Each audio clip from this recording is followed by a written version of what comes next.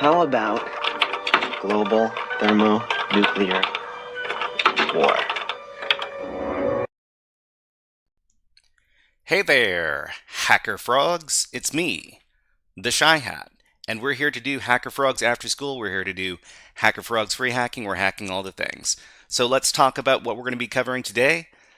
Today is Friday, February 13th, 2026. It is close to Valentine's Day, so everybody who's celebrating Valentine's Day, congratulations and hope you're having a good time, but we're not doing that over here. We're doing hacking stuff. So what are we going to be covering today? So each time we do a live stream, we like to cover a bunch of different topics.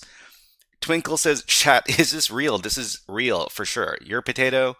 And Rama, hello, nice to see you here in chat, nice and early. And Cypher, nice to see you here as well. Cypher Ghost. It's time for some romantic hacking. I don't know if we're going to be getting romantic or not, but we are going to be doing some hacking. Well, we're going to be doing some tech stuff anyways. What are we doing first? So we're going to be warming up with some programming with the advent of code 2015. It's a blast from the past. And we're going to be doing some easy coding challenge.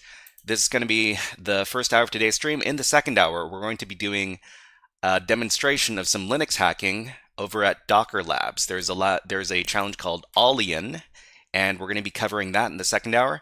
In the third hour, we're going to be doing some beginner level topics. It's going to be HackerFrogs AfterSchool, and we're going to be doing some Linux OS operations. This is going to be session 2 of, I think it's like 6 sessions for Linux OS operations.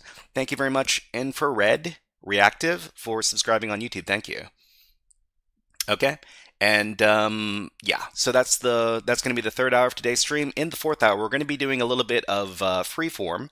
We're going to be learning some reverse engineering. I'm trying to develop a little course for beginners reverse engineering, and we're going to be checking out the Nightmare Reverse Engineering course over at github.com. So that's going to be the fourth hour. In the fifth hour, we're going to be doing a community topic. We're going to be doing a bunch of research, and we're going to be finding some in real life cybersecurity meetups. Most large cities around the world have cybersecurity meetups. If you know one, then we're going to be asking you if you know any in-person cybersecurity meetups. We're also going to be doing our own research and figuring out if we can locate them.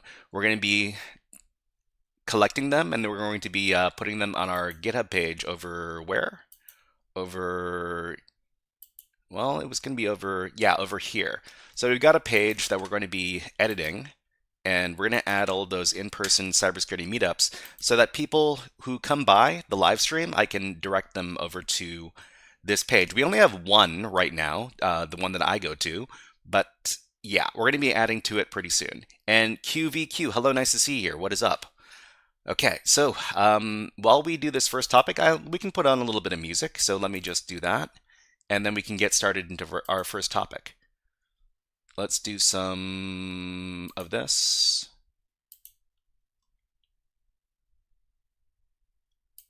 Okay. Okay, so Rama says, have you heard of Bangalore or all-time fave Silicon Valley? We have meetups in Dubai, but also not that popular. Oh, Bangalore in India. Okay. Yeah. We'll talk about that when the topic comes up. At the end of the stream, but let me go ahead and put on the timer so that we can not go over time. We'll put 60 minutes on the clock. I think I'll turn down the music a little bit because it's a bit loud. Just a second, everybody. Okay, great. And Skyrim Brook, hello, nice to see you here. What is up? All right, so we're going to be doing Advent of Code 2015, day number 2. That's where we were. And this is the link right here if you want to take part yourself. So we've got, I think we're logged in as HackerFrogs from our GitHub. And we're going to be getting our input for the file. So the puzzle input is going to be over here. So we're just going to copy everything in here. We're going to turn it into a file called input.txt. Copy that, then we're going to go over to our window, and we're just going to make a file called input.txt, paste in all this stuff, and then we're going to talk about what we need to do in today's challenge. Ima says, evening all the way from a frosty night in the north of Scotland. Hey, welcome to the stream. I'm 640, and as Locke is me. Hello, nice to see you here as well, and Glass. All right. So what's going on day number 2? So day number 2 of this challenge, they're all Christmas themed, of course. The elves are running low on wrapping paper, so they need to submit in order for more. They have the list of dimensions, length and width and height for each present, and they want to order exactly as much as they need. Okay, fortunately every present is a box with a perfect right rectangular prism, which makes calculating the required wrapping paper for each gift a little easier. Find the surface area of the box, which is 2 times L times W plus 2 times W times H plus 2 times H times L. The elves also need a little bit of extra paper for each present, the area of the smallest side. Sumai Sumai says, you don't sound Scottish. I'm not Scottish. One of the viewers is Scottish. One of the viewers is Scottish on YouTube. Anyways, okay, so a present with the dimensions 2 by 3 by 4 requires this much wrapping paper. So what we were doing last time was we were trying to figure out what kind of function to create to figure out these presents. So we're going to be doing some Python coding, and I think I've got my Python code over here on this page. Okay, so we've got our working code right now. We were working on the code when we ran out of time last time. So let me just get that code. We'll go back to our coding window here. So we'll call this AOC 2025 day 2a .py. We'll just paste in our code. And then we can save this out, and we can start working on this. Actually, while we're working on this, we should probably get our text editor lines. So let me run nano again with the -L. Dion, hello, nice to see you here. How does Advent of Code help you get better at hacking? Well, Advent of Code helps you get better at coding, and coding lets you get better at hacking. Because a lot of hacking stuff involves working with code or creating little scripts in order to automate your hacking, and well, a lot of convenience. But anyways, thank you very much for coming by, Dion. And you're a potato. What does Nano stand for? Nano is the name of the text editor, and Nano is the sequel program to a text editor called Pico. So the original text editor was called Pico, and then the new version of the text editor is called Nano. So these are all units of measurement. Okay. So what do we do here? I think what we need to do is we need to see what the program does right now. So we're using a little script. We create our function, and the first thing we want to do is we want to make sure that whatever is put into the raw input is exactly what we want. So we're going to print out the mod list, and then we're going to see what's up. Okay, so we're going to run Python from here.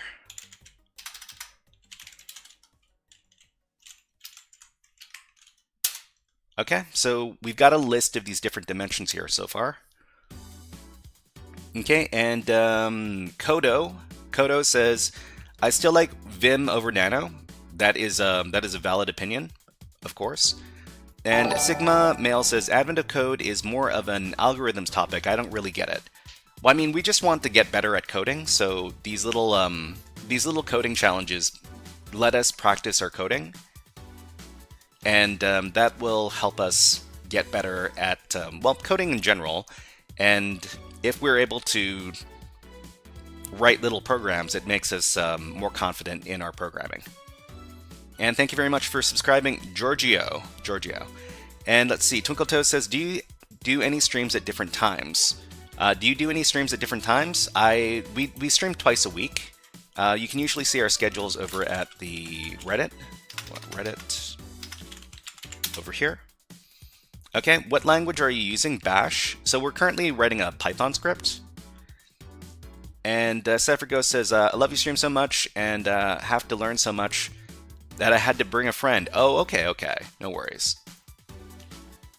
And what tools are you using? So we're just using a basic text editor right here to write our Python code.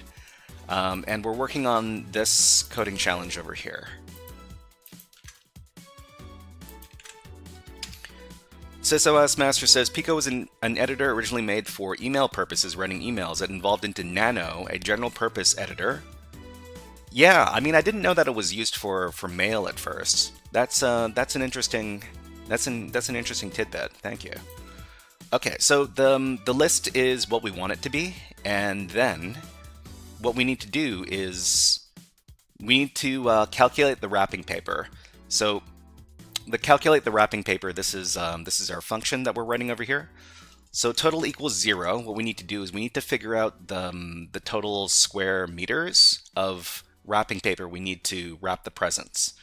So for Allien list, so the function here is going to take in the list, and for each thing in the list, it's going to define each one of these numbers. So for Allien list, the length, width, and height start at 0, but we need to define them. So for Allien lists, so they're defined as 0 right now, but we should probably split this up and then assign them afterwards, because each one of these items is going to have 3 numbers. So the first number is the length, the second number is the width, and the third number is the height.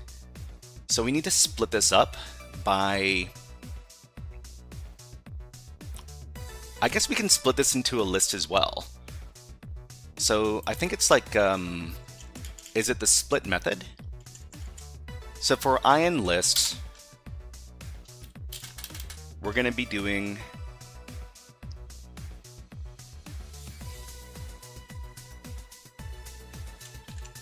let's see. I guess we're just going to call this dimensions. That's not how you spell dimensions. Dimensions. Wait, for some reason it looks weird. Am I... Dimensions. Dimensions, that's how you spell it. My... man, my spelling. It's gone downhill. So dimensions is going to be the I dot split over dot split by x. So what we want to do is we just want to print these out right now. So print dimensions. Okay, dimensions, thank you very much. Rama and Snellygoster, yeah, I think this is what we want. And we're just going to print out the dimensions right now to make sure that it comes out as a correct list. So we're just going to call calc wrapping paper. Wrapping paper with the list. The list is mod list. And we're gonna see if this works out okay. Just run the thing again. Okay, good. This works. Okay, so we got 3 numbers, and we just need to define these. So length is going to be dimensions dot, or dimensions element 0. Length is going to be dimensions element 1, and height is going to be dimensions element 2. So the other thing, thank you very much, Defus Modernis de la Ben, for gifting 10 Tier 1 subscriptions. Much appreciated. Thank you very much, Defus. You know what? Let's give you a all the things. I appreciate that a lot. All the things. Drink all the booze and hack all the things.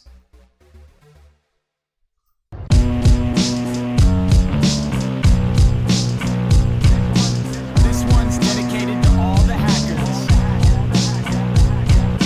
Okay, and let's catch up with chat. So Defus says, hey man, a few hours ago I submitted 9 out of 9 flags on the OSCP exam, 15 minutes before my time limit was reached on my second attempt. I wanted to give you a big thank you for your efforts. About 5 years ago, I had my first OSCP attempt and failed badly. Since then, I kind of worked in this area, but I had no one in my company to learn from because I'm the only one that is into it. For a few months, you brought me back into serious hacking. You kept pushing me to go on. Most of them won't tell you, but you help so many people by streaming this on a regular basis and do invaluable work for basically free. I'll now finish my report and then keep hacking, and I hope you'll do so too because I love your streams and I'll be watching. Well, thank you very much, Defus. I appreciate everything you do for the community, and you're always coming in here and giving us some good answers. Yeah, and it sounds like you've got the OSCP exam in the bag, so I'm looking forward to hearing you tell me, or tell everybody here, that you got your OSCP certificate. And yeah, I look forward to that. Thank you very much. Okay, so I guess what we need to do is we need to make sure that these are integers, because we need to do math with these. Python is very particular about what kind of data types you do with what operations. So I guess we'll just call this, we'll just wrap this with an integer function so that we make sure that everything in here is in integer.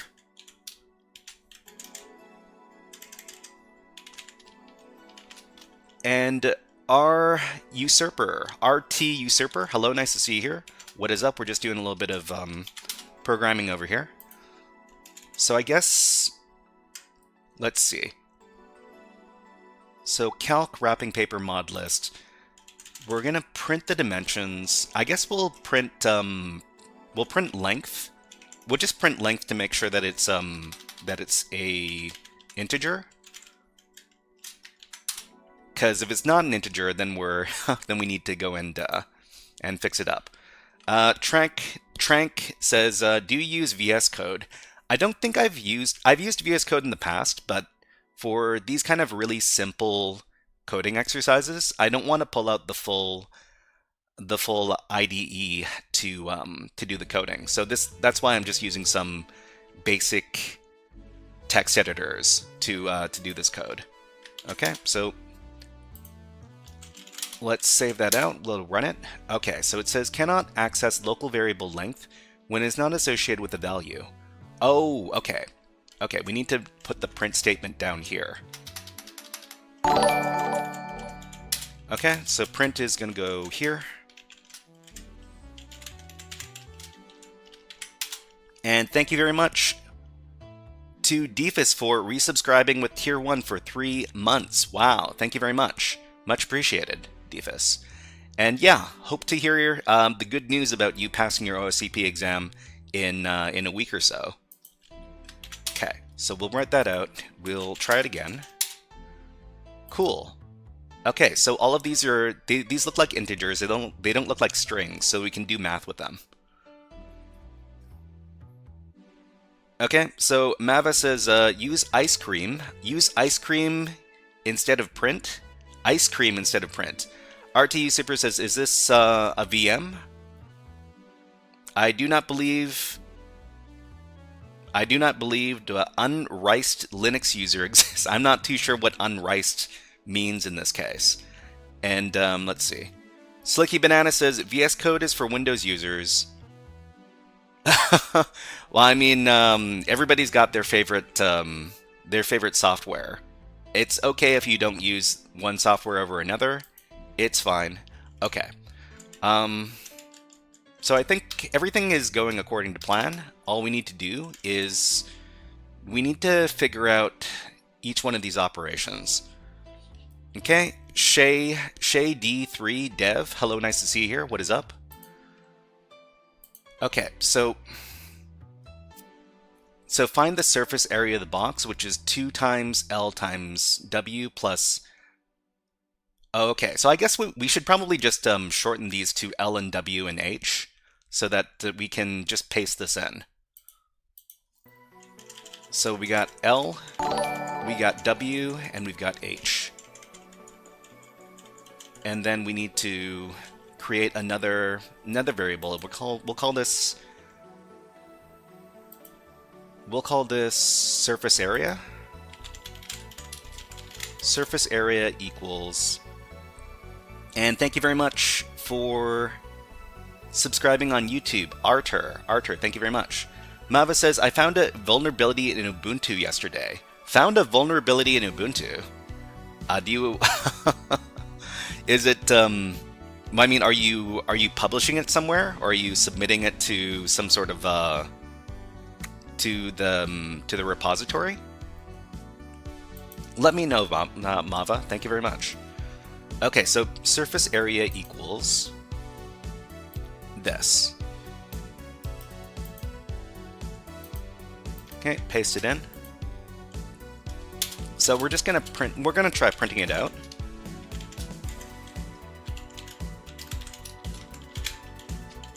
Okay.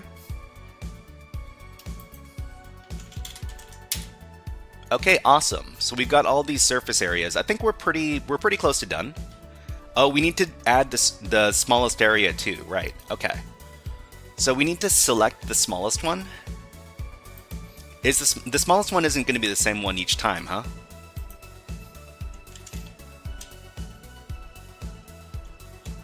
So the surface area is this. We also need to get the smallest surface.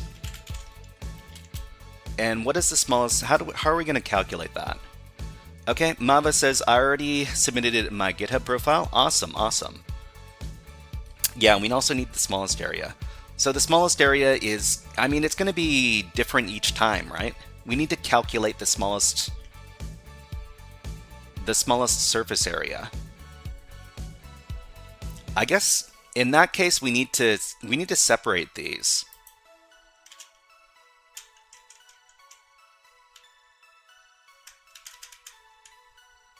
Let me look this up. Okay, so Python get smallest in list. Thank you very much, Y3 Yet ID. Yet I'm not too sure how to pronounce that name. Thank you, but thank you very much for the gift subs. You've got 5 gift subs in Twitch. Thank you very much. Okay, let's give you a fun video redeem. How about some Jurassic Park? It's a Unix system. I know this. It's all the files of the whole park. It tells you everything. Okay, thank you very much. And HexPsycho has rated the channel with 4 viewers. Thank you very much, HexPsycho. HexPsycho, what were you up to? Take the 2 lowest indexed items, the 2 lowest. Is it, what, isn't it supposed to be the lowest one times 2? Hold on, let me take a look. So the min function is going to get the smallest integer in a list, and let me read the description again. Okay, a present with wrapping papers 2, 3, 4 requires 2 times 6 plus 2 times 12 plus 2 times 8 equals 52. Let's see. Hello World says, I know the penguin is Linux, but is the frog... Oh, we're the frog. Our community is called the HackerFrogs. 2 lowest will get you the smallest area. I would order the array and then get the... Order the array and then get the lowest 2 items. Okay. And Dokebi, hello, nice to see you here. What is up? What is up? HexPsycho, what were you working on today? Let me know. And thank you again to YetID, Yetid. Let me know how to pronounce that name. Thank you. Thank you very much for the gifted subscriptions. Thank you. Okay, RT Usurper says, do you CTF? Yeah, we do a lot of CTF over here. If you want to see all of the CTF stuff we've done, we recorded over at... Oh, did the cipher box from Hack the Box on stream. Awesome. That's great to hear. Okay, so let me take a look at the description here. Okay, so feet of wrapping paper plus 6 square feet of slack. So 6 square feet of slack. So it looks like...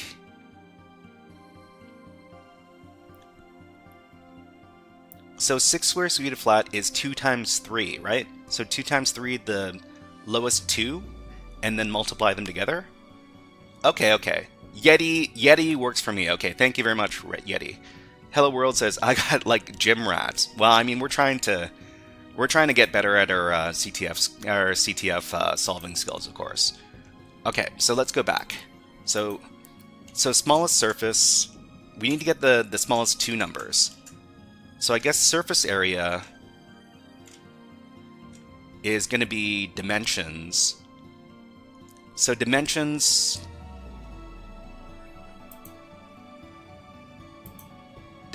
min. So dimensions min, we need to order them first, right? So Python order lists. So ordering the list is going to be the sort method. So we need to sort it first.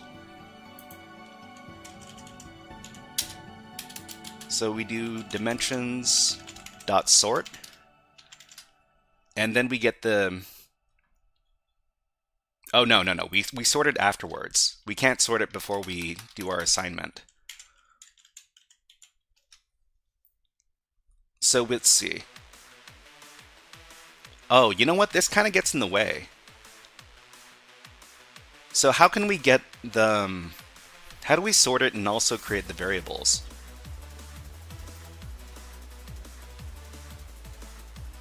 Okay, Dokebi says you can find the max element in the list and then exclude it from multiplication and get the smallest area. Oh yeah, I mean, I think that's probably the better way to do it, yeah. Okay, QVQ, yeah, thank you very much to Defus for gifting subs. Much appreciated. Dokebi says it's 3 variables, so sorting it will be time inefficient. Okay, so add snoozed automatically. I don't know why that was snoozed. Anyways, okay, so we've got our dimensions here. Sorting it will... I guess we just need to get the...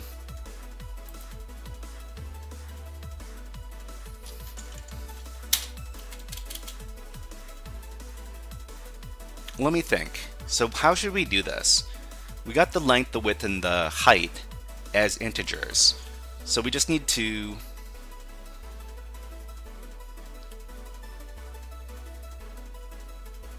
Joe Ritchie says we need to populate the list with the surface area values and then implement the min on this list.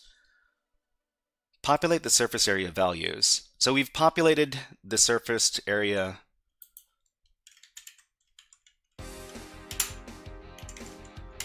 We have surface area here. It's 2 length and width, and then 2 width and height, and then 2 height and length.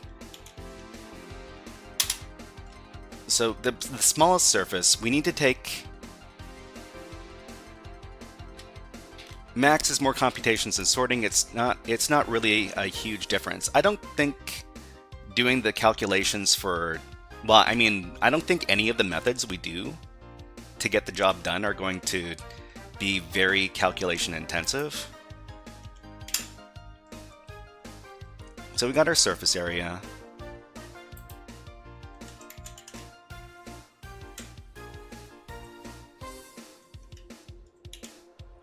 We have our surface area. We need to...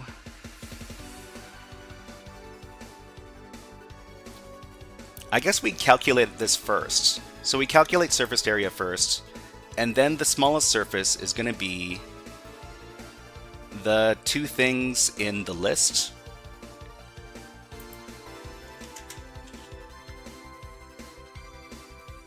We populate a new list. Smallest, I guess we can call this the surface list. Surface list equals a list which is L and W and H, right? Smallest surface in pixels? I don't know if we don't... I don't think we need to worry too much about pixels in this case. So these are all going to be integers. So we remove the largest one. So surface area dot surface list dot pop.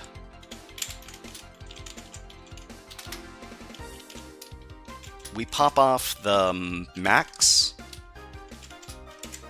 of surface list.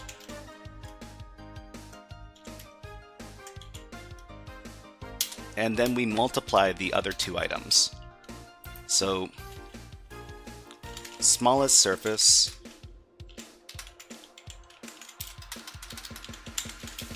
equals surface list element 0 times surface list element 1. Let's try printing that out.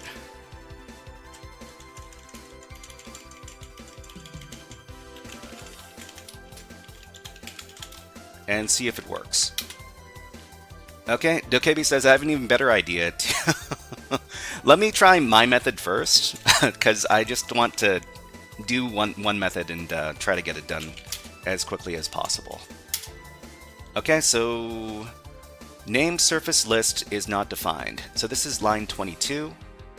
So first, surface list is not defined. Did you mean... Oh, I spelled it wrong. Yeah, I spelled it wrong. Okay. Remember, everybody, you have to not make spelling mistakes when you code. It still says pop index out of range. So pop index is out of range. So I guess we need to...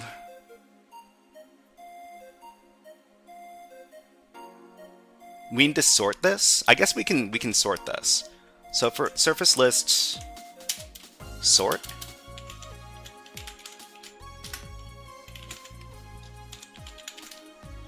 sort it, and then just pop surface list, and that's going to pop off the largest number, right? Pop needs an index, not a value. Oh, wait, I thought pop was just popping the latest item in the list. But let me see if this works. Okay, list object cannot be interpreted as an integer. List object cannot be integer. Okay, so this is line 23. So surface list dot pop. Oh, it's just dot pop. Okay, and then can we find the minimum of the surface areas instead of sorting? Okay, so this should be these should be the minimum, the smallest surface. So let me just check against the last item in the list in input.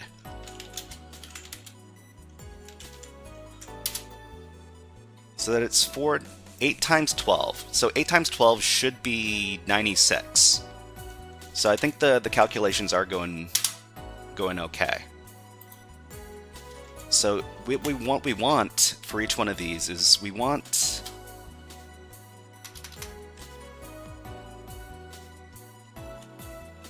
total surface equals surface area plus smallest surface. Okay, and we'll return total surface. Okay, and let's see if this works. So I guess the last thing we need to do is we need to print this out.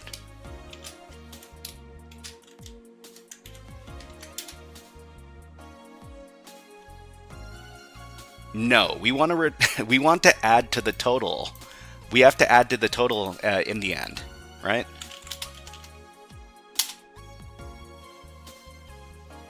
Okay, so we printed out the modulus. We don't want to do that. The pop operation is also a bit useless. Is it? Oh, yeah, right. So if we sort it, then we don't need to do the pop. You're right. Thank you very much for pointing that out. Loannis Magal Hayes? I'm not too sure how to pronounce your name. But yeah, we don't need this one essentially. Okay, so when we run the script, oh, why did we still print out that stuff? There should only be, oh no, we need to get rid of this. Okay. Control K, yeah, I do use Control K. Snugglesnake said, what are we building? So we're just solving some coding challenges. So this is day 2 of Advent of Code 2015. It's Yanis. Oh, okay, great. I mean, I try to pronounce names as best I can. Sometimes it's hard. Okay, so 5. So that's 1. This is just 1, right? Or is this all of them? So total surface equals, yeah, this is just 1. So what we need to do is we need to add to the total each time.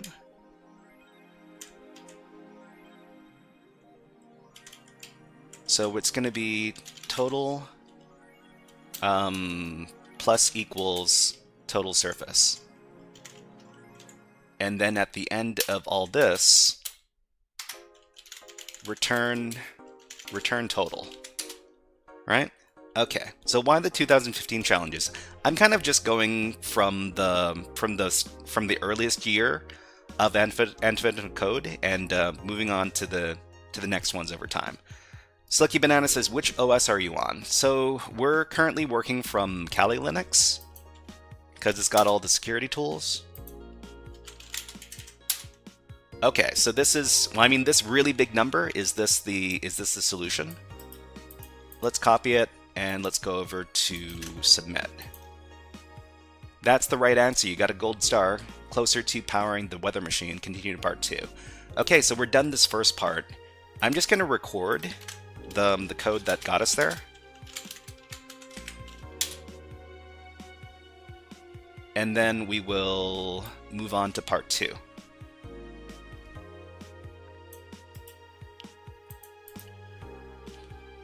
Okay, Snugglesnake says, oh nice, do you plan to eventually complete all of them? We'll see how difficult it gets, but I mean, that's the plan. The plan is to keep on going.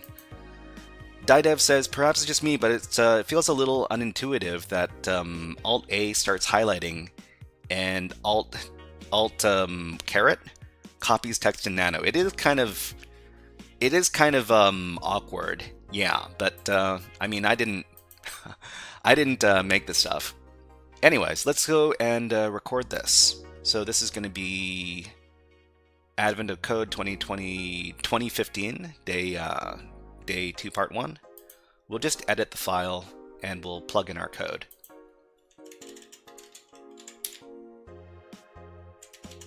Okay, and then paste it in. And then we'll get rid of the in progress. Okay, the Turnip says, is there a reason that you use Nano? It's not a complaint or anything. Use what works best for you. There are editors that are a lot nicer to use for Python, and they are free.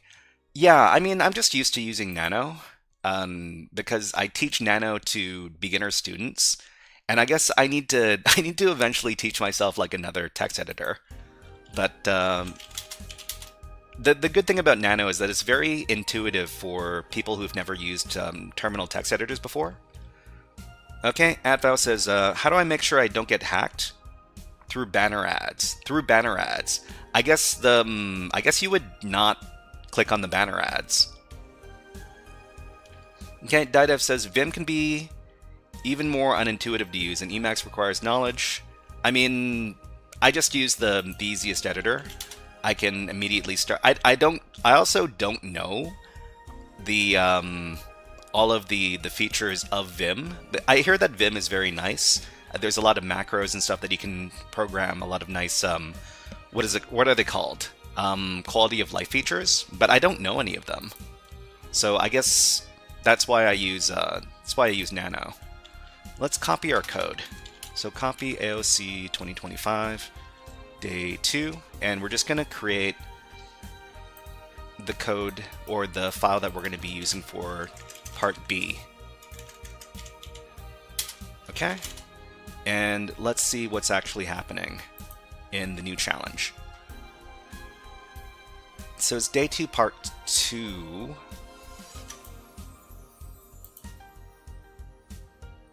Oh, cancel these changes.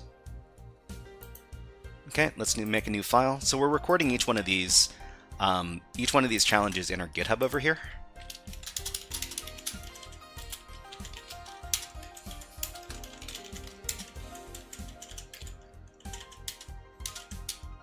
So the instructions are here, and then our code. Okay, so we're just going to record some of these. Okay, so let's see. SysOS says, I'm trying to learn Micro as a nano replacement that is more advanced. Is Micro another text editor? Slicky Banana says, you can use Tails OS. I mean, I kind of want some of my stuff to be persistent. That's why I don't use Tails OS. Oh, wait, you were answering some other person's question. Sorry about that. RTU Super says, NeoVim supremacists. Jeez. I've never heard them being called that before. Didev says, Nano has macros too. Yeah, I mean, I've never learned to use those either. Okay, let's see. Dokebi says, no amount of OS will save you from malware if you're reliable enough to click anywhere. I mean, I don't click banner ads most of the time. I mean, I guess that's just me. The Turnip says, Vim is a real commitment to learn and get good at. I just want to be able to use a text editor without needing to get certified in it. Yeah, there's that too. Okay, micro editor, GitHub. Oh, awesome. Let me take a look.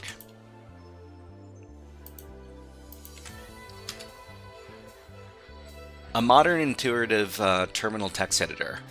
Yeah, cool. Okay, Mava says, is it okay to learn more than 6 programming languages? There are some people who know a lot of different programming languages, I tell you what. Okay, so this is day 2, part 2. Let me just copy this. So the instructions are over here, part 2. Okay, let me copy this.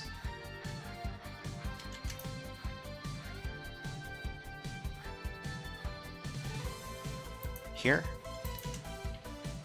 Okay, I mean, the concept is still the same. We're still just, creating some mathematical functions.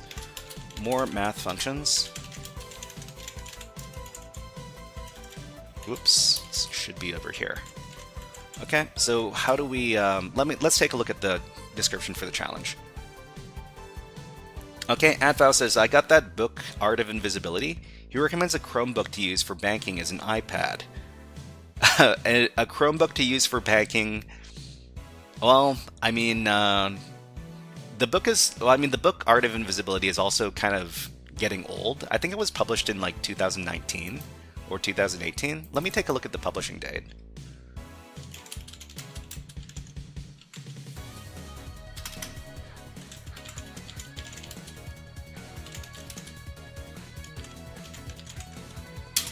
Let's take a look at the publishing date for this book.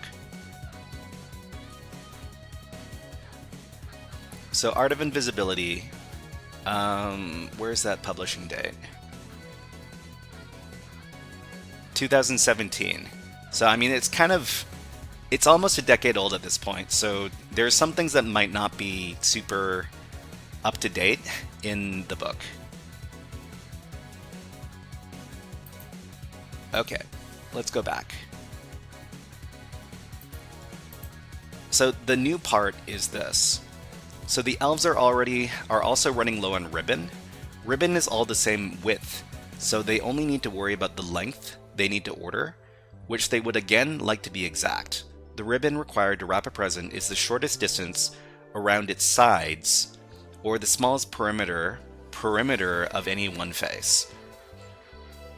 Dokebi, dang, 2017 was 9 years ago. Yeah, it really makes you feel old sometimes, huh? Okay, Slicky Banana says, I don't care what people do. Cubes and Tails OS is the only way to counter government surveillance. I mean, I don't know too much about privacy, so I don't have much of an answer as far as keeping yourself safe from government surveillance is concerned. Okay, so let's see. Joe Ritchie says, Vim is usable just on Linux, which does not have nano. Is usable on Linux that does not have nano. A long time ago, I passed the course for Vim and is very functional. But in practice, what we need in Vim is just pasting code and then exiting Vim. I mean, for some people, yeah. Let's see. SysOS says statistics don't support that claim. Most users of Tails OS are at risk from oppressive regimes. I mean, let's. I try not to talk too much about politics on this channel because it can open the door to lots of weird conversations. Philip Zeffy says, "What about your internet provider? Tails OS is not enough." Oh, okay. Yeah. Anyways. Okay. So the shortest distance around its sides are the smallest perimeter of any one face. Each present also requires a bow, made out of ribbon as well. The feet of ribbon required for the perfect bow is equal to the cubic feet of volume of the present. Don't ask how they tied the bow, though. They'll never tell. Okay, so if we've got a present with the dimensions 2, 3, 4, it requires 2, 2, 3, 3, 10 feet of ribbon to wrap the present. We use ribbon to wrap the present? Wait, is ribbon separate from wrapping paper here? To wrap the present plus 24 feet of ribbon for the bow for a total of 34. Oh, okay. They need ribbon to wrap the present as well as wrapping paper. And they also need to know the number of feet they need for ribbon each time they wrap a present. Okay? So a present with dimensions 1, 1, 10 requires 1 plus 1 plus 1 plus 1 equals 4 feet of ribbon to wrap the present, plus 1 times 1 times 10 equals 10 feet of ribbon for the bow, for a total of 14 feet. So we're only talking about ribbon this time. So all of our stuff about wrapping paper, that goes out the window. We have to create a new function for this. Let's go into the code. So we've only got about 15 minutes left for our topic. We're probably not going to be able to finish this part of the challenge, but we'll get as far as we can. So first of all, what we need to do is we need to change the name of our function, because we're not calculating wrapping paper anymore. We're calculating ribbon. Okay, so everything else stays the same, but we're not dealing with surface area anymore, so we can get rid of all this.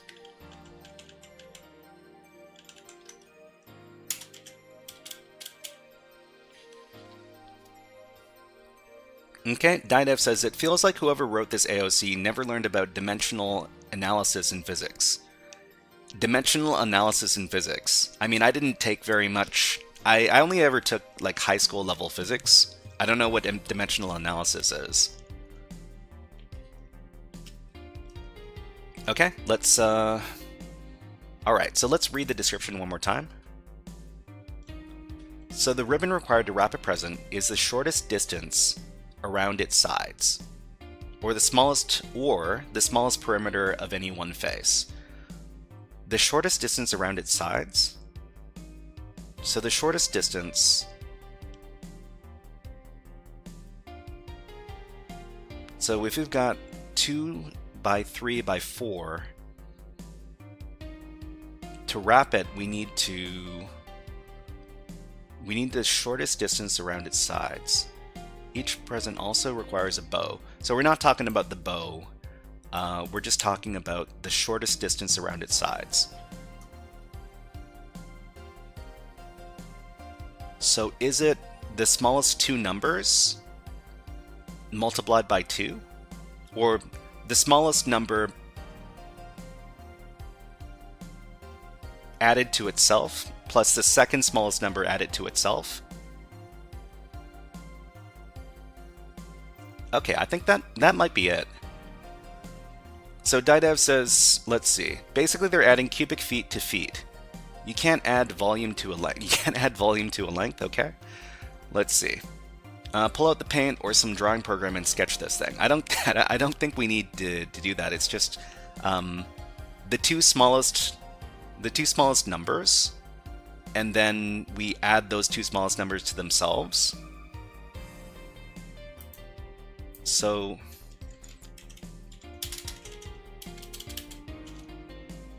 the dimension list. So we got length, width, and height. I guess we don't really need to worry too much about length, width, and height in this case. We just need to get the smallest numbers.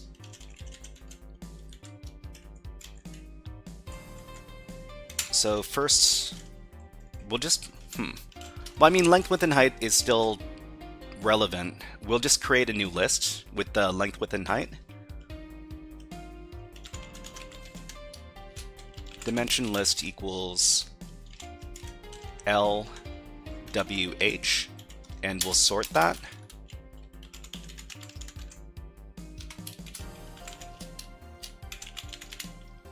So we'll sort the list, and then we'll just get the shortest side equals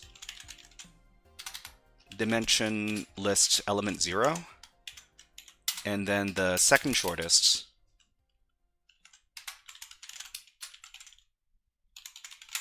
is dimension list element 1.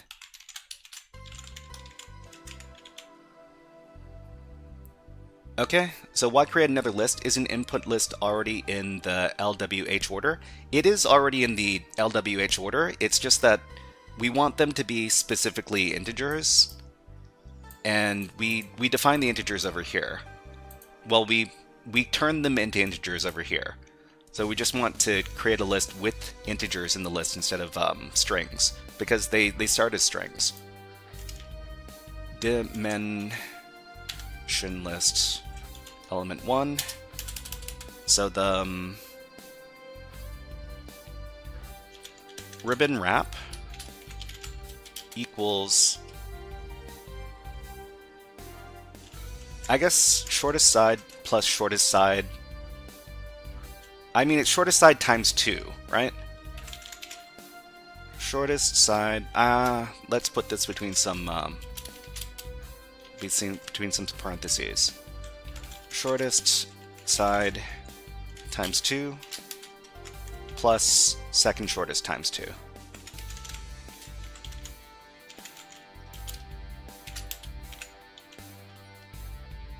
Okay, Vin Smoke. Hello, Vin Smoke?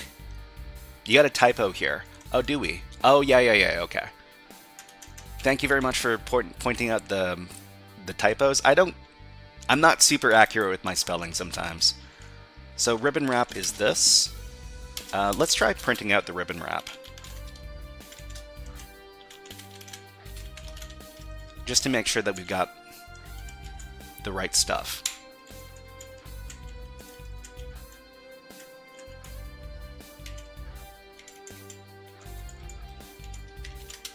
Oops, this is not called wrapping paper. It's called calc ribbon. Okay, save it out, and then run the script. Oh. Huh. So for IN list, it ignored this. Ribbon wrap equals shortest side times 2 plus second shortest times 2.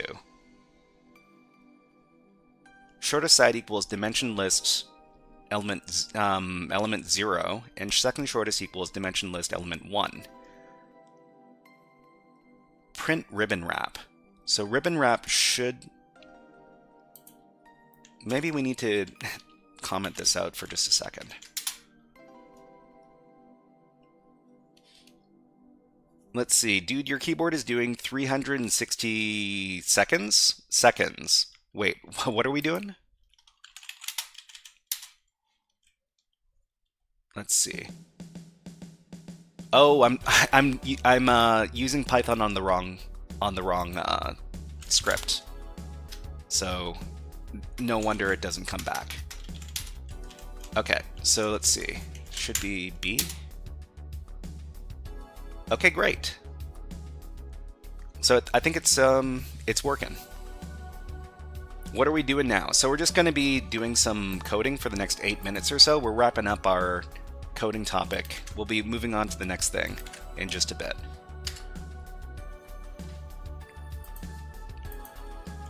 Okay, so ribbon wrap is this. So for ion lists, we need to add ribbon wrap to total. So total plus equals ribbon wrap. And the next thing we need to do is we need to do the other thing. So the other thing is, are you using Python? Yeah, we're using Python. None. So none is, so we're printing out, yeah, so, why does none appear here?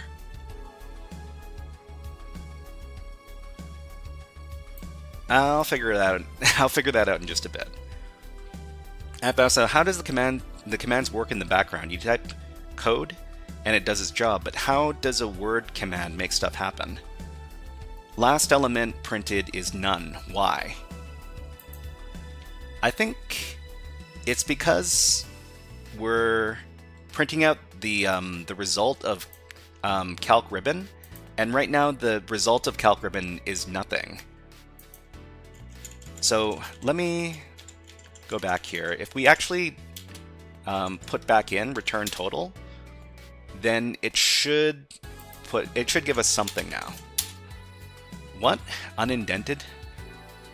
Unindent does not match outer indent level. Where are we? Line 24.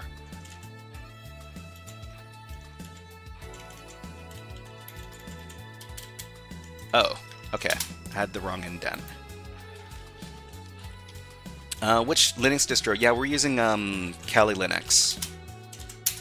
Okay, so it returns to us the total. So right now the total is this number, so everything, it should be okay. So the other thing we're doing is this part. So we need to make the bow. So each present also requires a bow made out of the ribbon as well. The feet of ribbon required for the perfect bow is equal to the cubic feet of volume of the present. The cubic feet of volume. So how do we get the cubic feet with the dimensions? So the bow is... Oh, okay, so just multiply length, width, and height.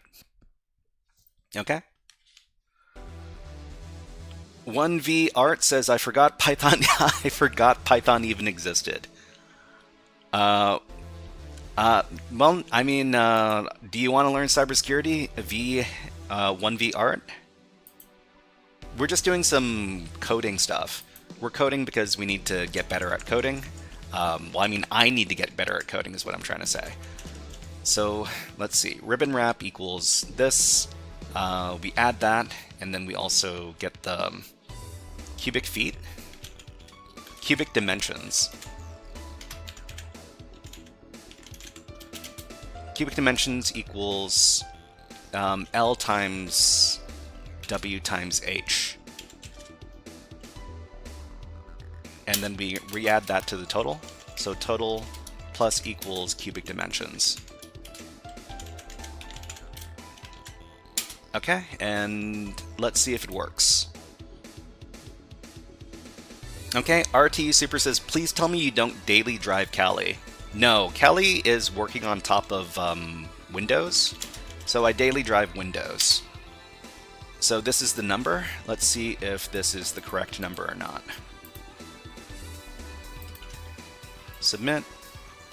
That is the correct answer. Great. It works. Okay, Michael Hubbard says, Python is not coding. Python is not coding? How you fail to grasp assembly and binary? Michael Hubbard, are you gatekeeping coding? Are you saying that Python is not real coding? I don't know if I agree with you or not. All right, so we solved the challenge. Let's record the answer. Okay. So just cat it out and record the code.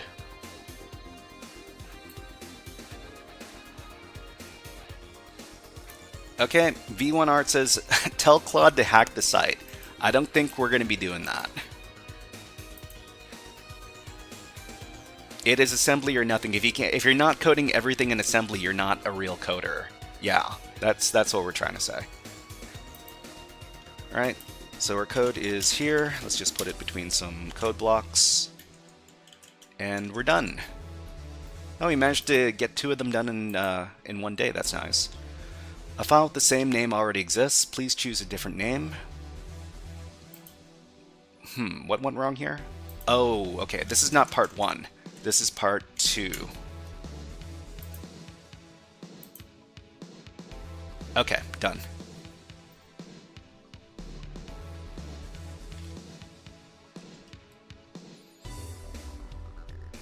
Okay, Cypher says, saying you know Python as a developer is saying like you know how to read. Well, I mean, everybody has to start somewhere. Everybody has to start somewhere, and, you know, let's not discount people who only know how to code in Python. Okay, Michael Hubbard says, low-key, Python ruined security principles.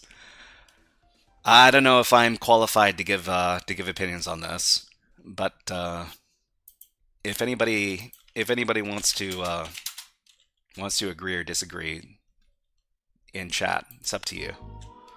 All right, so I think we're done with this. So we're just close out this window. Okay, RTU Super says the only people I know who use assembly are low-level malware authors. Low-level malware authors. Okay. All right, so let's get ready for the next topic. So the next topic is going to be a demonstration. We're going to be demonstrating how to do a security exercise over on Dockerlabs. So Dockerlabs is a website where you can download vulnerable Docker containers and then do some security stuff against them.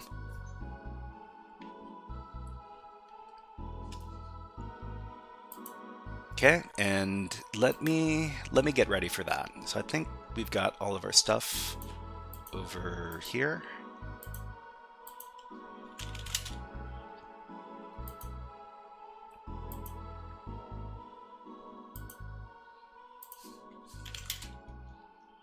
Okay, cool. 1vart says JavaScript is king, don't hate. Is C++ a low-level language? It really depends on who you ask, but I mean, C++ is lower level than most languages, I would say. Okay, we've got an ad running on Twitch right now. When ads run on Twitch, we put on the birds. So I'm just going to take a little water break, but in the meantime, please watch the birds and enjoy the music. We'll be back in about 20 seconds.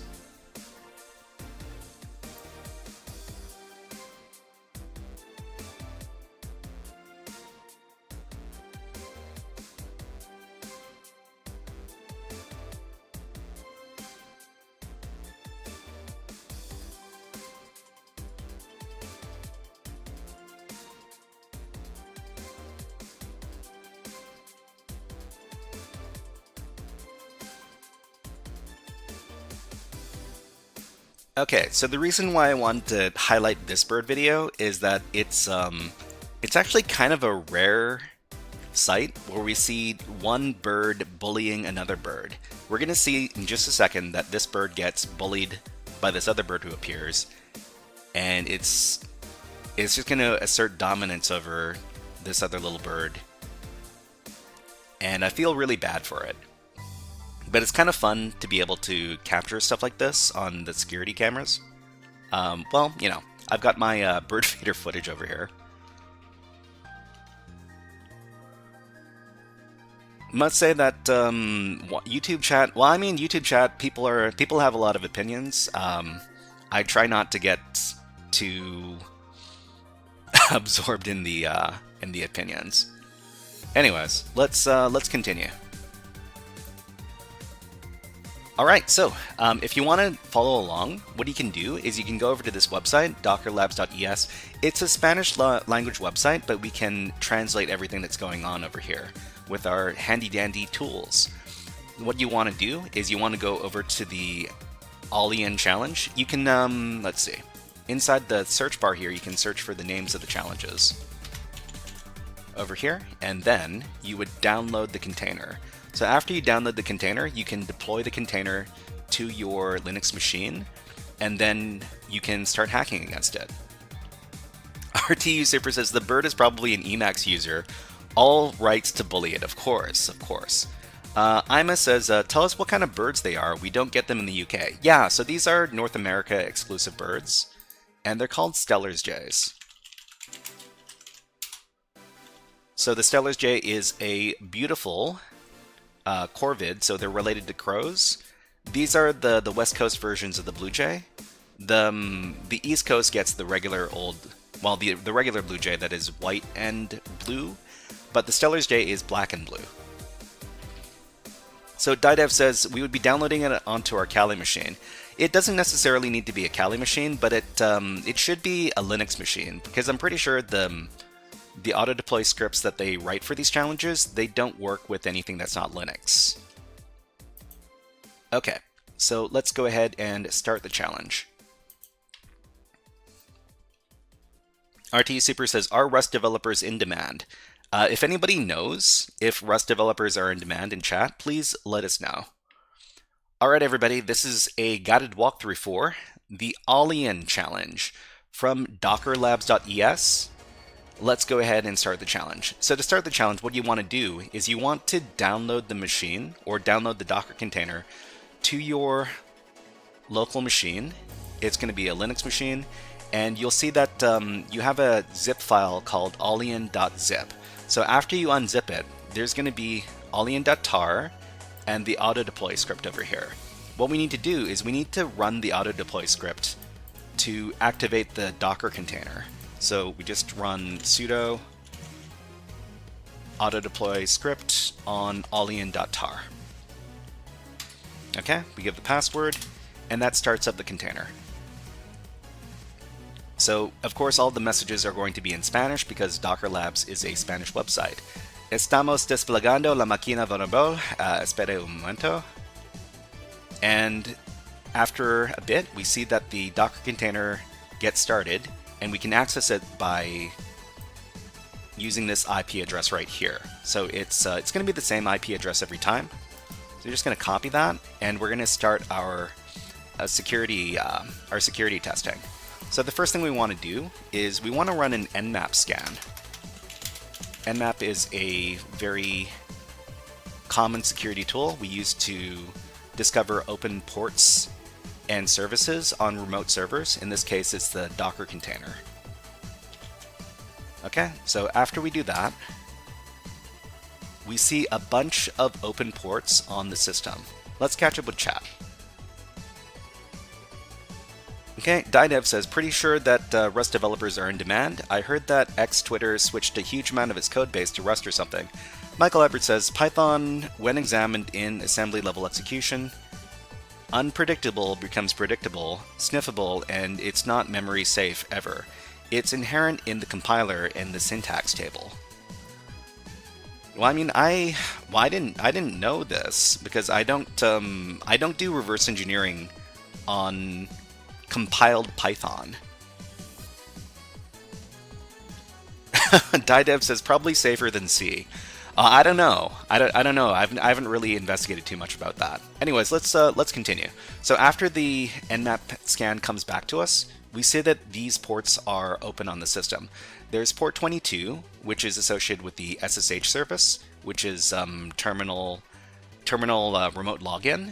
We've got port 80, which is unencrypted web pages on HTTP, and we've got 139 and 445, which are both associated with the SMB protocol. In this case, because it's running on a Linux server, it's running the Samba service. So Samba is the Linux implementation of the SMB protocol. Let's talk a little bit more about this. Let me grab my presentation file.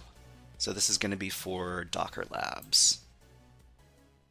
Easy Allien Allien.pdf.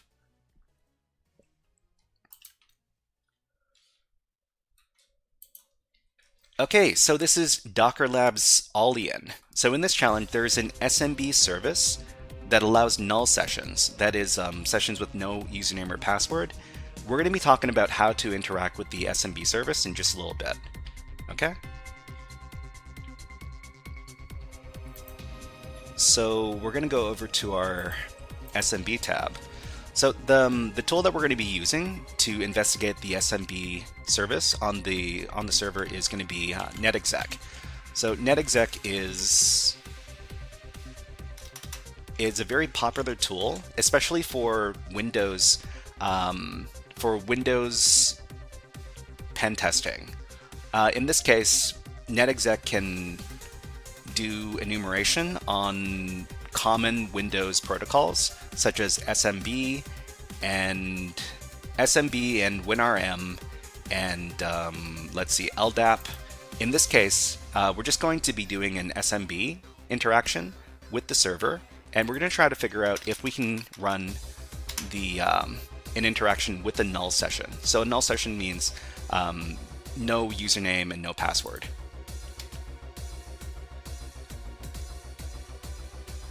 Okay, let's catch up with chat.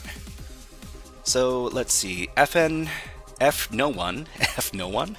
Python is memory safe at the language level, can inherit memory unsafe behavior through native extensions or interpreter vulnerabilities. Like all languages, its execution can be analyzed at an assembler level. Didev says, I feel like they should provide a SHA-256 hash for the container at the very least to ensure integrity. Oh, you're talking about Dockerlabs, right? I wonder if they give you one. I don't think they do. That's kind of unfortunate. I would like to see a signature, so that you can ensure that you're getting the right container. If you click on the download link over here, it really doesn't tell you what the hash should be. But yeah, I think we might probably bring this up with the author at some point, or the manager of the site. So this site was created by a very famous Spanish YouTuber. So the Spanish YouTuber in question is called El Pingüino de Mario, and apparently they're really big in the Spanish-speaking security space.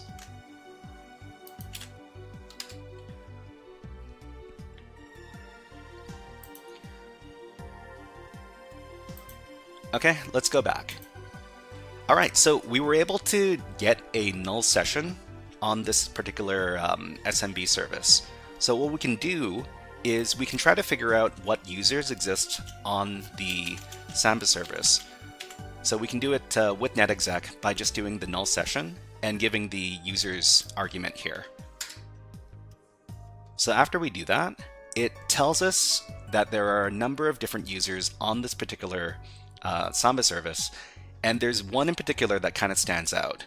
So we expect there to be an administrator user, and well, I mean, these other users are just kind of generic ones, but we also see that there is this user as well. So Satriani7. So if we've got a particular username for SMB, we can potentially be doing some brute force attacks against SMB. Of course, in real life scenarios, there might be security measures in place to prevent you from doing brute forcing, but in this case, there is not, and this is the intended way to go forward. Okay, so we're just going to copy the username, and then we're going to do a brute force attack. Let's talk about what we're doing first, and then we'll do the attack afterwards. And yeah, Samantha, thank you. Samantha says thank you to Defus. Thank you very much, Defus, if you're still hanging around. Thank you. Okay. Tig Old. Yeah, anyways, new subscriber here. Hello, nice to see you here, Tig Old. Anyways. Alright, so, SMB user enumeration. So if null sessions are allowed, then we can retrieve a list of users for the service. And that's what we did. What we're going to do next is we're going to do some SMB password brute force attacks. So if we have a specific SMB username to target, we can attempt a brute force attack of that user's password. So it's very easy to do it with the netexec program. We just need to Satriani 7. Let me just double check that username. Actually, let me double check the username and then we'll do the attack.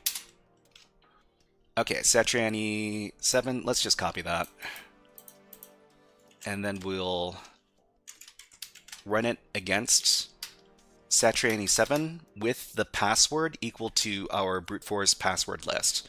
So the password list is going to be user share word list rocku.txt. This is a very standard word list for doing brute force attacks, especially brute force attacks or cracking attacks, especially in these easy level CTF challenges.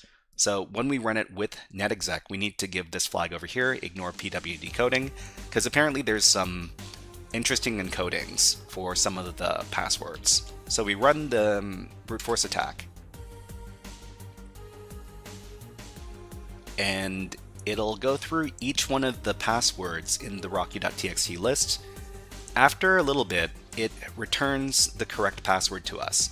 So the password is 50 cent. So Satriani 7 has 50 cent as the password. We can check this by trying to run an SMB command with the password, with the correct credentials. So we got Satriani 7 and the password is 50 cent. Okay? So if it doesn't come back as login error, then we know that these are correct credentials.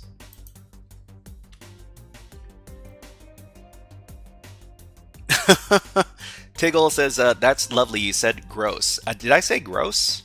What did I say was gross? Anyways, let's continue. Okay, Joel Ritchie says, guys, you have to keep in mind that the deeper you are in cybersecurity, the more languages that you're going to be familiar with. It's not a question of which language is better. I mean, I agree with you, Joe Ritchie, because the further I learn, the more I learn about cybersecurity, the more languages I need to pick up. If you're doing low-level stuff, you need to learn about assembly and C. If you're doing web stuff, you need to know like JavaScript, maybe PHP if you're encountering that a lot. You just collect a bunch of different languages. Okay, so the next thing we want to do with netexec is we want to figure out if this particular user has access to file shares. So in netexec, you would run the shares argument, and we see that we've got access to these shares right here. So we've got my share, which we have read access to, and backup24, which we also have read access to. So the next thing we're going to do is we're going to try to log into the SMB service as the Satriani 7 user and try to get access to this backup24 file share. Okay, let's do that. Let me grab my notes.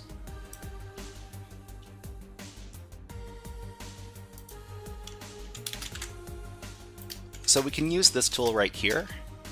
It's called SMB client, and we can use this to access the file share as the user Satriani 7. It's going to ask us for the password. We know the password is 50 cent. And now we're logged into the file share. Okay, and so inside the file share, we can move around in different directories. It's very similar to working with something like FTP or any other terminal program, really. In this case, the file that we want to get to is in the documents directory. We could try looking in all the other directories, of course, but in this case, we want to access the documents directory and look inside the personal directory here. Or is it work? Hold on, let me check my notes. Yeah, the personal directory.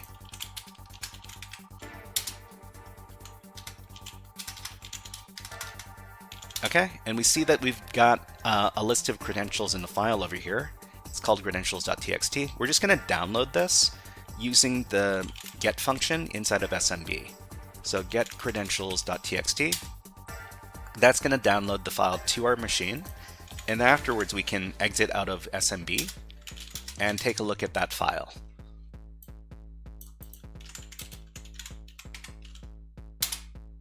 So we see here that there's a bunch of different credential pairs. So we got usernames and we got passwords.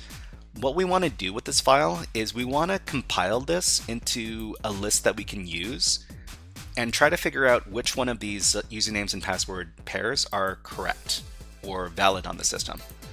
Okay, Kroger asks, Shyhat, just out of curiosity, do you have any videos on Power Automate? Power Automate? Just wanted to see what it's about and so on. I came back to your channel for everything, really. I'm afraid I don't know what Power Automate is. If you could tell me, that would be very helpful. Okay. So what we can do is we can just grab certain pieces of text out of this file and then create a list, like a username list or a password list. This is what we're going to do. So the first thing we're going to do is create a username list with this command over here. So we're going to cat out the credentials text file. We're going to get only the lines with the usernames. We're going to just get those usernames and then cut out any white space. And we're going to create a file called users.txt. So after we do that,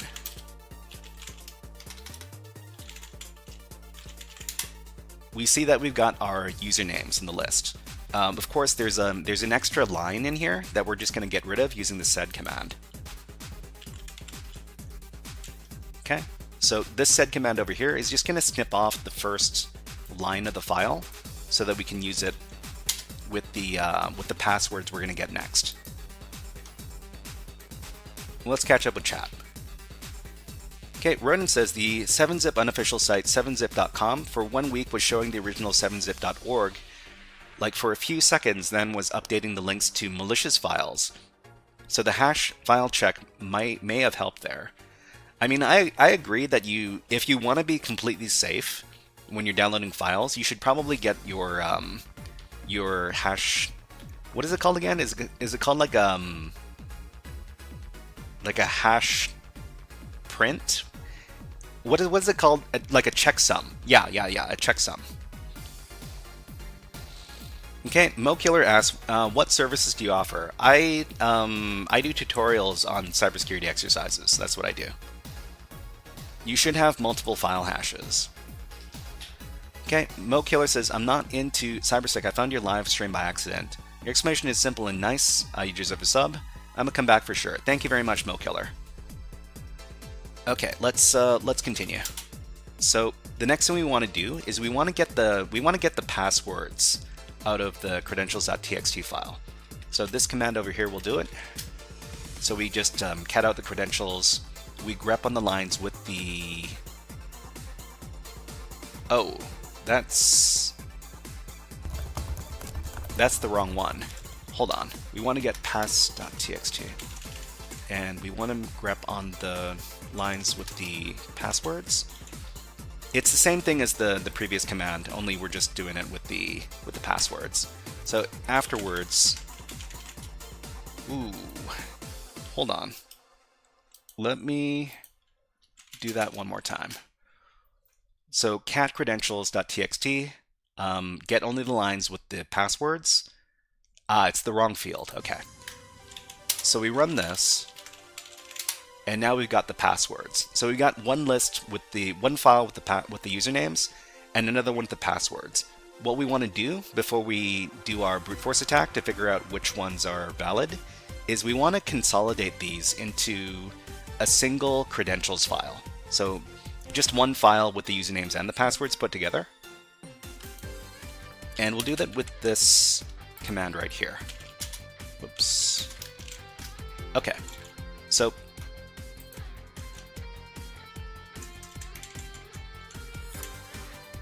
this command over here is going to put together the contents of these files line by line, and it's also going to put a colon between each of these. This is the standard credential pair format, and if you take a look at this afterwards, we see that we have the correct format. Okay, what are we doing today? So we're just doing... Oh, thank you very much for following on Twitch. Vacancy. Thank you. What are we doing today? So we're currently doing a demo of the Dockerlabs machine, Allien. Okay, let's go back. So what we're going to do now is we're going to take the creds.txt file and we're going to try to see if any of these credential pairs are valid with the SSH service. The SSH service is remote terminal login, and we're going to try to brute force attack to figure out which ones are valid using the Hydra command. So Hydra is a brute forcing tool, and we're going to feed it the creds.txt file to figure out if any of the credentials are valid.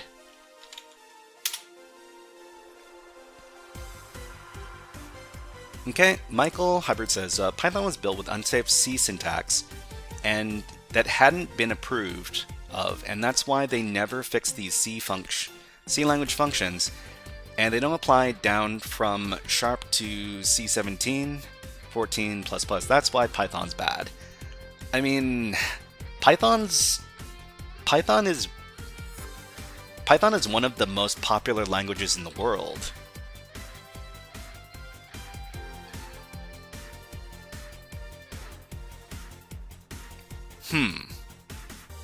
I mean, if Python actually has these flaws, how would you fix them?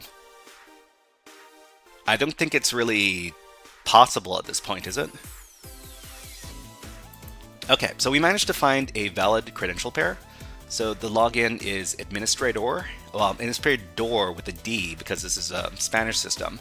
And we've got our password over here, adminpass2024. So we're just going to copy this, and we're going to try to log in to the system as the administrator user. So SSH administrator to the IP address. Okay, the password, we're just going to paste it in. And now we're in. So if we ask who am I, we are administrator. So let's call in Mr. Scary Hacker Voice Man to talk about how we got into this system.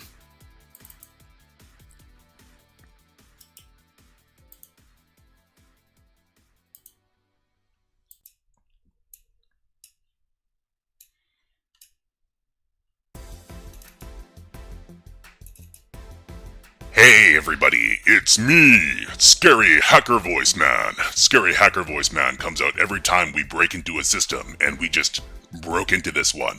Well, Mr. Allien Administrator, it seems like you enjoy using weak credentials on your SMB service. Well, that is a big mistake. We were able to use a null session to get a list of users and then brute force the password for one of your users and then grab the valid credentials from a file in a file share. Maybe you knew about the flaws in your system, or maybe you decided to accept the risk. Well, you accepted the risk. And now we're in.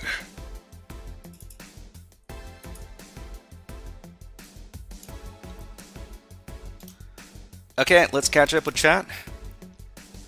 So let's see. SysOS says, Advow says, I heard C was unsafe. I mean, you can write C code that is safe. It's just that you need to take some special steps and avoid using unsafe C functions. So SysOS says, let's see. Okay, stuff that I really don't know too much about. Ronan says, you really synced with the video. I mean, I'm not too sure. Cake R says, so shy of him to stutter. I mean, I'm just trying to work off the cuff sometimes. I don't really have a script for this stuff. Anyways, so we're currently the administrator user, and we're currently using an SH shell. So, well, I mean, the first thing you want to do is you want to make sure that we're using a slightly better shell program. So we can just use some bash. So now that we have a bash shell, it's much better. And what we want to do is we want to do some privilege escalation. So, I mean, we're the administrator user. We would assume that we had full access to the system, but that's not really the case. We can't enter the root directory. And thank you very much, HapZ06. Thank you very much. You know what I forgot to do? I forgot to set my time limit for this part of the stream. Sorry, I keep on forgetting to do this. But anyways, we got about 30 minutes left. Hopefully we can get everything done in 30 minutes.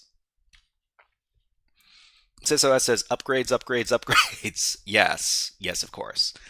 Okay, so what we want to do is we want to do some privilege escalation. We want to take our user access from our current user, the administrator user, to the root user, which is the highest level of user on a Linux system. If we take a look at the list of users on the system, we see that the administrator user is the only regular user on the system. Oh wait, we also have Satriani7. So we got at Satriani7, we also have administrator, but the account that we actually want to get access to is the root account over here. Okay, special case says I had to plug in a better power adapter for my Wi-Fi to work. Power adapter. I mean, how many watts were you using before? Okay, we've got a break on Twitch right now, so we're just going to put on a little bird video, and we'll be back in about 60 seconds. But in the meantime, check out these woodpeckers.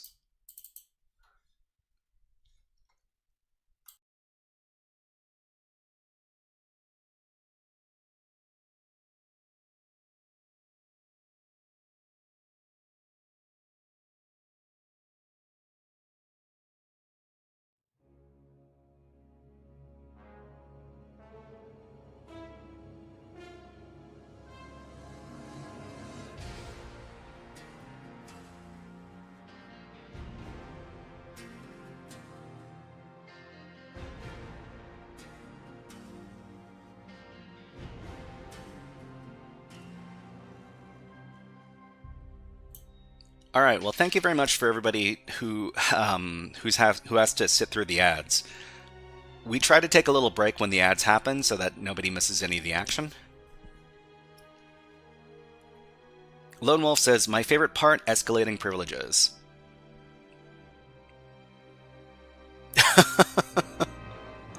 Flickr, Northern Flickers. So the name of these birds are Northern Flicker woodpeckers. Just in case you were wondering. Okay, let's put the woodpeckers away. We'll get back to the action. Okay, so what are we doing? We want to elevate our privileges. Normally what we would do is we would run a bunch of privilege escalation scripts. We could do some manual enumeration. We could see if there are any sudo permissions for this user. What we're actually looking for in this case is we're looking for unusual file permissions or unusual file ownership. So what we can do is we can find every file that belongs to this user, administrator, and we'll grep out everything that's part of the proc directory, of course. And we see that we've got one unusual file that this user owns. SysOS says, Flickr is the Dutch word for, oh, okay. Flicker is a slur in Dutch. That's...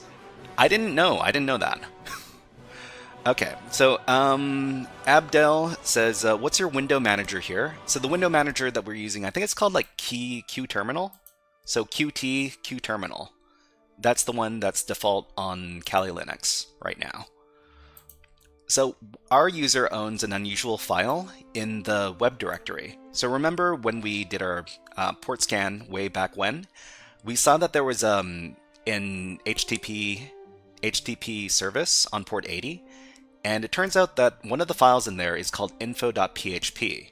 So if we take a look at the file permissions for this, we see that our user owns this web file, and we can do read and write and all the other permissions for this file. This is pretty unusual. Usually the only users that own files inside of the web directories are going to be the www data user or the root user. So what we can do is we can switch our user from the administrator user to whoever is running the web server, probably the www data user, by inserting some malicious PHP code into this file over here. So from the name of the file, we can assume that the web application is able to run PHP code. And what we're going to do is we're going to do some privilege escalation, or some lateral privilege escalation. Let's talk a little bit more about this.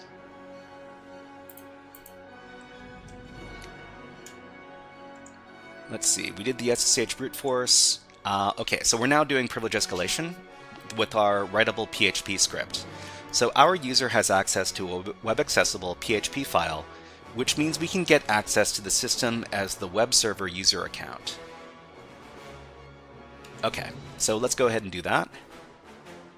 What we want to do is we want to grab some PHP code that'll give us reverse shell access from the web server. And so I'm just going to locate PHP reverse. We've got some code for a PHP reverse shell on our Kali Linux system. I'm just going to copy this over to our current directory. Okay, and in order to get the PHP reverse shell to work, we need to give the PHP reverse shell some parameters. Most importantly, we need to give it our IP address. So our attacker machine's IP address on the Docker 0 network, or the interface rather, is this one right here. We're just going to copy it, and then we're going to edit the file. So in the file, we need to edit the IP address, and we need to edit the port number. So usually when I run a reverse shell, I like to run it on port 443, because port 443 is usually allowed by firewalls. So port 443 is associated with the HTTPS protocol, of course. Anyways, we're going to save out the file, and then we're going to grab the code.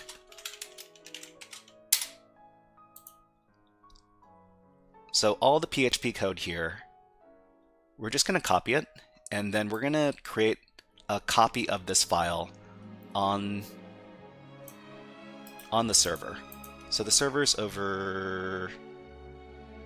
Is it here? Where'd I put that thing?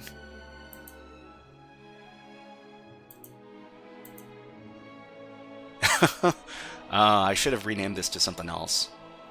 Anyways, alright, so we're just going to edit the file. So nano var www.html info.php, and I'm gonna comment this out. I think comments are this in PHP. Let me look it up real fast. I kind of forgot. So PHP single line comment // okay. So we're just gonna // this, and then we're gonna paste in our own code. Okay. After that, we're just gonna save out the file. Gilbert Dagaru says, do you prefer Nano versus Vi? Well, I mean, I know the basics of using Vim and Vi. It's just that I prefer using Nano because it's very easy for beginners to use. Abdel says //. I mean, it's just regular slash, I think. Okay, so we got the reverse shell code inside of info.php. So all we need to do now to activate the reverse shell is to access the page on the web, or to access the web page. Before we do that, we're going to set up a reverse shell listener over here on our Kali machine. So we're going to run rlwrap with netcat to run a reverse shell on port 443. This is going to listen for the incoming connection. Okay, so after we've done that, we'll access the info.php page on the web server. So this is going to be http 172.17.02 info.php. So when we load up the page, it actually doesn't load up, and we see that the browser tab is busy. So this is actually a pretty good sign that points to the fact that the code is running. So if we go back to the terminal here, we see that we received an incoming connection. So if we ask who am I, we're the www data user, and we can proceed. So usually going from the administrator user to the www data user is a downgrade, but in this case, there's something really special about this account. We'll talk about it in just a sec. So typically these netcat shells, we need to upgrade them with, we could use something like Python 3 to upgrade them using a one-liner command.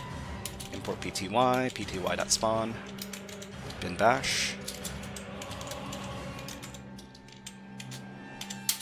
Okay, and then we can get our sudo permissions. And Supreme Overlord, hey, thank you very much for the compliment, thank you. Okay, Mr. Staffo says, it's cool to see this done manually, the old school style. Nowadays you see something like Metasploit and LLMs. Good job, old web servers. Awesome, awesome. Yeah, thank you.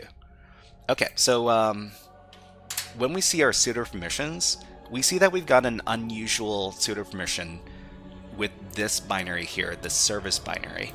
So initially I didn't know what the service binary was. I had to look it up, and this is what it does. Let's talk about this.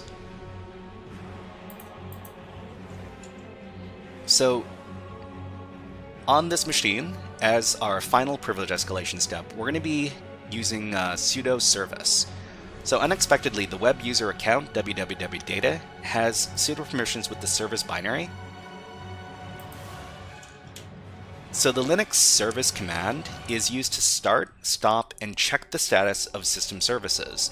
It is an older command which has mostly been replaced by the systemctl command.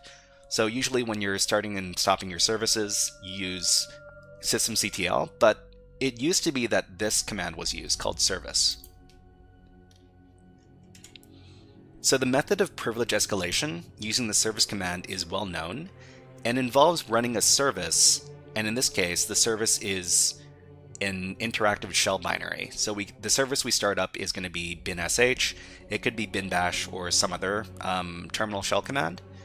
And the place where we got this particular payload is GTFO bins. So GTFO bins is a very common resource for people who do Linux hacking.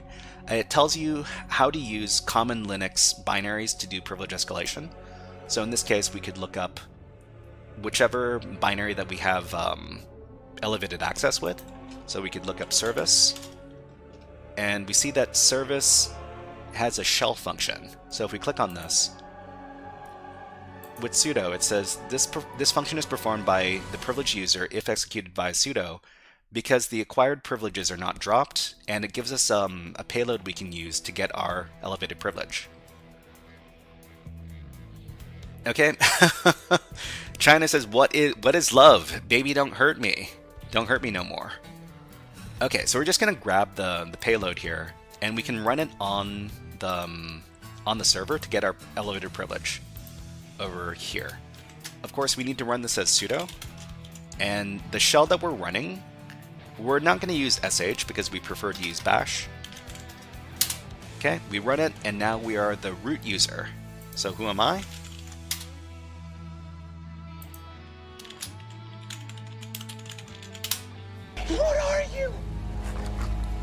I'm system root. Okay, so we've managed to take our access all the way from a low-level user to the root user. Typically what you would do when you finish these challenges is you would move into the root directory and see if there's a flag in there. But unfortunately on these Dockerlabs.es challenges, there's no real flag for us to collect, but we can create one of our own. So we're just going to create a file, echo HackerFrogs like and subscribe, and we're going to create a file inside the root directory called graffiti.txt. So because we were able to leave this file here, that means we were able to get access as the highest level user, and we're essentially finished the challenge. Alright everybody, this was a guided walkthrough for the Allien challenge from Dockerlabs.es. If you enjoyed this guided walkthrough, please click on the like and subscribe buttons on the video and leave a comment underneath the video. But until next time, HackerFrogs, out. We're not leaving, it's just something I need to say for YouTube. Thank you. Okay, so China says, would you suggest Kali Linux for learning? Gray hat kind of stuff? Well, I mean, if you want to learn cybersecurity in general, Kali Linux is very nice because it's got all the security tools that you might be messing around with on it. I've got a video for how to install like a Kali Linux virtual machine on your host machine. Let me get that link.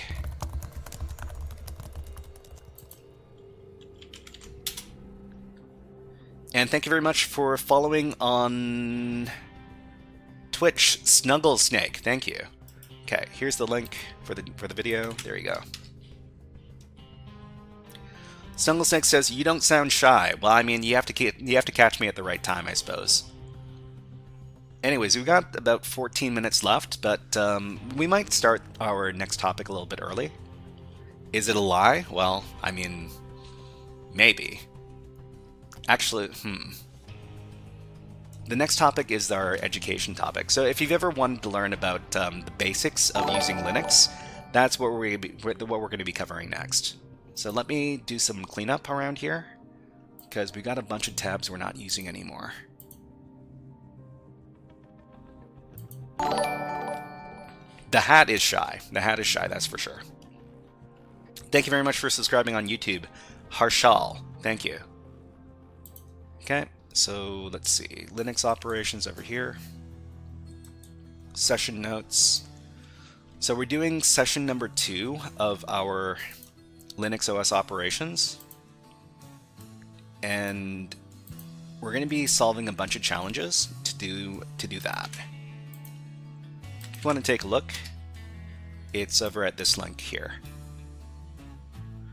If you want to take part in the classes, what I recommend to you is to make an account over at PicoCTF.org. So PicoCTF.org is a free website that you can use to learn about cybersecurity topics. Snugglesnake says, enjoyed the stream. The stream's not over.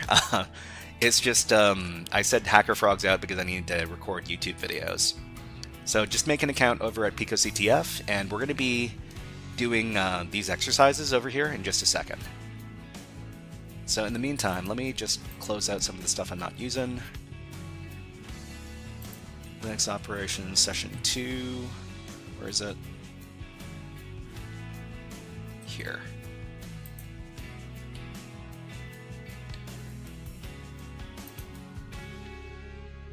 Okay, so let me switch my overlays. I forgot to switch my overlays for the last thing.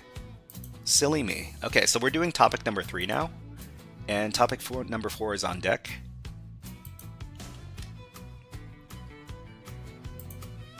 Okay, let's put an hour on the clock, and then we'll start our lesson.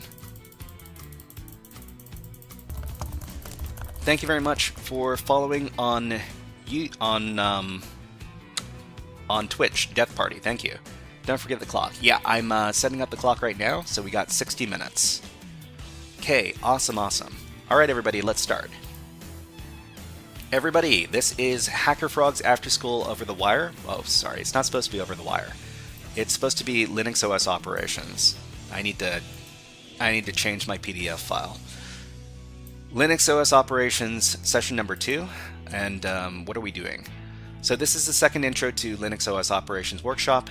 In the previous workshop, we learned about the following Linux commands. So Linux, there's a lot of commands you need to know to work inside of Linux, but we're gonna try to go slow, and we're gonna try to be thorough in teaching the basics. So we talked about the ls command. The ls command is going to list the files and directories in the current directory. It can be used with the -l argument to output in a list format, and the -a argument to include hidden files and directories in the output. So these two arguments can be combined to produce both. So for example, -la, if we go over to our Linux terminal over here, and we do ls, we get the list of files in the current directory. If we just do ls-la, it'll give us the output in the list format, and also give us hidden directories or files. So this is what it would look like. So the next command we looked at was the cat command. So the cat command is going to list the contents of a file. The name of the file to be read must be supplied as the argument to the command. For example, cat example.txt. It's basically cat space and then the name of the file you want to read.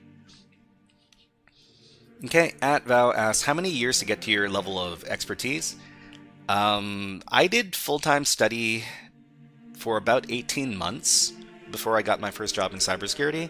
Of course, I've been studying cybersecurity stuff for over 5 years now.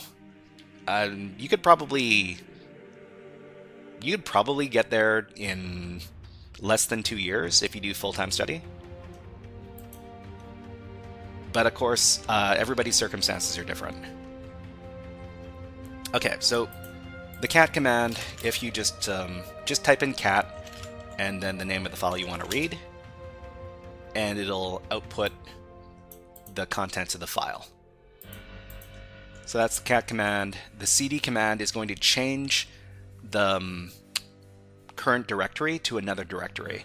So the new directory must be supplied as an argument to the command. You'd use cd to change your current directory to whatever name a directory that you specify. So cd downloads or cd whatever you want. So for example, if we're in the temp directory and we want to enter the hf directory, we do cd hf, and then we're now in the hf directory. Okay, China says, bat is nicer than cat. Maybe. Mary Play says, how are you, hacker? Well, I'm doing all right. Burner Email says, I'm doing some schoolwork and malware removal. Are you going to be online later? Yeah, we're going to be online for another 3 hours or so. So come on back later if you need to. And thank you very much for subscribing on YouTube. Ishmael? I'm not too sure. Bat has syntax highlighting and stuff. Syntax highlighting. Bat.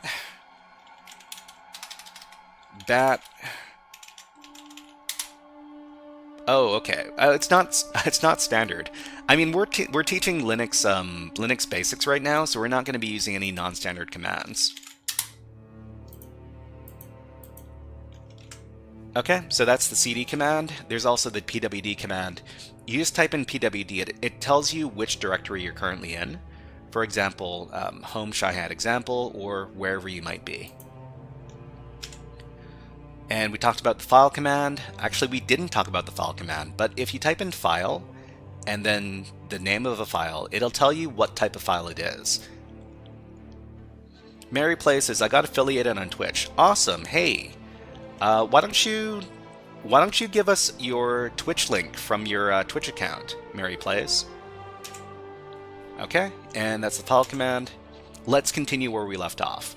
So what we're going to do is we're going to log into the PicoCTF website and then start a new challenge to start with our new materials. So in PicoCTF, log into the website. and then open up your web shell. So the web shell is, after you log into PicoCTF, click on Practice, and you'll see a button labeled Web Shell on your right-hand side. So go ahead and click on that. And it's going to open up the PicoCTF web shell.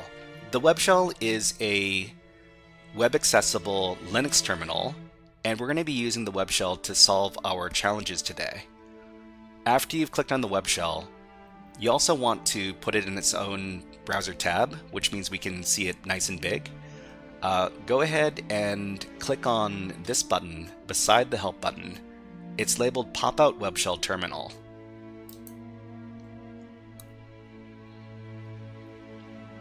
Okay, Mary Plays. Yeah, I see your message in Twitch chat. Let me give you a shout out. Shout out Mary Plays. There you go. So if you're on Twitch, check out Mary Plays channel. Okay, so we've got our web shell open now. It's in a separate browser tab. Remember, what you want to do is you want to make sure that the text is nice and big and, comfortable for what we're dealing with.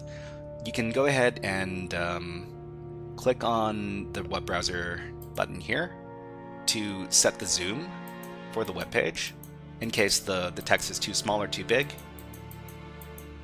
Okay, and then after it's at your correct size, you can click out and you can clear the terminal. So type in the word clear, and we're good to go. Okay, Supreme Overlord says, is there a way to log in via SSH on my system terminal?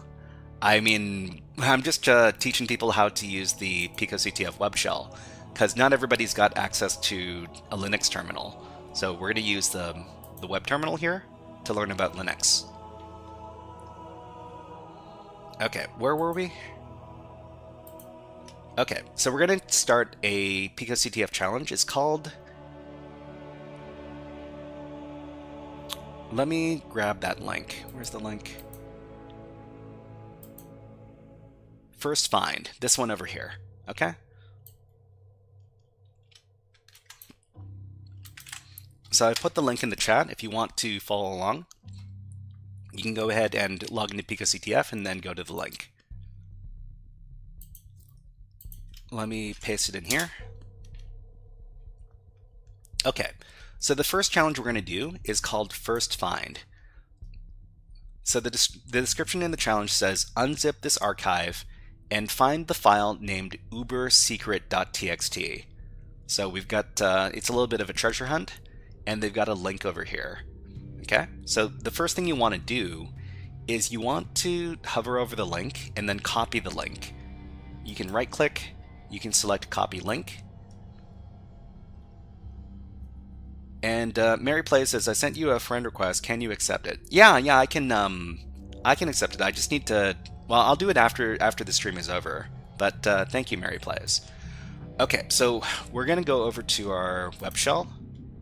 Sometimes the web shell disconnects if you don't send it commands, but you can hit the enter key to re-log into your web shell. Okay, and remember, what we want to do is we want to create a separate directory for each one of our challenges. So the challenge is called First Find. So we're going to create a directory called First Find. So to make a directory, we use the make directory command, mkdir, and then the name of the directory that we want to create. So First Find.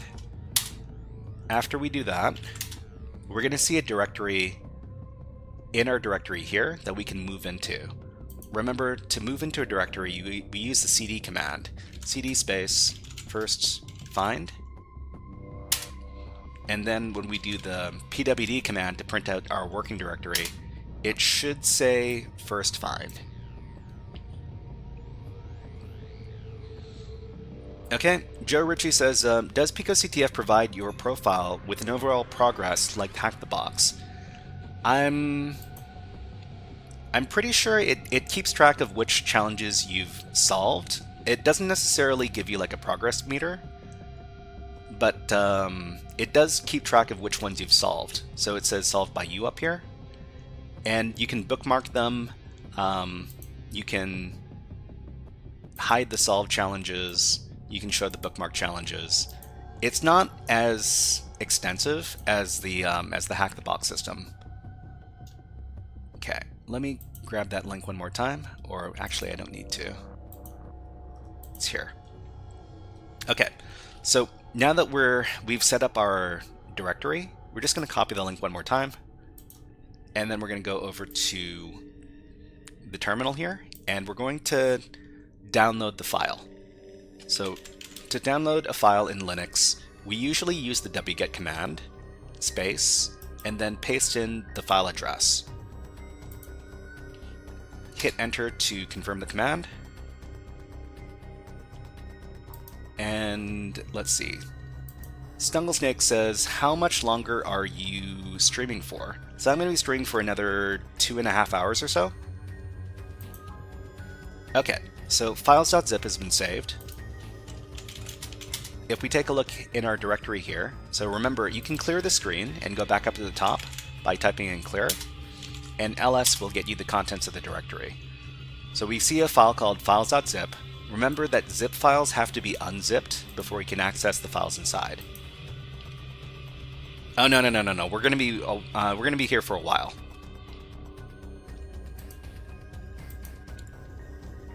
Okay, Mary Play says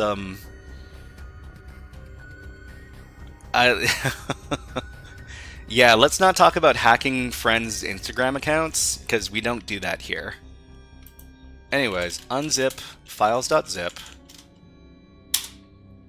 and we see that we've got a bunch of files that were decompressed and created in our directory here. So in this case, we've got a new directory called files. What we want to do is we want to be able to find a specific file. Let's talk a little bit more about this. Over here? Yeah. Okay, so the make directory command, we just used it to make directories. We keep ourselves organized by working inside of our specific directories while we're solving these challenges. Okay, and the whoami command. So the whoami command is used to return the name of the user account currently being used. So you use this kind of frequently when we were doing security challenges, not so much when you're just working on the terminal in general. It's just a reminder of which user account you're using. So if I use whoami here, it says that I am the Shy Hat. If we go over to the web terminal here, and we ask who am I, it says we are the Shy Hat PicoCTF. Okay, Athos says, I can't believe Kevin Mitnick passed away at such a young age. I think he was like 56. I'm not completely sure about the age, but he was in his 50s, I'm pretty sure.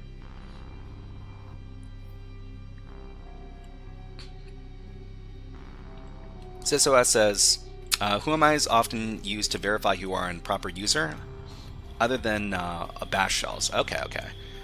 Mary, please don't ask me to help you hack Instagram accounts, because that's not allowed on this platform. Don't ask again. Thank you. Okay, so next. So here the whoami command is used, and the name of the account is the Shy Hat PicoCTF. So the find command. So the new command that we're going to be focusing on for this challenge is the find command. The find command allows the search of files and or directories in the file system, and matches files in the output according to the criteria provided by the command arguments. The find command is a pretty common command to use when working inside of Linux. And the first one that we're going to learn how to use with find is the argument -name. And this searches by the name of the file in question. So to use the find command, we need to look for, we're going to be looking for the name of a specific file. So the find command is the name of the command itself. The location to be searched is dot, which in Linux is the current directory. We're going to be searching by the file or directory name with the dash name argument here. And the last thing that we provide is the name of the file to find. So we're looking for uber-secret.txt.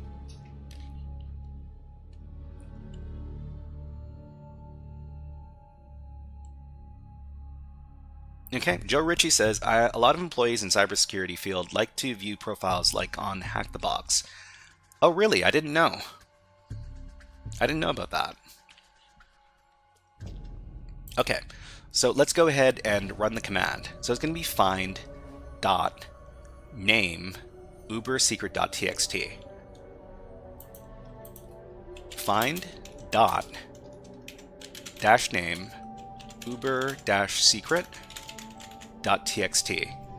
So in this case, we're looking for a file by its name, uber-secret.txt, in the current directory, or the dot directory. So when we run that, we see that there is this file called uber-secret.txt in this really long, convoluted file list of directories here. So if you ever see this really long, like a really long list of different directories, you don't need to type this out. All you need to do is copy the directory path. So highlight it all, select copy, and what we want to do is we want to read the file. So just type in cat and then space and then paste in the file location. So after you do that, we're going to get the contents of the file here. Thank you very much, Andrew Morgan and last Mitch Legan, for following and subscribing on YouTube and Twitch respectively. Thank you very much. Snollygoster says, find is such a clunky command whenever you need to filter stuff. I mean, find is okay. Find is okay. I much prefer to use locate when I can use locate, but it's not as common as find. Okay, so the way we would solve the challenge, of course, is to copy the flag. And remember, you can recognize a PicoCTF flag because it always starts with the word PicoCTF, like this, and then it has some curly brackets with some stuff inside. So copy it, and then go over to the PicoCTF website, and then inside the challenge description, paste in the flag, and then click on Submit Flag, and then you're done. Okay, so let's move on. So the find command, it's pretty common to use when you're working inside of Linux. So for example, in my own system here, I could find in the entire file system all txt files. So star.txt,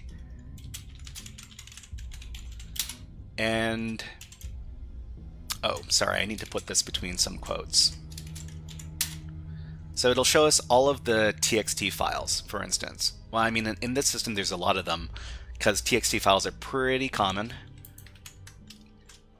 At any time you're running a command and you want to exit out of it, you can use the Control-C keyboard shortcut. So press Control, press C, and that'll quit you out of whatever program you're running. So for example, if I was running this command and I didn't want to run the command anymore, you would hit Control and then C on your keyboard, and that'll quit you out of the command. Okay, so let's see. Default is current directory, so need to include it also. Yeah, I mean, when you run find, you have to specify a directory. If you want to search the entire file system, you can use /. And let's see, Felix, not the cat, says, what is the meaning of 2? So 2 is standard output. No, 2 is standard error. So I mean, this is kind of not really too relevant to the basics right now, but inside of the Linux terminal, the numbers 0, 1, and 2 have special significance. So 0 is standard input, 1 is standard output, and 2 is standard error output. So in this case, if there's any files that we don't have permission to, we don't want to see the error messages. So we're just going to redirect them all to the dev null device, which is basically telling the terminal to throw all that output into the garbage can. Anyways, let's move on.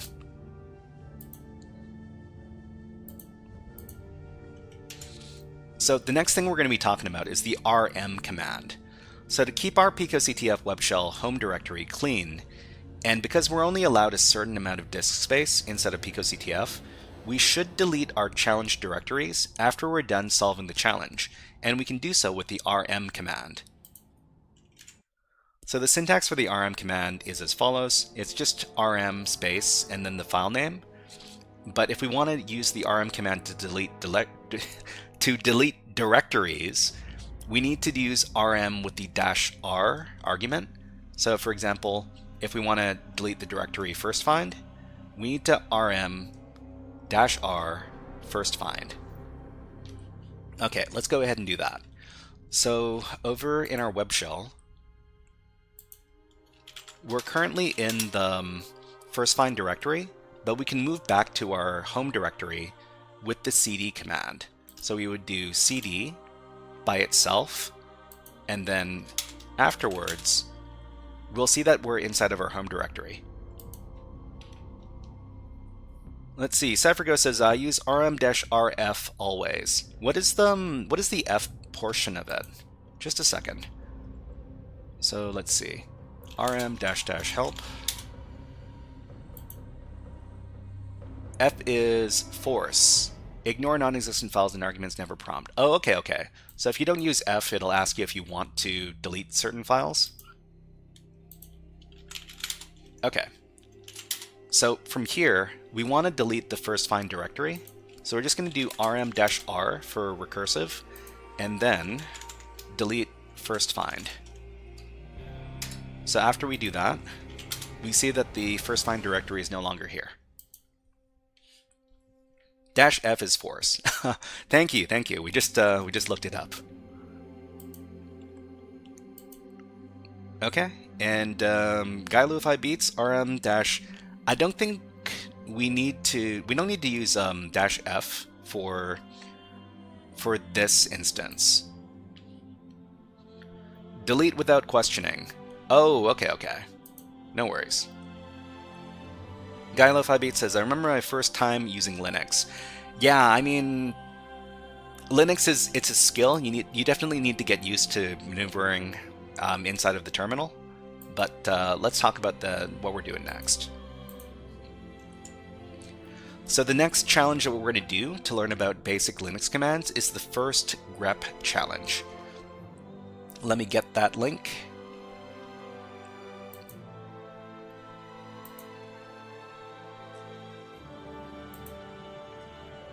Okay, so first grep, the link is over here. I'll supply it to everybody in chat. Okay, so just go back to your PicoCTF page and then paste in the link. And this is the first grep challenge. So this is another challenge. The description says, can you find the flag in the file? This would be really tedious to go through manually. Something tells me there's a better way. So find the flag in this file. So before we do the challenge, let's go ahead and create the directory we're going to be working inside of. So we'll go back to the web shell,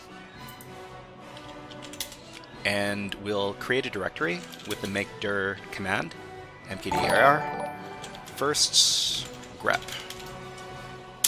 just like this.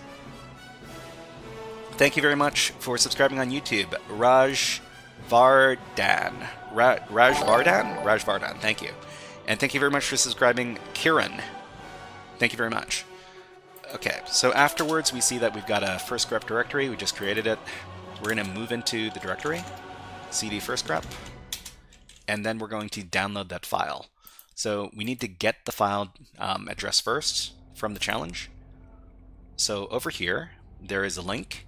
We will right-click, we will copy the link, and then we'll go over to the web shell, type in wget space, and then paste in the file address.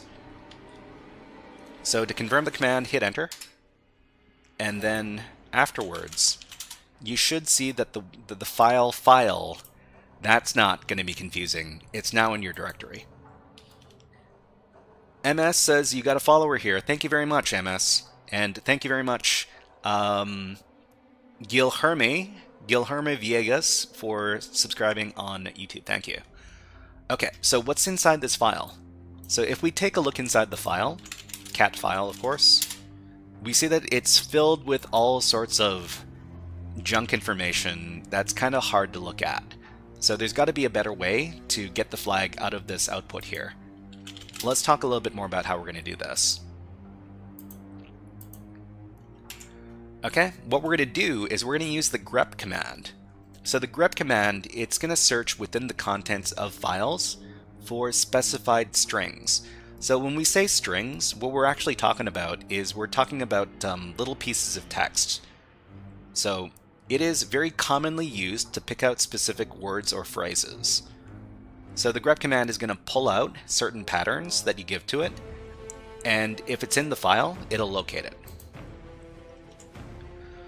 So to use the grep command, we use the word grep, and then the pattern we're looking for example, Pico, we're trying to look for the pattern Pico inside of the file, and then the third thing we provide is the name of the file.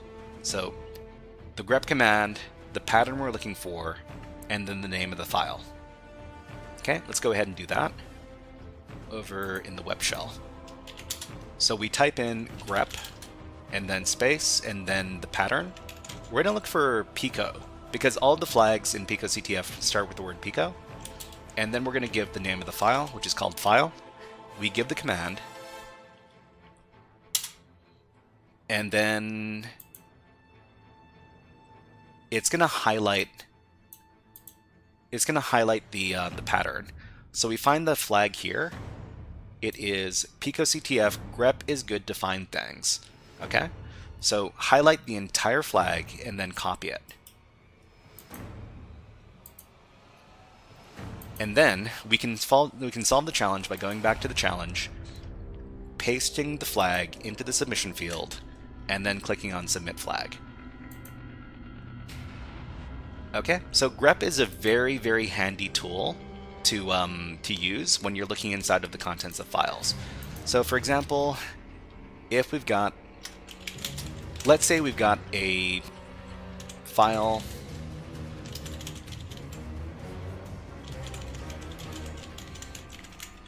with a million passwords inside of it.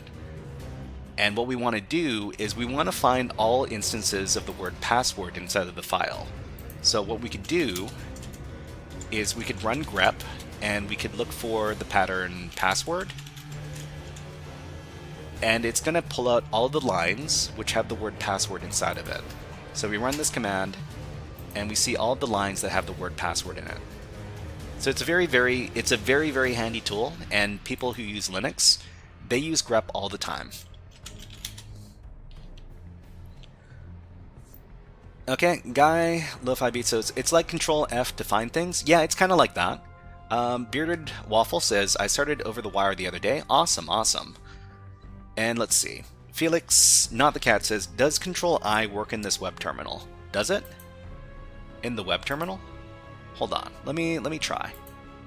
So in the web terminal, Control I. It doesn't seem to do anything in the web terminal. Oh, Control L, okay. Oh, Control L is clear, right. Well, I mean, we for beginners, we should probably, I mean, I didn't know about the Control L keyboard shortcut, but it's pretty handy. Traditionally, I just type the word clear. And thank you very much for the subscription on YouTube, A Acker. Thank you.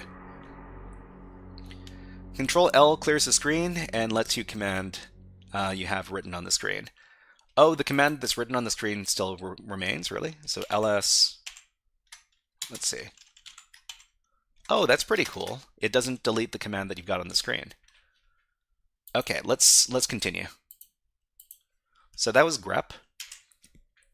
The next thing we're going to do is we're going to learn, we're going to run another challenge to learn more about, I think This one is either grep or find. I don't remember which, but let's go ahead and get the link for the challenge. So big zip is over here. Thank you very much for subscribing, Gypsmith FX. Thank you very much. Okay, here's the challenge. Let me grab the link, paste it in. This is a new challenge. It's called Big Zip. So it says unzip this archive and find the flag. Okay. So before we do this, of course, we need to do our cleanup. So we're just going to go back to the web shell. We're in the first grep directory, and we want to go back to our home directory. So remember to go back to your home directory. It's cd by itself, and hit enter.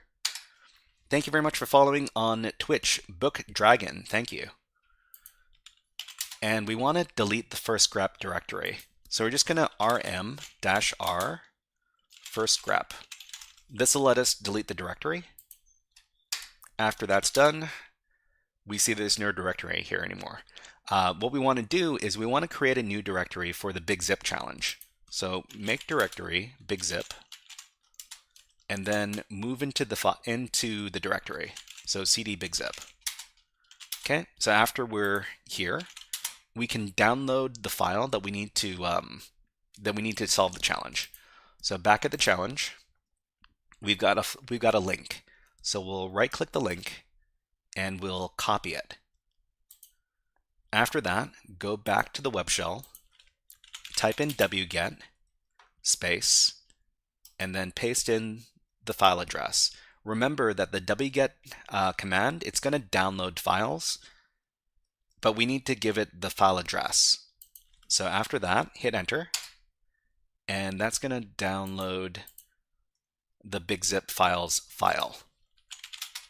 Okay? So bigzipfiles.zip. Remember that zip files we can't access the files inside of the zip file unless we unzip the file first. So the unzip file, well, the unzip command is pretty easy to use. It's just the word unzip and then the name of the file.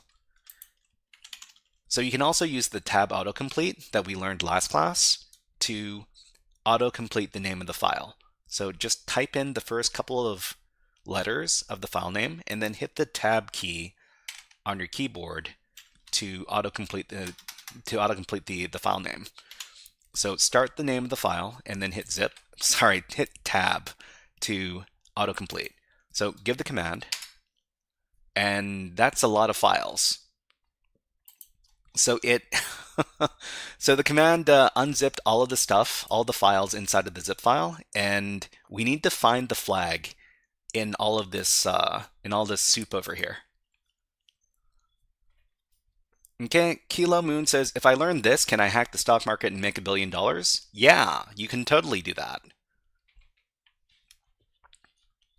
CypherGhost says, there's also gunzip for GZ files, am I correct? Yeah, that's correct. Okay, so what we need to do is we need to find the flag. Remember that we just learned about the grep command, and we can grep for a pattern inside of hold on. Let me pull up my notes, or these notes. So what we're going to do here is we're going to run grep recursively. We're going to grep for each file inside of directories and every directory underneath. Grep can also be used to search inside of all files in a directory and all directories in those directories. This is called recursion. We just need to use the -r flag. So we would do grep -r, look for the Pico pattern in the current directory. This is going to look in the current directory and all directories underneath for the pattern Pico. Remember, we're looking for the flag which begins with the word PicoCTF.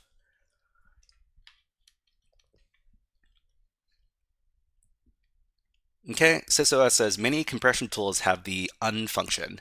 Yeah, for sure. So if you want to do unzip or gunzip or, well, tar is kind of the exception. It's the same command. Anyways, AKR says, what time do you usually start the stream? So we usually start the stream at 2 p.m. Pacific Standard Time. I'm not too sure what that is in your your local time. But here's the schedule. Anyways, let's continue. Okay, so let's do this. So back at the web terminal, my music stopped. Let me play some more music just a second.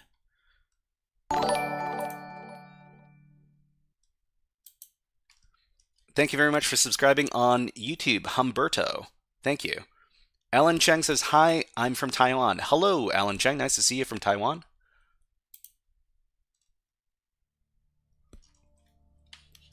Okay. AZFipro says, let's see. If I want to handle swap wallet addresses and make transactions in real time, do you have any solutions for coding? I mean, I don't really deal with crypto wallets, crypto currency wallets, so I can't really help you.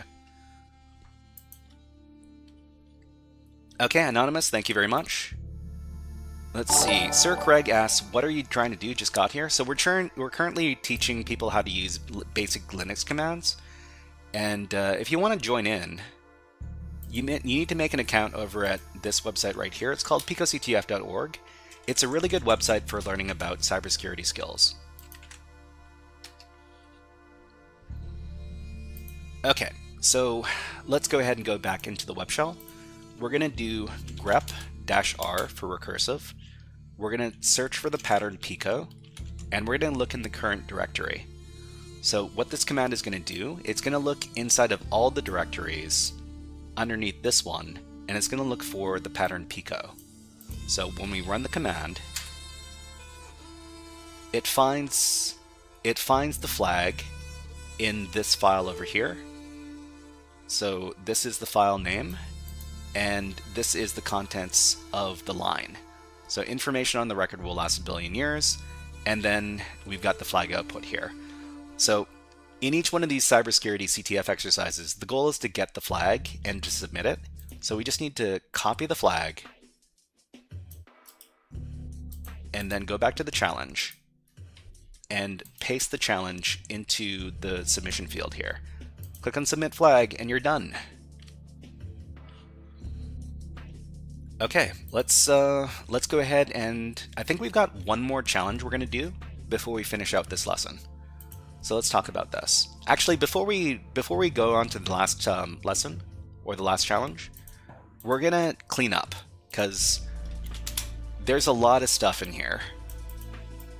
We're just gonna go back to our home directory, so cd by itself, and we're gonna delete the big zip directory here. So rm-r big zip. Hit enter, and it's deleted. So yeah. All right, next.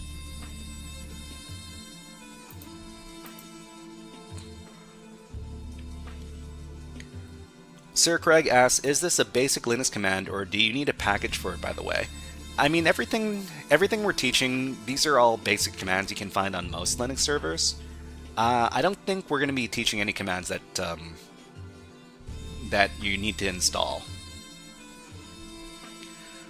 Okay, so the last challenge we're going to be doing today is called Magikarp Ground Mission, and this is going to combine all of the skills that we learned in the last class. So let's wrap up by solving a challenge that will test our file system navigation skills, the ls and cd commands. Okay, let me grab that link. It's over here.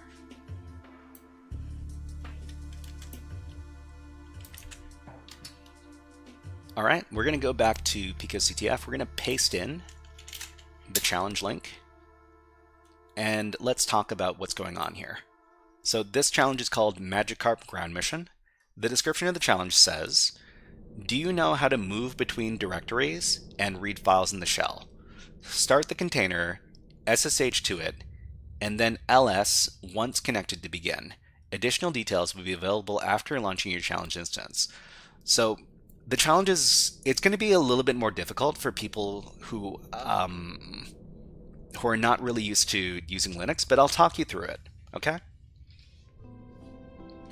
So the first thing you want to do is you want to launch the challenge instance. So the challenge is going to be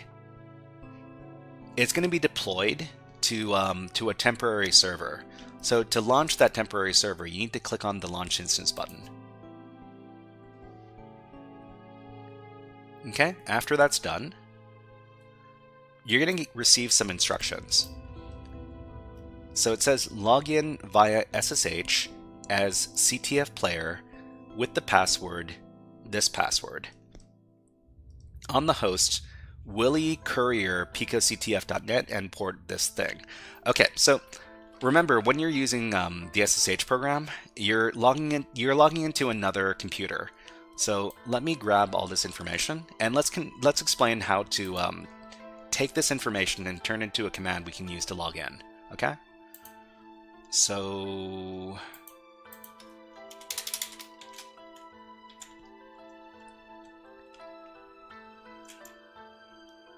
the important parts of the command here are our username, our password, the host name, and the port number. Okay, so we're using SSH. Let's build a little command here. Okay, so let's grab all the relevant information. We'll make it nice and big, and then we'll start creating our command. So the command we're going to use is the SSH command, SSH space, and then the name of our user. So our user is CTF player, so we're just going to highlight that. So you don't necessarily need to copy and paste this if you don't want to. You can just type it out. Okay, SSH CTF player.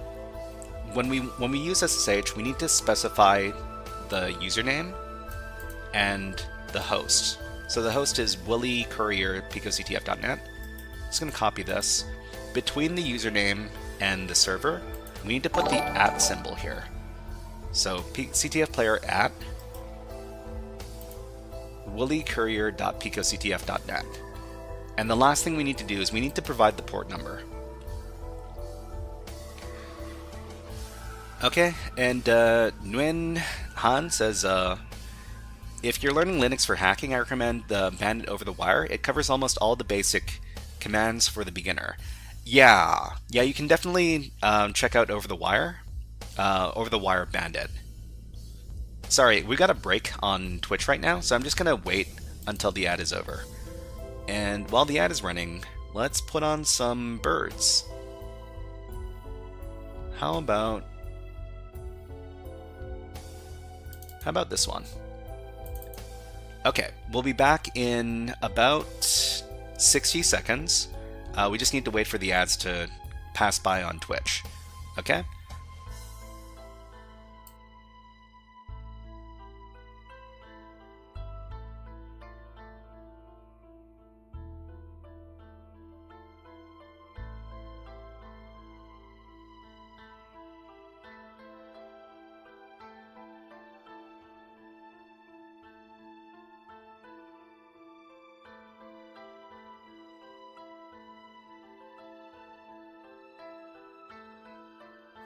So to everybody who's wondering, these are my backyard birds. So I've got a little bird feeder in the backyard, and I've got a camera that records them coming by and eating all the peanuts on the seeds. Okay, Nexo Creamery, hello, nice to see you here again. All right, let us take the birds off the screen and get back to the hacking. So this is a live bird feeding. It's not live. I take all the best clips and I play them for people during the break. Okay, so SSH CTF player @ williecourier.picoctf.net. The last thing we need to do is we need to provide a port number. So the port number we're given is this one. It's probably not going to be the same between your port number and my port number. We just need to build out the command. What it's going to look like, it's going to look very similar to this, except the port number is going to be different. ShinBDR, hello, nice to see you here. What is up? Nexakermi, do the eagle one. I don't have eagles in my area, or at least they don't come to the bird feeder. Okay, so we copied that. We go back to the web shell. So in the web shell, we're just going to paste in the SSH command. Okay, and then after we run the command, it's going to ask us if we want to continue connecting. This is pretty common. Just answer yes and hit enter.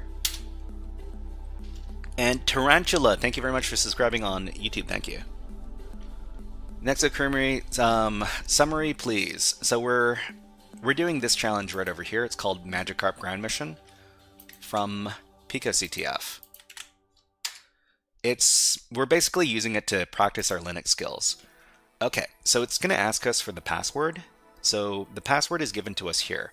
We're just going to copy it, and then we're going to go back to the web shell. So remember, when you type in a password in Linux, you don't see anything appear on the screen. This is normal.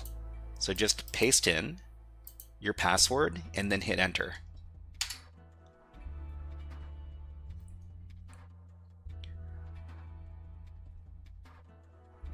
Okay, CypherGo says you can also connect through the MOBA Xterm.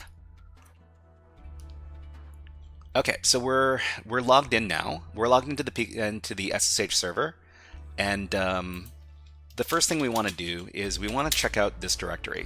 Well, we want to check out what's in our current directory. There's nothing in the current directory, of course.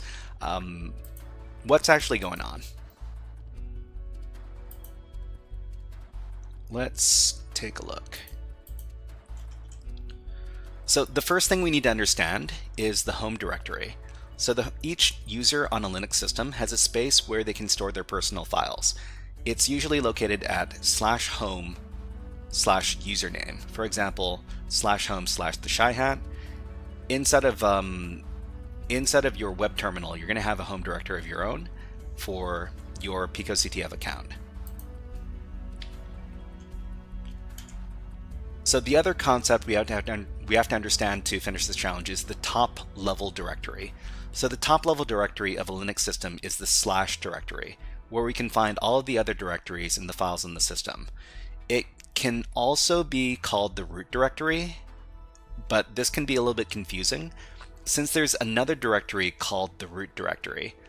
In most cases, if you want to be understood, you should call this directory the top level directory.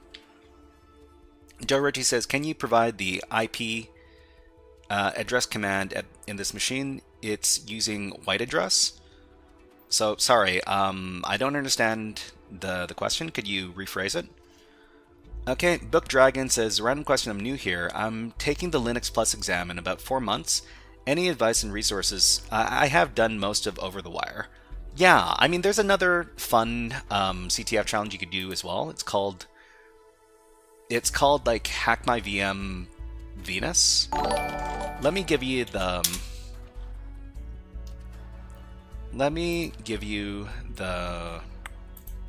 link. So let's see. So this is another site. It's kind of like Over the Wire. It's different, of course. This one is Hack My VM Venus. If you do these labs, they're kind of similar to the ones over at Over the Wire. Okay, so Empath says, I don't understand. Why is this in my YouTube recommendation? That's a good question. Are you looking at hacking content or like tech content? That might be why you're getting this stuff. Or my channel, specifically. Okay, so, we talked about what? The top level directory, we talked about the home directory. And let's go ahead and solve this challenge. So over in the web shell, let's take a look at the hidden files in here. That's funny. There's nothing in this directory. Hold on. I think somebody might be messing with me.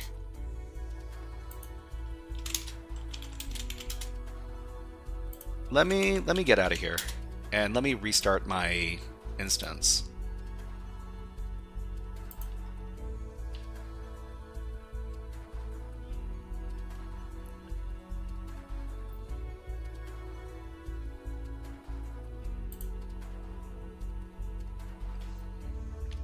Okay, Minao says, let's see. I'm doing my CCNP and YouTube recommended me this live. Well, welcome to the stream, Minato. Thank you. Okay, let's try logging in again with this port instead.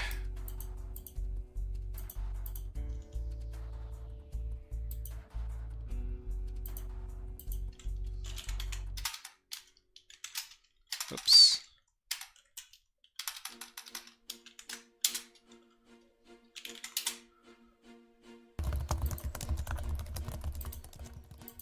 What was it again? Here.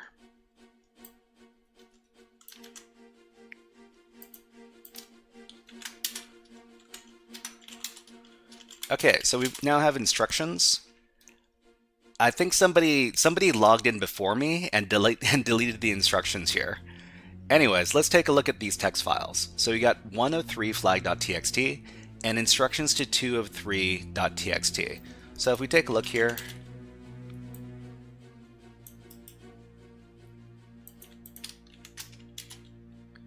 we see a partial flag. So we need to collect 3 parts of the flag to finish this challenge. So I'm just going to copy this part of the flag and then go over to the PicoCTF challenge, and we're going to paste in the first part of the flag. Okay? And the next thing we're going to do is we're going to take a look at the instructions to get the next part of the flag. So in the web shell, we're going to take a look at this file here. Okay, it says next go to the root of all things, more succinctly slash. So this is actually referring to the top level directory that we were talking about earlier. So if we cd to the top level directory, we can see different contents. Okay, so we've got 2 of 3 flag.txt, and we also have instructions to 3 of 3.txt.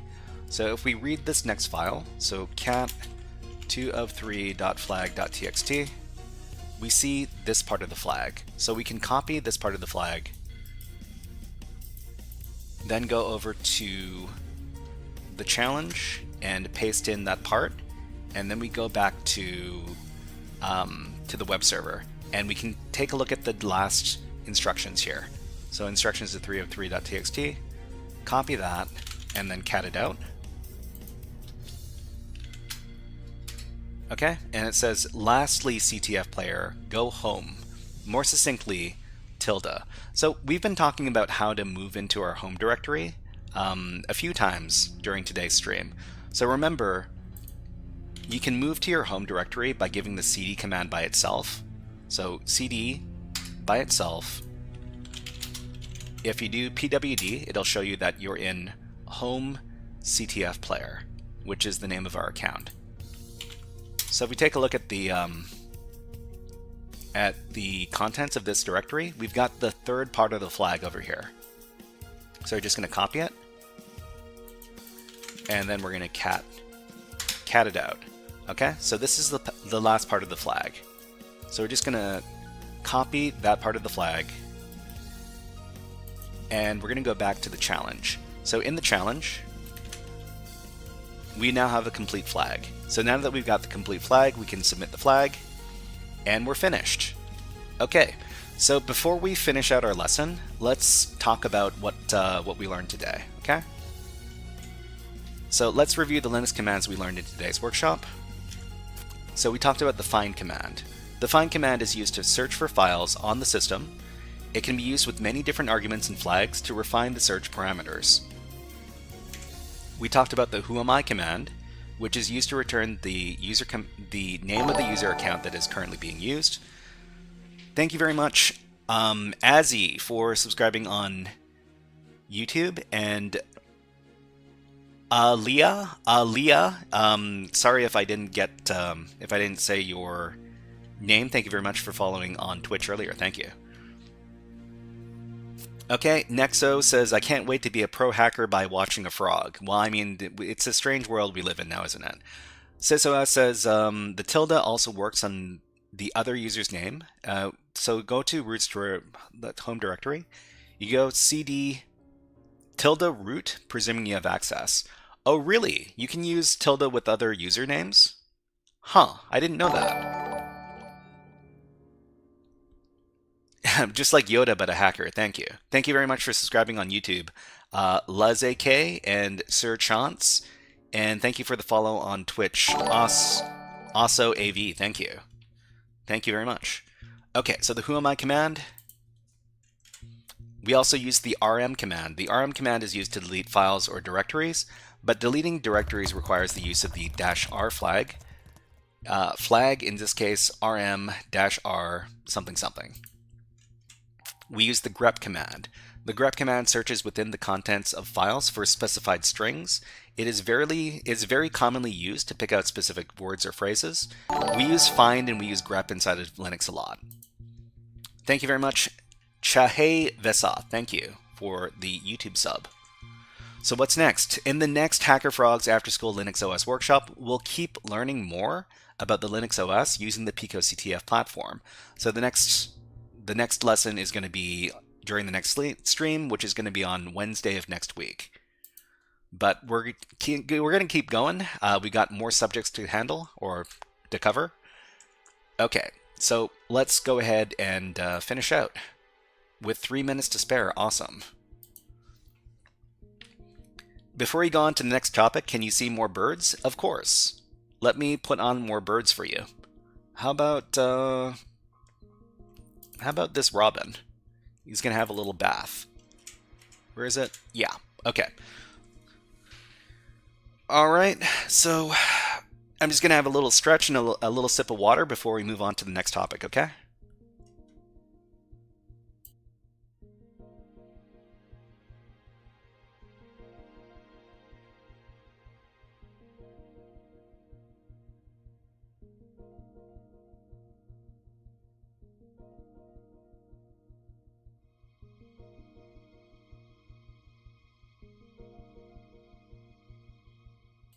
So what bird is this? This is an American robin. They don't have them over in Europe or in Asia, but in North America you see these all over the place. New mascot is the bird. Yeah, we're all about frogs and birds over here. Anyways, let's put the birds away. We will move on to the next topic. So the next topic is we're going to be talking about reverse engineering. This is not a beginner-friendly topic, but yeah. Let's see. Topic 4 is here. Topic 5 is on deck. Sertron says, I'm currently enrolled in my bachelor's for cybersecurity and information assurance. Thank you for the lessons you're doing, making it very easy to follow and understand. Thank you. And let's see, can this learning for hacking be done on a Mac? Yeah, I mean, you can use a Mac. You can still use the PicoCTF platform, and you can still use the PicoCTF web shell to learn Linux. It's absolutely fine. Okay. But yeah, if you want to do the lessons, you're going to need an account over at picoctf.org.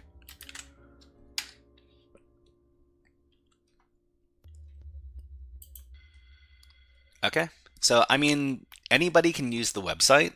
You don't need to be using a specific operating system to use the PicoCTF webpage. You can use it from Linux, you can use it from Windows, you can use it from Mac, you can use it from your tablet or your phone. It's all good. Okay, so what are we doing next? We're doing reverse engineering. Okay, so we're going to be learning about software reverse engineering using this course. It's called Nightmare. You can find it over at GitHub.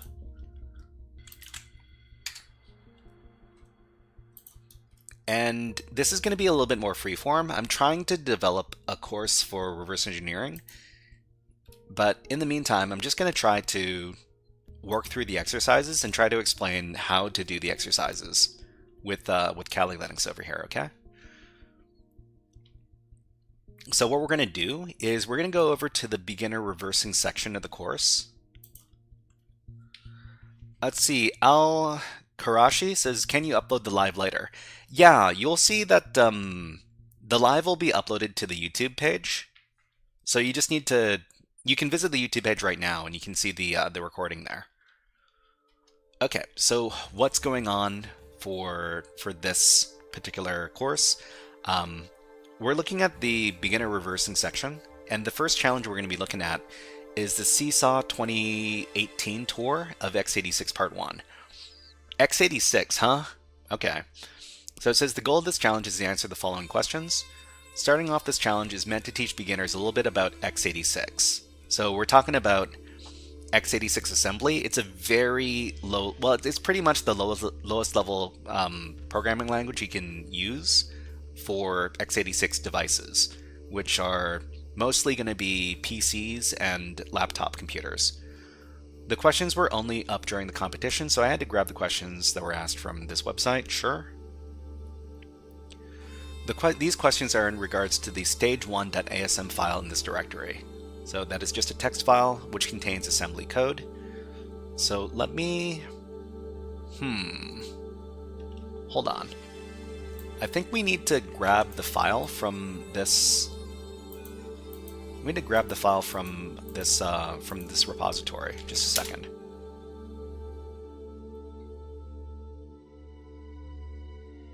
Hold on. Where is it?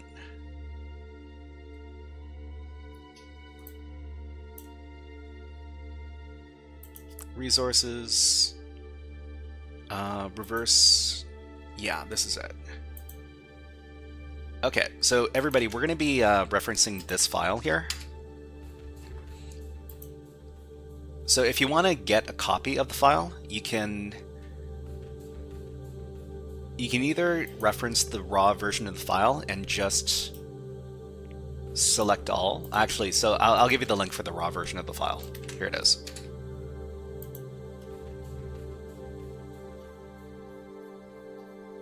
Okay, and then we will select all and then copy it. And then you can make your own version of the file, in your whatever directory you want to. So let's see. I think I'll call this my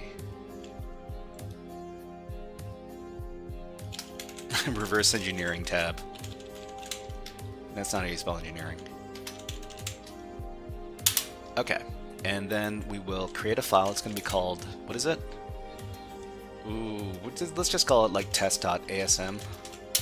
We're going to paste in all the... Wow, this is a pretty big assembly file. Okay, so what do they want us to do with this?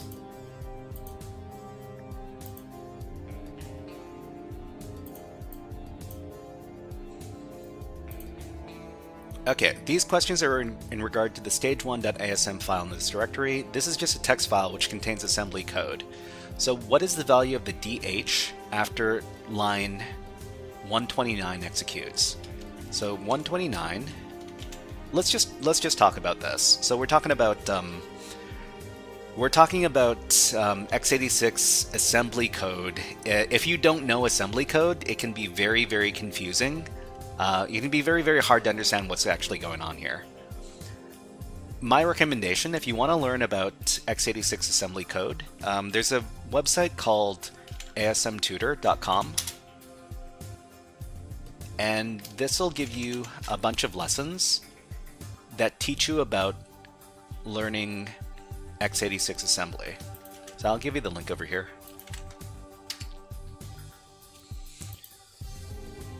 So there's going to be a lot of concepts I need to explain to understand anything that's going on here. So let's go through this slowly.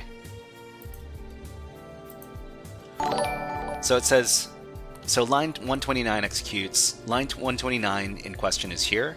So XOR DH DH.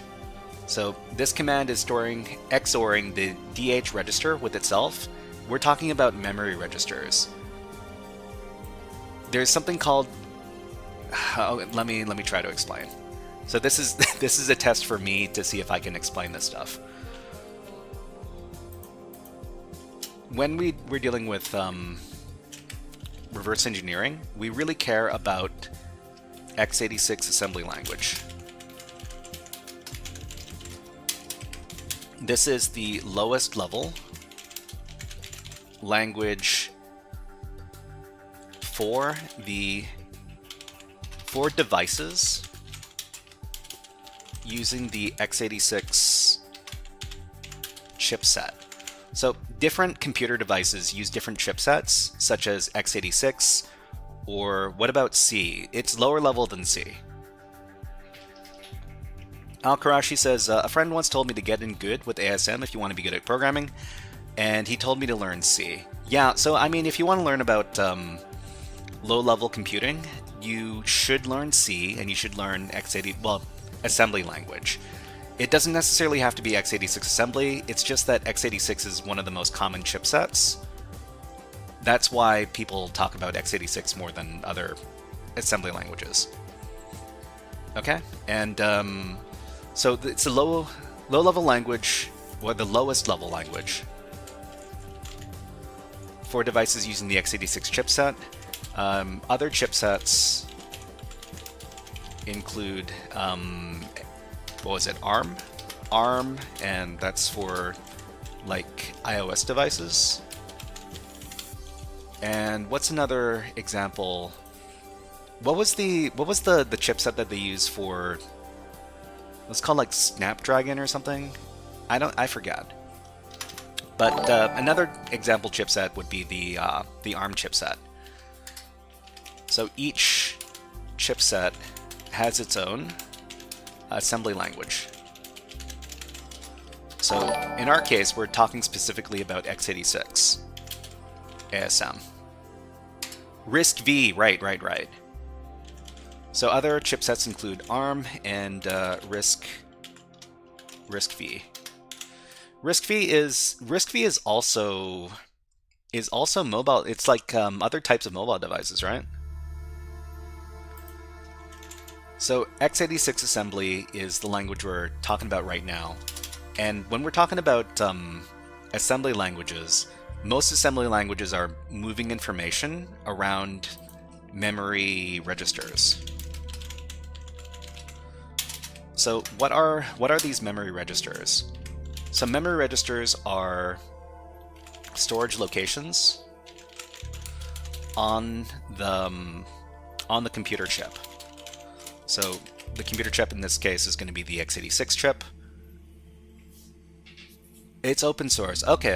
Al-Karashi says, at what point do I know I'm good at C and ready to move on to x86?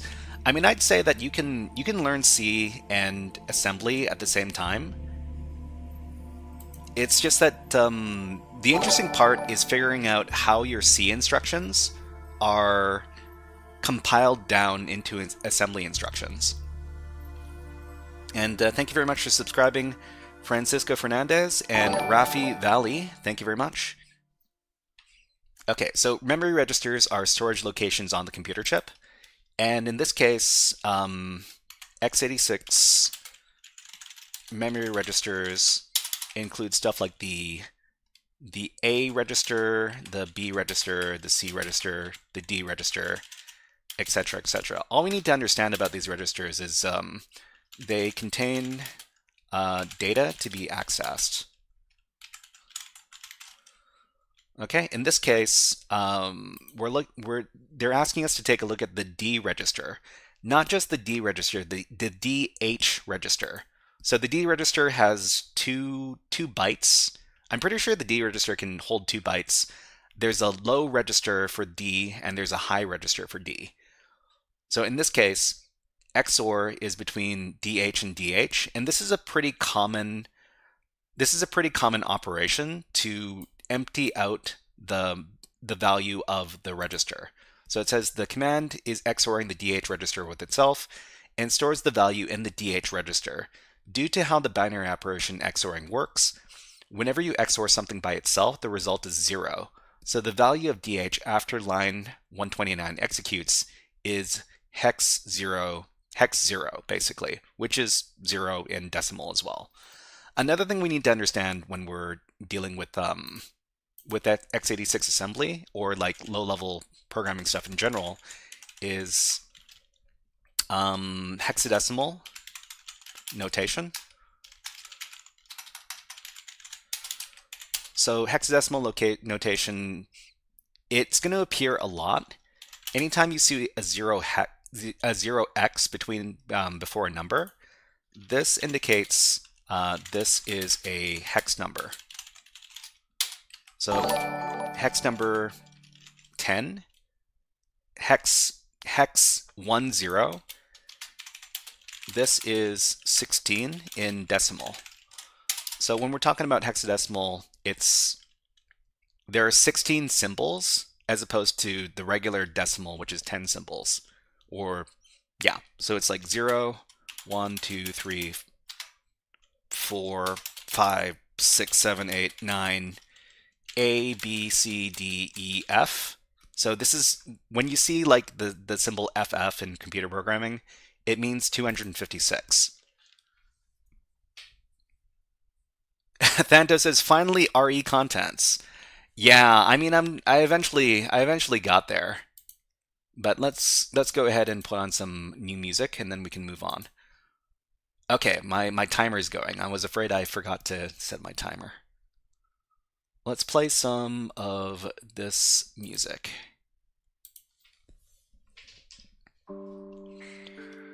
Okay, Sky Blue says, too much knowledge can possibly store all and can possibly access anytime.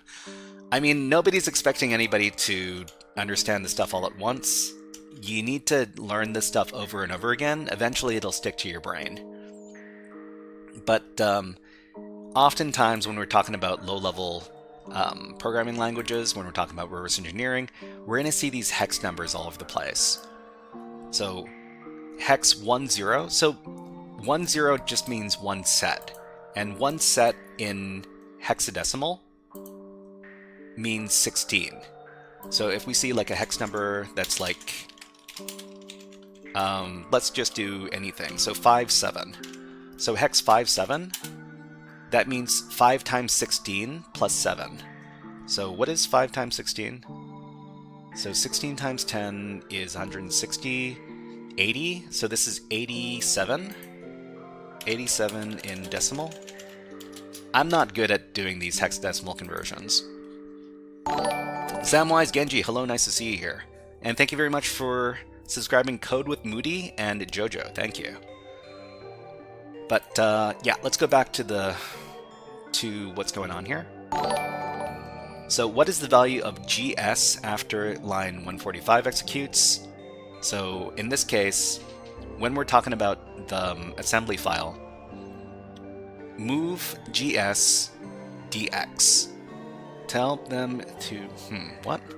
Okay, so this instruction over here, we're talking about more assembly language. So this is the instruction. So this instruction is using the move instruction. And the move instruction basically moves data from one memory register to another, one register to another. And in this case, it's moving the contents of the DX register into the GS register. I don't think I've seen the GS register before, but I mean, that's not unusual. There's all sorts of registers I don't know about. Okay, so Thanto says reparation is key. No one can understand a CPU's architecture in one time. I mean, it took me 3 days to understand CPU's 3 levels of cache. Yeah, this is some real computer science stuff here. Anyways, we've got ads running on Twitch, so let me put on some birds, and we'll take a little water break. This one is super clear. We'll be back in about 20 seconds. Just let me have a little bit of water.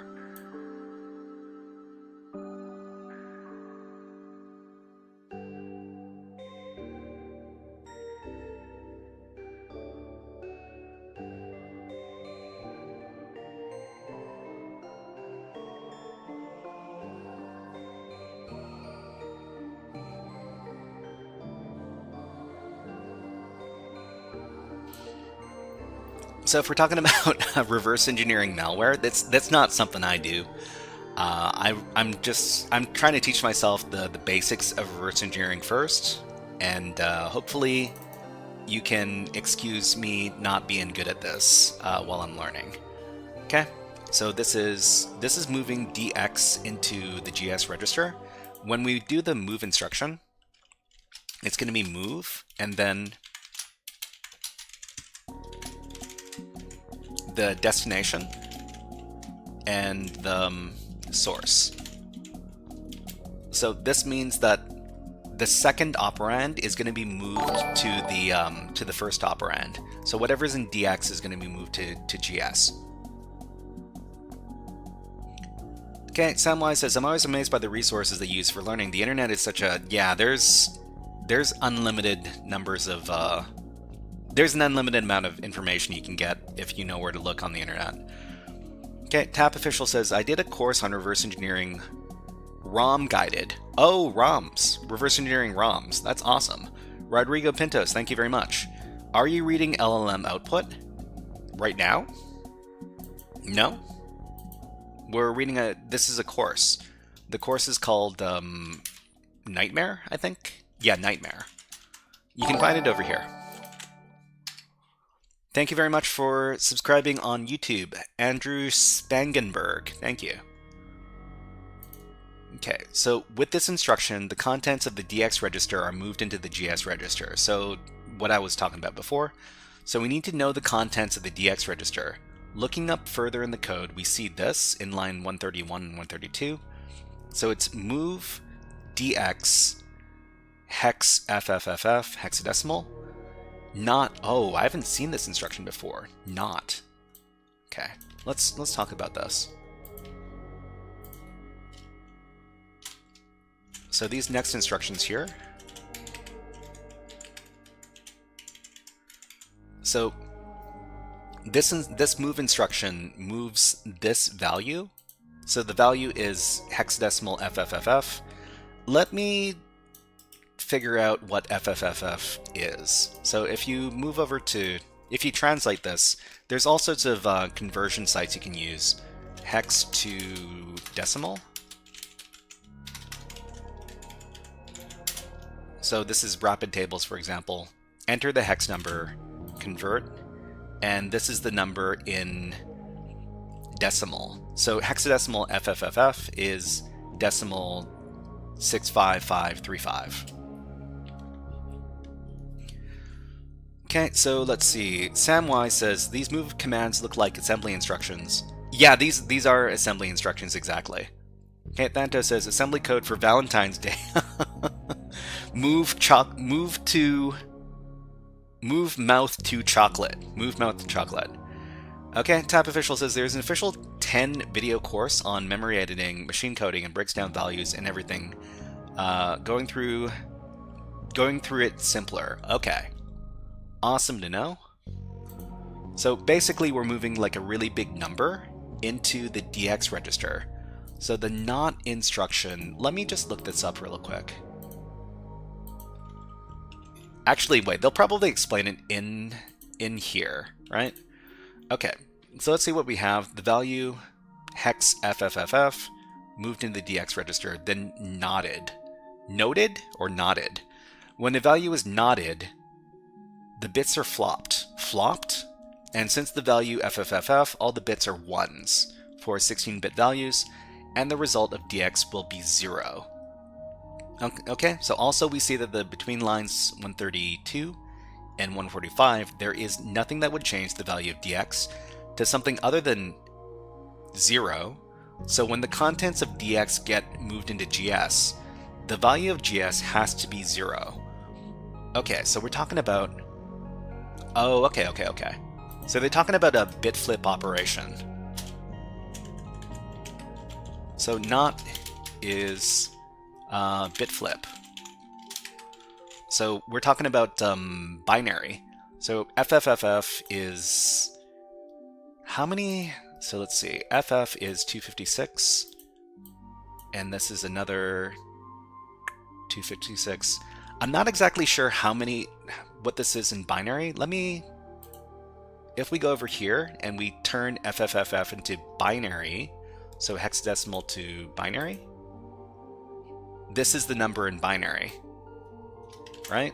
So if we go over here and we do a bit flip means all 1s become 0s. which means it's a pretty simple operation. It just becomes that. So if for some reason the binary numbers were something like this, and we do a bit flip, so each time there's a 0, it becomes a 1, and each time there's a 1, it becomes a 0, and it looks something like this. So basically, whatever it is, it flips over. College ads asking for money, are they?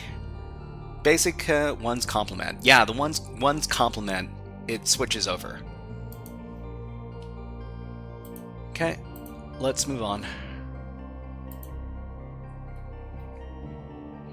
Okay, the next question is, what is the value of SI after line 151 executes? So the line on 151 is move SI SP. Okay, so I mean, that's pretty simple to understand. We're just moving SP into SI.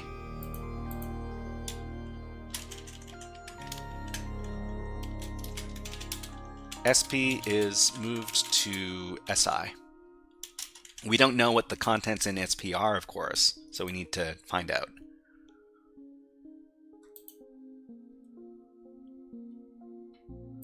So for this, it just moves the value of the stack pointer. So SP stands for stack pointer, and I think SI stands for stack index.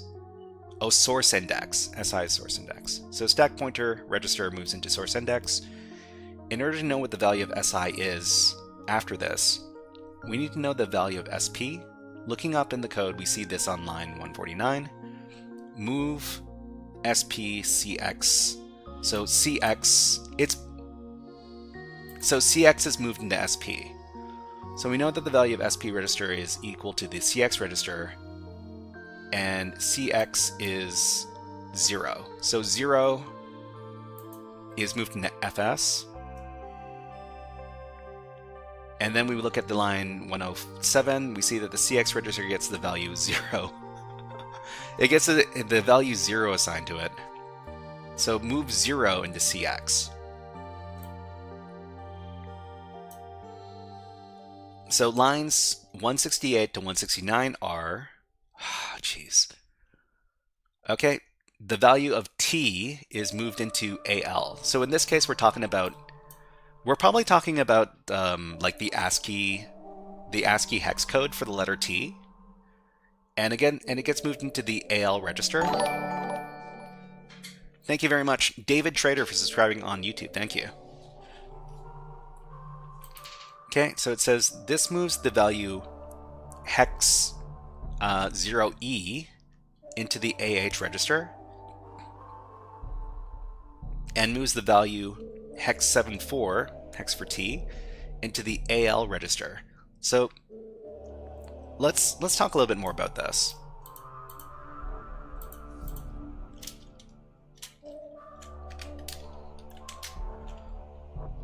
So remember, anytime we're talking about these memory registers, we don't actually move literal strings into the registers. We have to move the ASCII hexadecimal code. So when it says move T into AL, it's not actually moving the letter T. It's moving the ASCII hexadecimal code. If we go over to the ASCII table, this is the encoding system that that turns numbers into characters on your screen, right? If we go over to the lowercase letter T over here, we see this is associated with the hexadecimal number 74 or the decimal number 164. Actually, wait, hold on. Decimal, okay, decimal and the next decimal. Hold on. So lowercase letter T is 116 decimal or 74 hexadecimal. Okay, let me 11674. So this is decimal. This is hexadecimal. This means that the AL memory register is going to contain hexadecimal 74, so 0x74. Okay. Danto says, even Mr. Frog is feeling confused. Now I'm not the only one that that feels, well, I mean, you know, it's not, I didn't take computer science, so I had to teach myself this on my own. So Samwise says, are hexadecimal values given precedence over binary in assembly language? So when you're dealing with assembly language, most of the time you're going to see hexadecimal notation because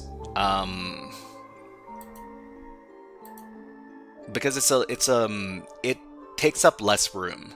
So decimal numbers usually take up more space than hexadecimal numbers because decimal numbers have less symbols in them. That's one of the reasons why people prefer to use hexadecimal for representation when we're dealing with this stuff. Danto says hex numbers were created mainly for humans to have more readability than binary. Yeah, I mean, if you were to represent this all in binary, it would be really hard to read. Hexadecimal is at least a little bit easier to read than binary. Okay.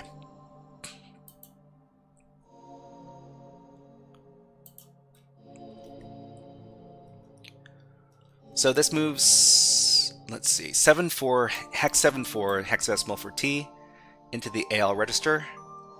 Now the question asks about the AX register, which is a 16-bit register comprised of two 8-bit registers and...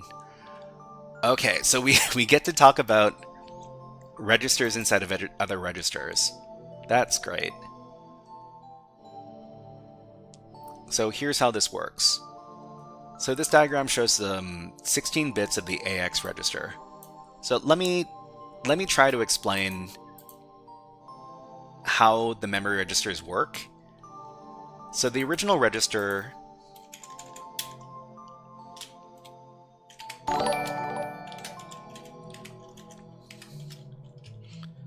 so this is x86 extended registers. So the original register in x86 is the A register. The extended equivalent is the AX register, but the AX register also has the A register contained within it. So the A register is actually made up of two different registers, which are the AH register and the AL register. So this is two... Well, it's not two registers, it's a single register with two parts. So this, the AH register is the upper half of the register, and the AL register is the lower half of the register. So if we're talking about, I'm pretty sure the AX register is 4 bytes long, which means that it can contain 4 characters.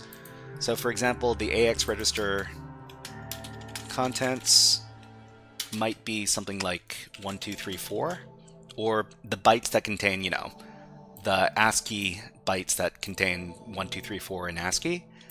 And in this case, the full contents of the register are 1, 2, 3, 4, but the A register contains 3 and 4.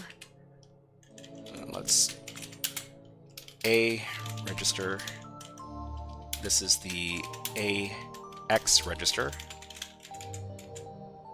So 3 is contained in the AH register, and 4 is the AL register. I'm in the chat, W's. Hello, nice to see you here. Rohit. Hello, nice to see you here. What is up? We're just going to be talking about reverse engineering. I guess this really turned into a x86 lesson all of a sudden. We're going to be talking about this for the next 30 minutes. Okay, Thanto says, I think AX is 16-bit and can be subdivided into AH and L. So The A register is like two. Are these? Let's see. This is 2 bytes. So each one of these is a byte. So this is 1 byte. This is another byte. But the AX register is double the size. And it contains its own contents here, as well as the contents of the A register. Okay, Dev asks, how many times do you stream per week? I stream 2 streams a week. Nexo asks, I'm sorry, what's going on?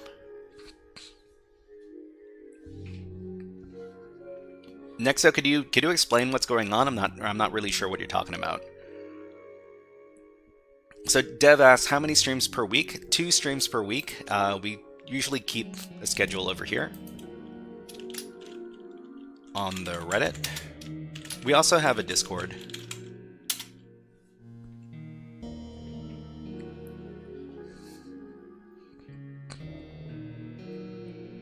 John Pork Hacks.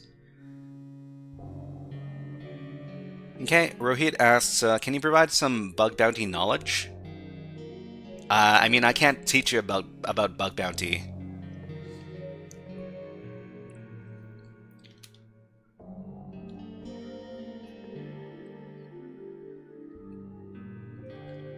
John Porkax. I mean, we can always ban that user.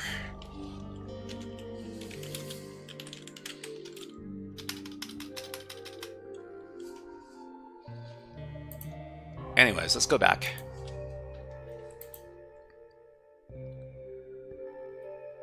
So what is the value of AX after line 119 executes for the first time? So what is going on? So line 199 is move AH.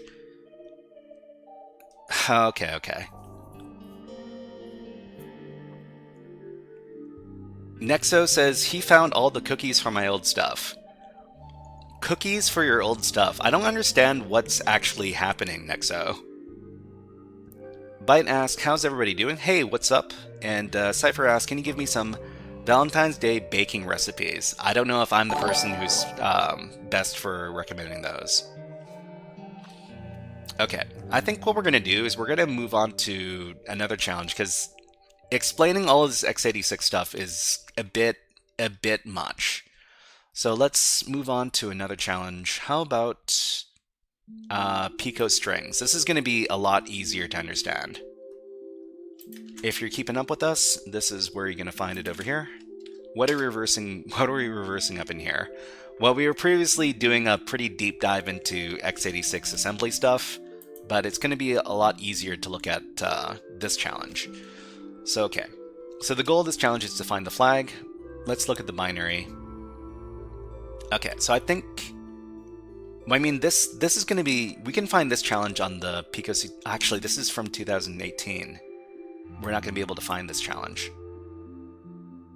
Just a second, everybody. Let's find the original... the original file.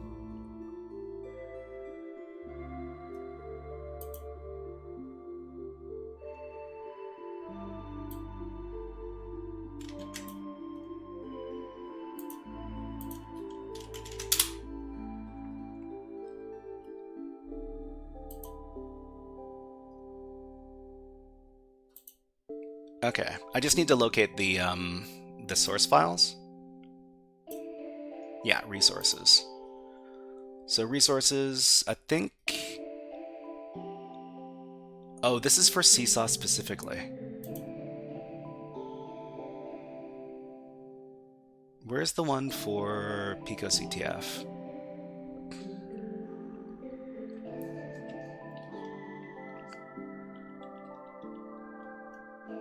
Listen, Nexo, how could that user have found your cookies? It doesn't make any sense. It doesn't make any sense that somebody randomly stole your cookies. It's an old leak. I mean, if you say it's an old leak, all of those cookies should be invalid. So I don't understand.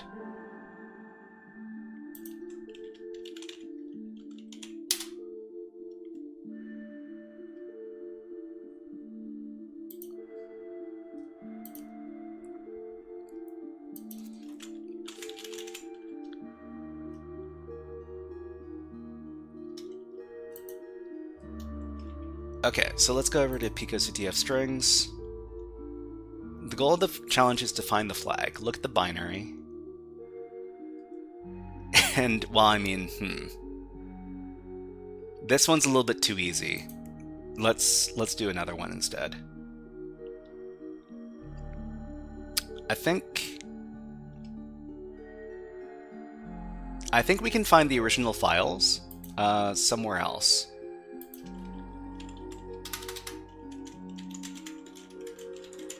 So on the actual GitHub repo, we've got our modules, and I think they've got the original files here. Here's the link.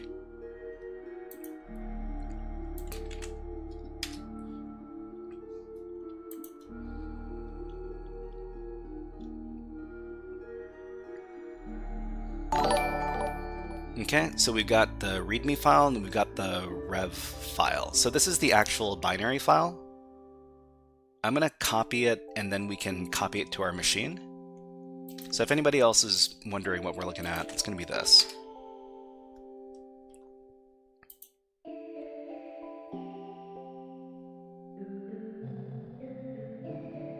Okay, we'll download that file. Then we'll copy it to our current directory over here.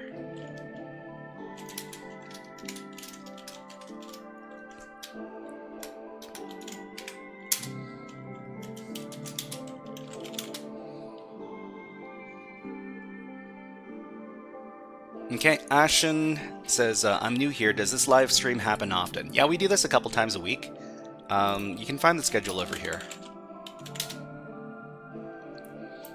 Okay, so we've copied this file over here. We want to reverse engineer this. If we take a look at the contents of the file, this is an x86 assembly. Sorry, this is a 64-bit Linux executable. And let's take a look at the challenge. Okay, so it says the goal of this challenge is to get the flag. This was a challenge made by Thumper. Let's look at the binary. So if we run the binary itself, let's make it executable. So it says, welcome to the Salty Spittoon, how tough are ya? So, I mean, we don't know what the solution is for this challenge. We can just put in some random characters. And it says, yeah, right, back to Weenie Hut Jr. with ya. Okay. Mars says, congrats, you got to my feed. Well, welcome in, everybody. So what we need to do is we need to reverse engineer this binary to figure out what input it's actually looking for so that we can get the flag back to us.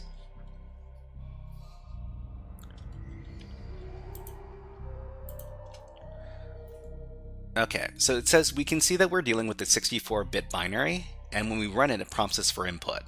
What is probably going on here is it's scanning in the data and checking it. In order to get the flag, we will probably need to pass that check. So it says, when we take a look at the main function in Ghidra, we see this. So if we wanted to take a look at this file inside of a reverse engineering tool, such as Ghidra. Ghidra is a, what is it called? A decompiler? Well, it has a decompiler. It's a tool that we can use for reverse engineering. And this is how we would access it with Ghidra, right? So on Kali Linux, if you got Ghidra installed, type in Ghidra, and that's going to start up the program.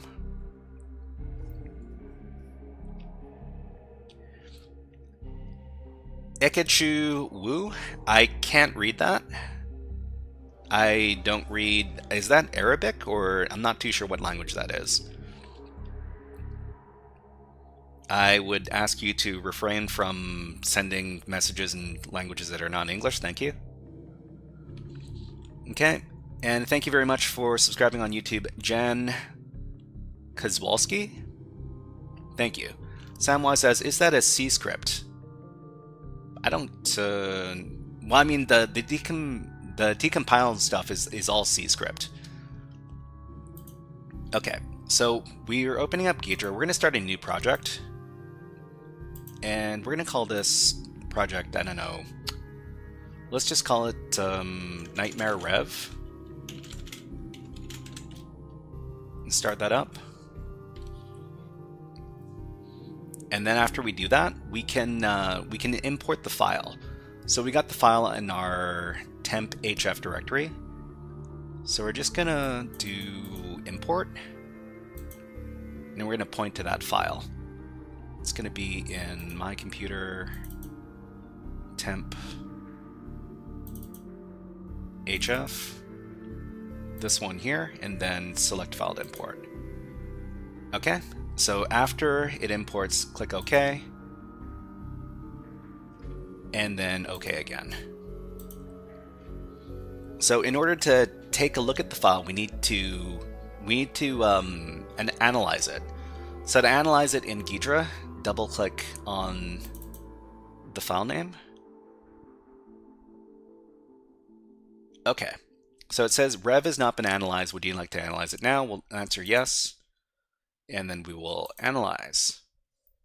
Okay, so this is the Ghidra reverse engineering tool. There's a bunch of different windows that we can take a look at here. So this is the what is it called?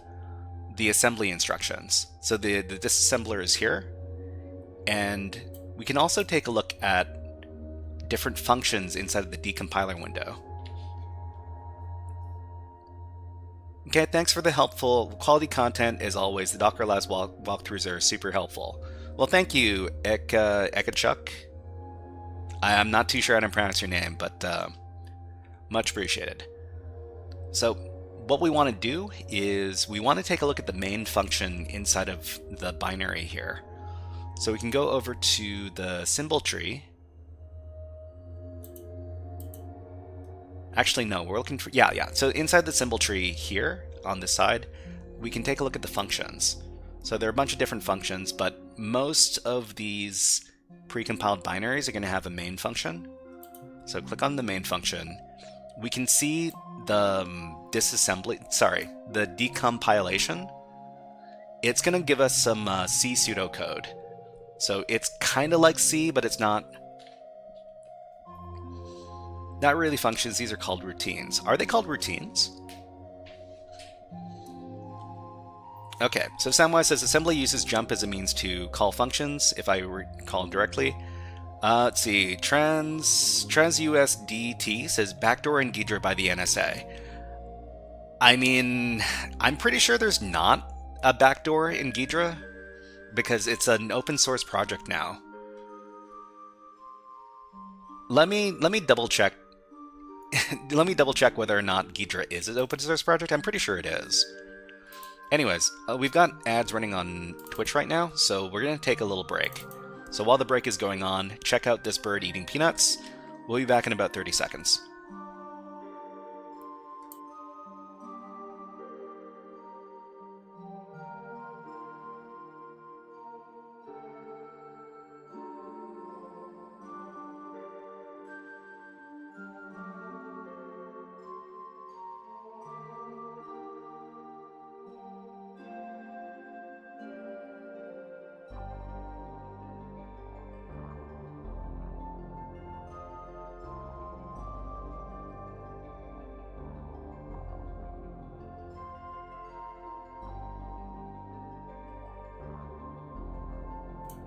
Okay, let's put the birds away. Let's get back to the reverse engineering.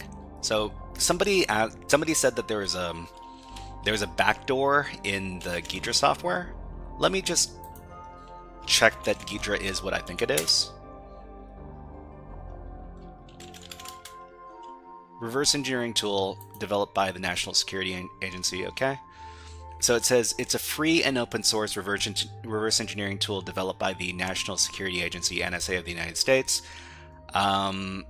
So, I mean, the NSA is pretty notorious for installing backdoors and doing all sorts of wacky hacking shenanigans. But I'm pretty sure Ghidra is not a compromised tool, because it's an open source project on GitHub. I'm pretty sure. So let's see, GitHub, Ghidra. this one over here. So this tool is public. The tool is public, and people have been taking a look at the source code for Ghidra for many years. So, I mean, the project is like 7 years old, and if there was a backdoor in Ghidra, somebody would have spotted it by now.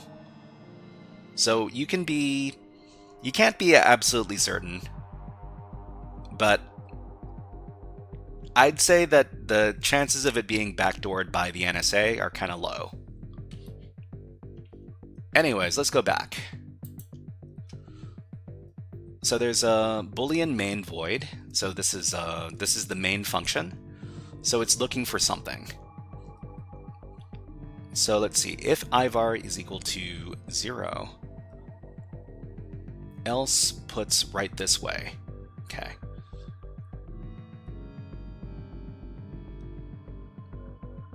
So there's a variable 1 and a variable 2.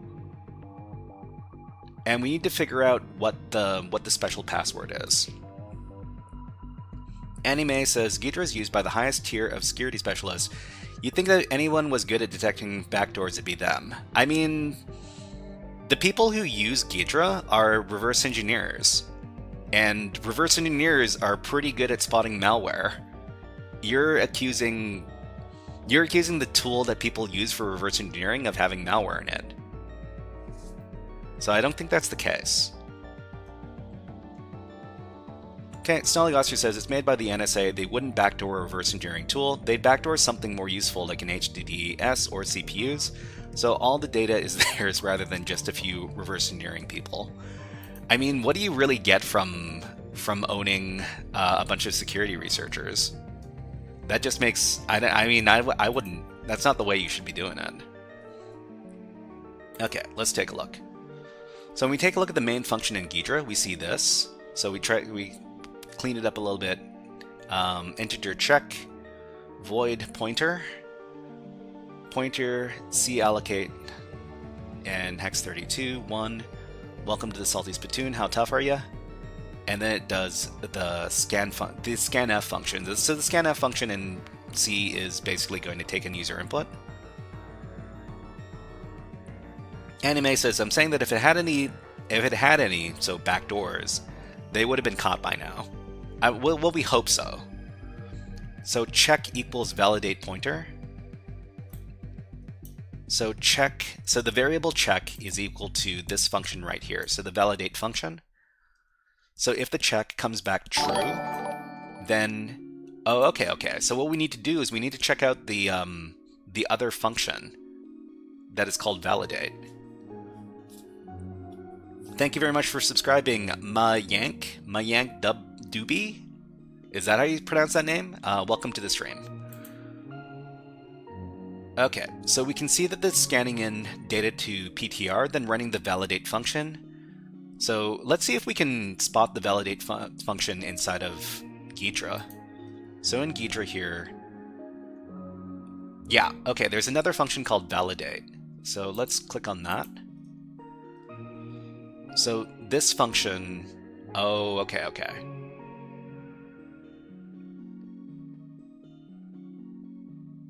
So this function is looking for a string, right?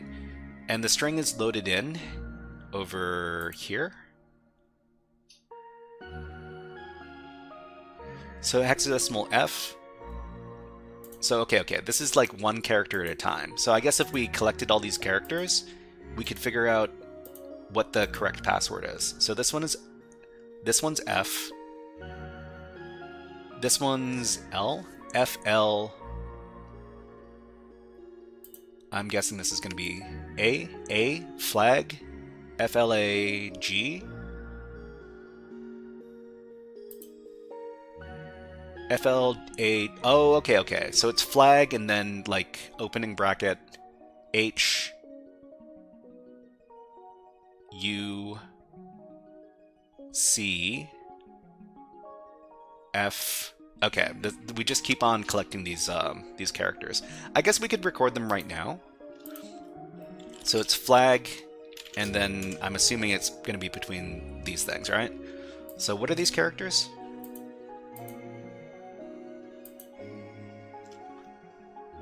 F.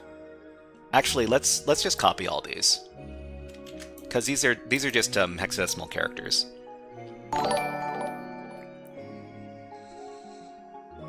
Okay, you got them logged out of your accounts. They have your email. What? How? I don't even know what's going on with you. All right, let's just grab these hexadecimal characters, and then we can try to translate them.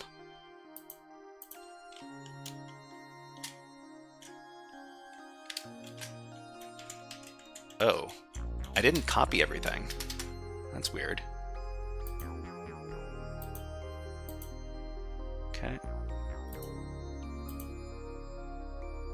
We're just gonna copy everything here.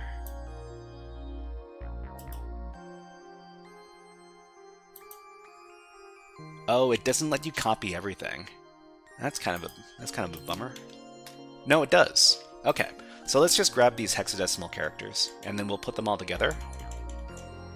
So it's hexadecimal 66, and then 6C, and then 61, and then 67, 7B,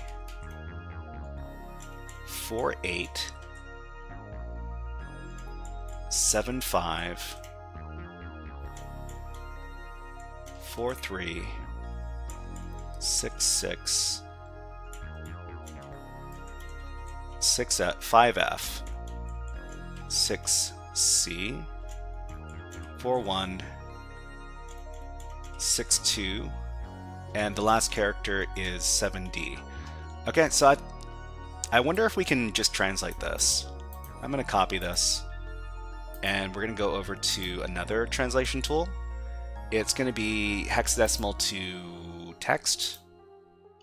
Okay, we're going to paste in this thing, and then convert. Flag HUCF lab. This looks like a correct flag. We'll go over to the binary and we'll give it a try. Okay. So we'll run rev. We'll paste in the flag, and it says write this way. So this is the correct. These are the correct characters. Okay, let's read up on this.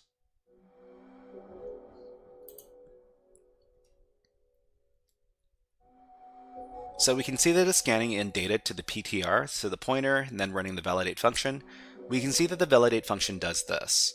So the validate function C code looks like this. That was fun. Well, I mean, this is what reverse engineering is all about. Okay, we can see that it essentially takes our input and runs it through a while true loop. For each iteration in this loop, we see that it checks one character or one of our input against the character in check values. So the character it checks depends on which iteration of the loop it's in. For instance, iteration 0 will check the character of our input at index 0. Iteration 2 will check the character at our output at index 2, and etc, etc. Okay, we also see that there's a termination condition where if the iteration count exceeds the length of the string, it will exit. That is because it has finished checking the string. Rohit says, tell me your social media accounts. Well, I mean, we got Reddit over here, and we got Discord over here.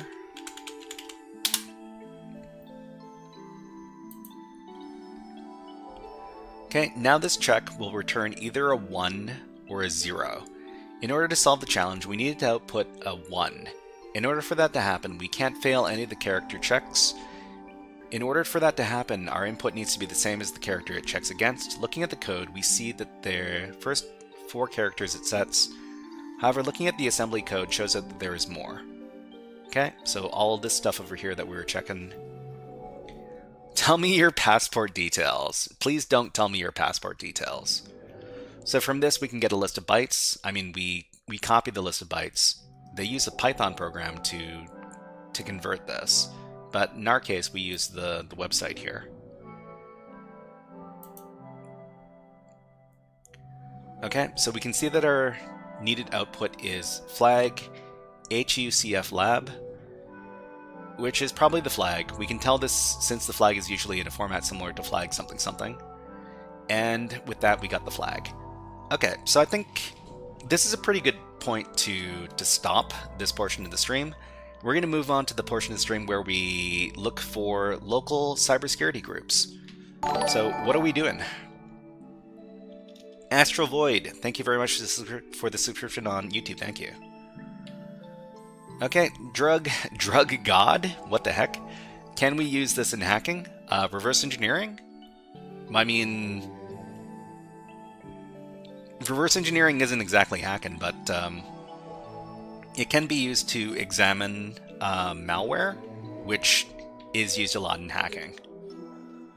Okay, so let's talk about what we're going to be doing for the last portion of the stream. So in the last part of the stream, we're going to be doing... Let me pull it up here.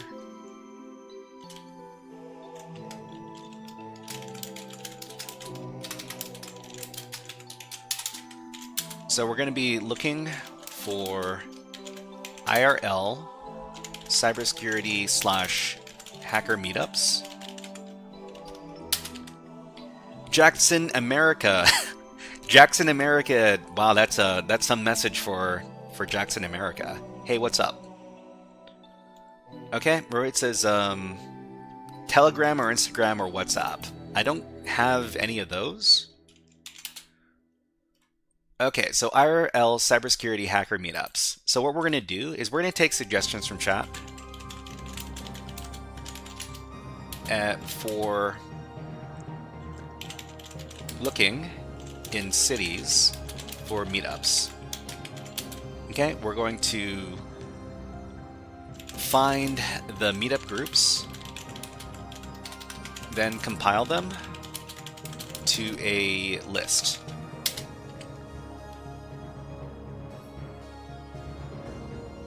Okay, Snelligoster says, come on, Frog, you can awk this. Can we awk this?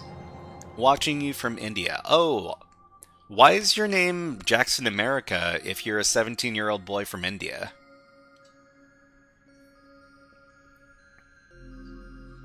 Okay, so this is what we're going to do. But before we do that, I do need to take a little washroom break. So I think what I'm going to do is I'm going to put on the birds, and I'll just go and use the washroom real quick. But in the meantime, we can keep on watching this bird who is having a lot of fun eating some peanuts. Okay, so we'll be back in about 2 or 3 minutes. Okay, so just watch the birds, enjoy the music. I'm going to go use the washroom.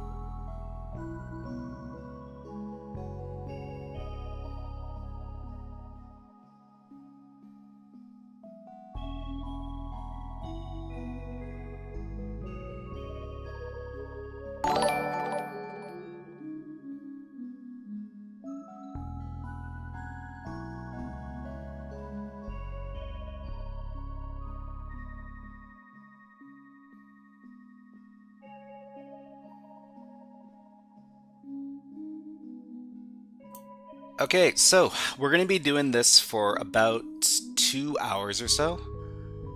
So I'm just going to set up my timer. In the meantime, if you've got a cybersecurity meetup that you want to look for in a big city in a certain country, let us know in the chat and I'll add it to my list. Because you're going to be looking for a lot of in-person meetups in big cities. Okay, so we got our timer running.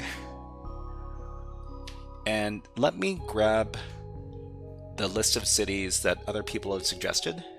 Let me go ahead and do that right now.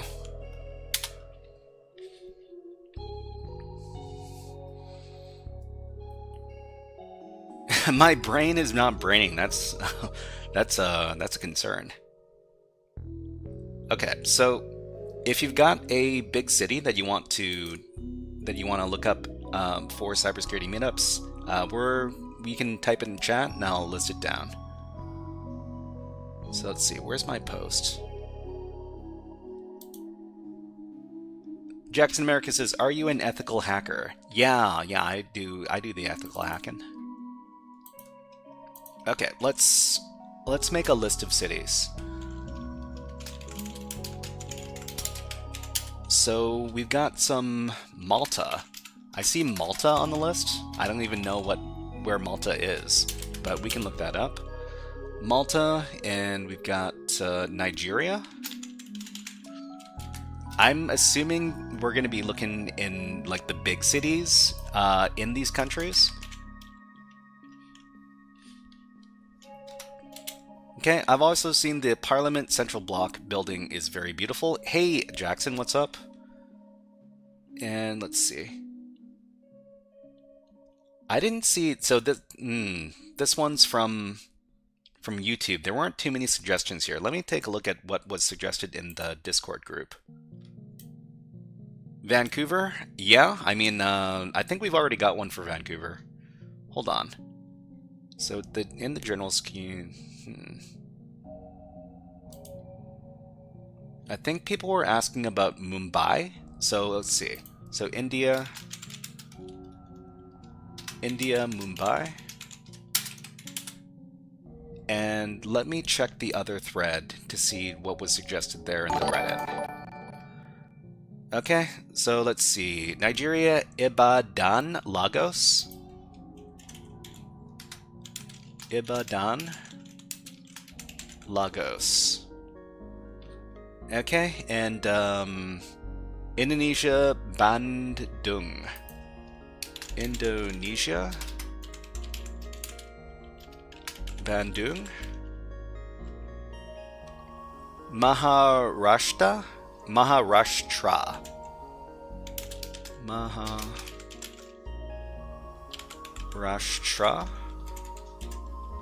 Okay, and let me take a look at the stuff on the Reddit. Ivory Coast, Casablanca, Morocco. Okay, let's take a look. Morocco, Casablanca. And what about New York City? What about New York City? I mean, we could do New York City. So USA, New York.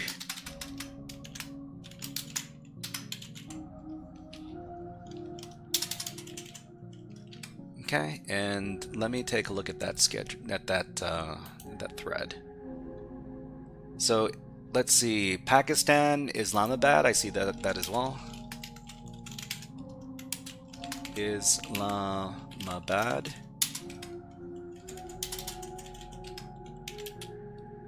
Okay, I am in New York City. Hey, Shivam. Hello, nice to see you here. Okay, we also see another one from Mumbai, India, Amsterdam in the Netherlands. So, Netherlands, Amsterdam. Okay, Salam Valakum. I mean, what city is that? What country is that in? Ottawa, Canada? I mean, we can't do everything. But, Canada, Ottawa. Okay, so Shiv says, what? Yeah. Oh, La Paz. Okay, okay. I see La Paz, Bolivia. Let's put that down. Bolivia, La Paz. Sure. Might as well add Frankfurt, Germany. There's a lot of InfoSec stuff in Germany. Germany, Frankfurt.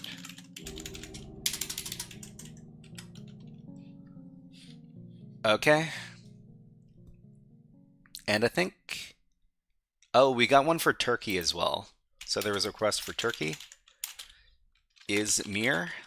And we also have Orlando, Florida. So let's see. Orlando? I'm pretty sure there's a pretty big cybersecurity community in Florida as well. Okay. Let's start, right? So we'll go down the list. Or I guess we could do this random. Well, we could do it randomly, or we could do it on the list. So Malta, I don't even know very much about Malta. Let me do some research. So Wikipedia. How do you learn everything? Slowly. You learn everything slowly. Malta is a island country in southern Europe. Okay, let's take a look. So Malta, officially the Republic of Malta. So what we need to do is we just need to understand the largest city. So the largest city in Malta is where? Where's the capital? The capital is Valletta. Valletta. How do you spell that? 2 L's and 2 T's. Okay.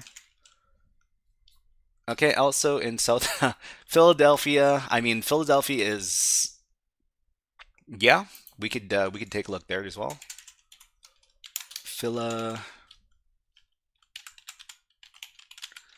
And South Carolina. South Carolina's got a pretty big cybersecurity community, I'm pretty sure. I'm pretty sure I didn't spell that correctly. So South Carolina, let me look up what the biggest city is. South Carolina, capital. Okay, it doesn't show us anything. Hold on. South Carolina is a U.S. state. What's the capital of South Carolina? It is Columbia. Columbia, actually Charleston. Probably Charleston.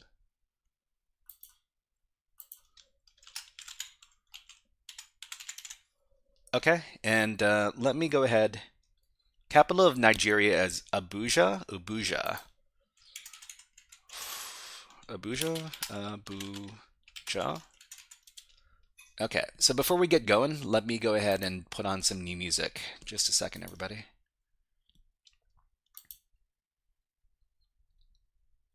Let's put on this music.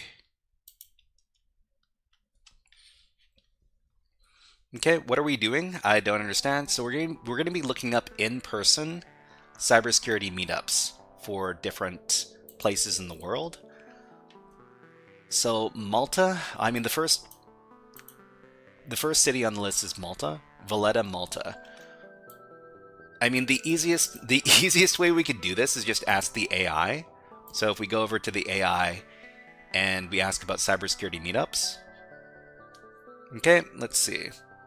South Carolina, North Carolina, they're both in America, that's true. So we're looking for cybersecurity meetups in this city. So, I mean, we'll just do a very quick search with the AI. Let's see if it can find anything for us. Okay, Jackson... TechSense Media says, hold on, I'm scratching. What are you talking about? Okay, how can I start my basic coding for hacking? I did code in Python programming language many times and I built a program. I mean, if you want to learn about Python programming, we have a lot of resources over at the HackerFrogs GitHub. Over here. And if you're looking for programming stuff, we don't have every programming language, of course, but we've got some good ones over here.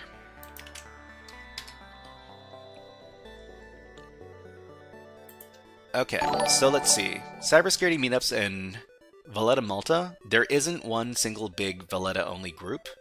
There's several Malta-wide communities and events that regularly meet in or near Valletta and are perfect for local cybersecurity infosec folks. Communities and meetup-style groups. Tech Shift Community Malta. I mean, when we're talking about like in-person meetups, I think...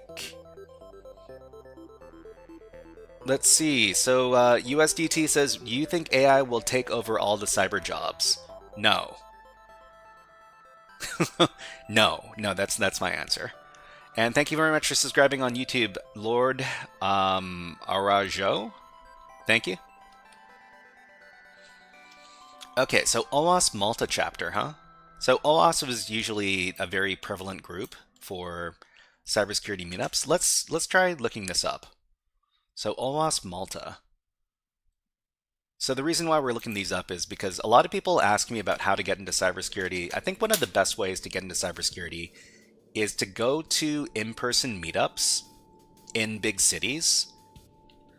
And Trigo Bits, I do not recognize that language. Could you please type in English?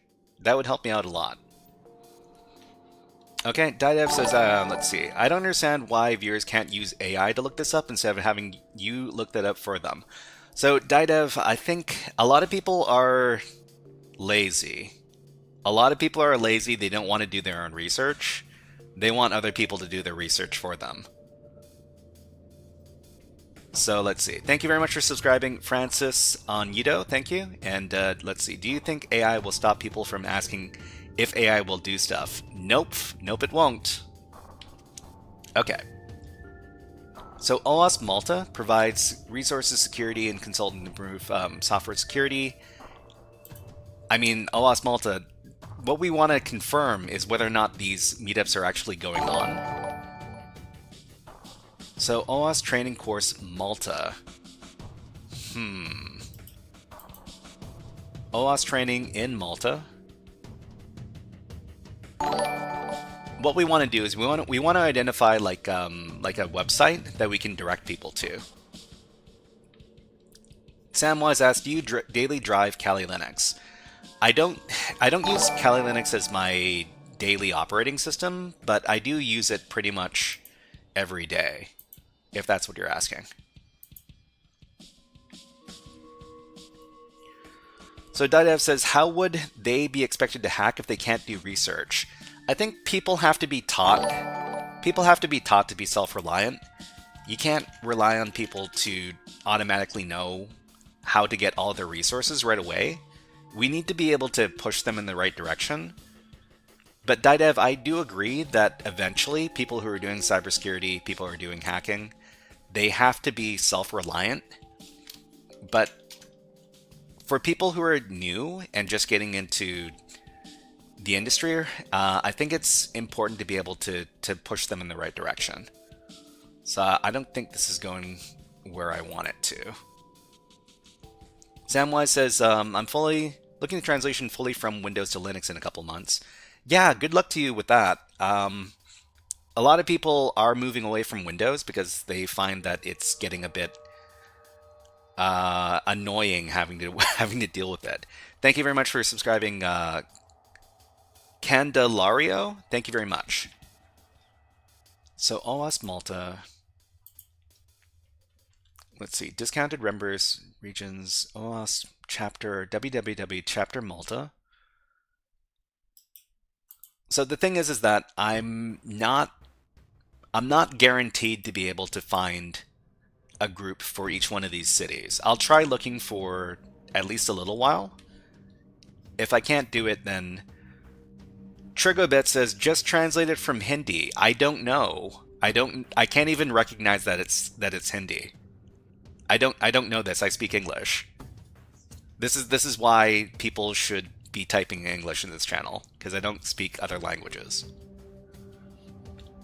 Okay, so AtVal says, should I change from Windows 10 to Windows 11? If you want to, I wouldn't recommend it. Okay, let's see. www chapter Malta. Which one is the best for programming? Use whichever you want. Let's see. GitHub OWASP chapter Malta. Let's see if it's actually here.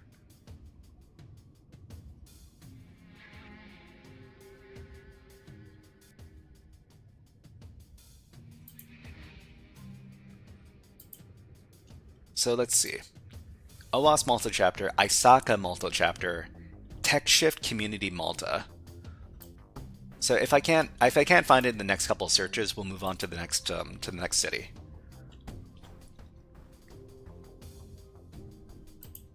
But let's see if we can find something. Say TechShift Community Malta, connect, learn, and share. Okay, let's take a look at this website. They also have a meetup group. That's kind of a good sign. So let's see. Upcoming events. What we're trying to look for is we're trying to look for communities that are actually doing events frequently, like every month or every couple months. Sliema Malta. Okay.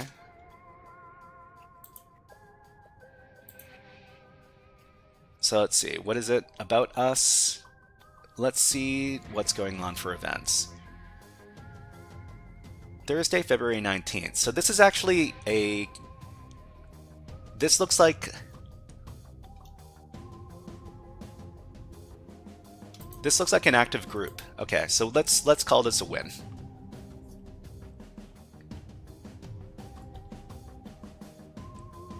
Okay, let's go on. Let's go ahead and let's see. TechSense says people like Zuck and the Altman saying AGI is almost here, or it already kind of exists.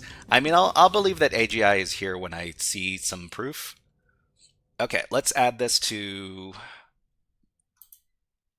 the GitHub. Okay. So let's see. Where is Malta? Malta is in Europe, right? So Europe, Malta. And this is going to be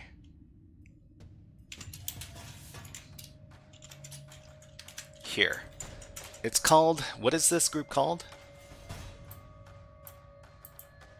TechShift Community Malta.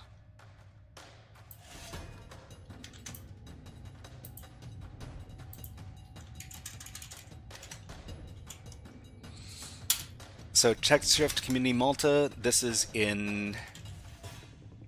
What city is this in? I think it said it was like Sliema, Malta. Okay, let's note it down. Sliema, and that's done. We'll commit this. Okay, let's see. Jackson says, "Where is India?" I know Hindi. I'm spending my vacations in India. So, Jackson, America, aren't you a 17-year-old Indian kid? So, TechSense says, I think we're 7 to 10 years away from super AI. I don't think they would release it to the public right away. I mean, the thing is that people don't really pay attention. People don't really pay attention. They didn't pay attention to like ChatGPT or LLMs before they became like super common to the public. Music sounds like you're in a battlefield. This is the FTL soundtrack. It's one of my favorite games. Better tech is always under wraps. Well, I mean, I can agree with that. Okay, so let's see. TechShift Community Malta, and what we can do is we can do the last confirmed date for their events, because we need to make sure that each one of these communities are actually active, right? So let's go and edit that.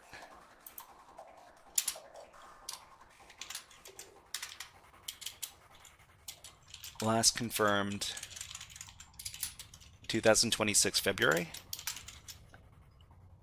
Oh, that's not how you spell last. And thank you very much for subscribing on YouTube. Hard to be mad. Thank you. Okay, commit these changes. We'll move on to the next city. So the next city we're looking at is Nigeria. We'll try to find one meetup for Nigeria. I'm not too sure which one of these is likely to have the big meetup, but we'll try asking the AI first to give us a little, like a clue or two.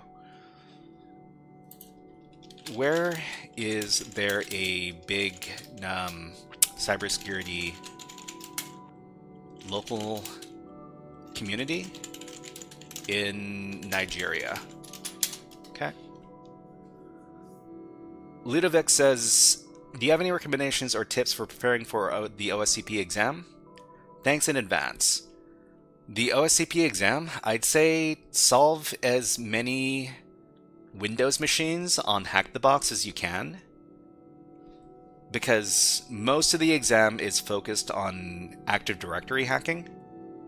So Ludovic, just sign up for a monthly membership for Hack the Box and hack every Active Directory machine there that you can. And I mentioned Lagos because it's super tech heavy. I don't know very much about Nigeria, so this is what we're looking for. Okay, the biggest and most active cybersecurity communities in Nigeria are centered in Lagos, with a strong secondary hub in Abuja. Okay, so Lagos, largest local community, Niger Sec Force, often described as Nigeria's largest cybersecurity community, based in Lagos. Okay, so let's go ahead and search for this. So Niger Sec Force, okay. Let's do a little search.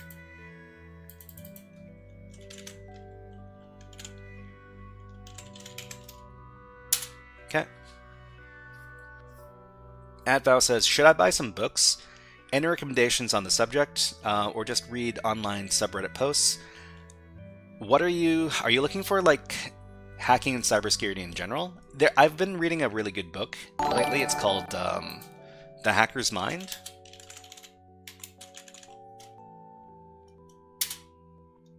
By Bruce Schneier.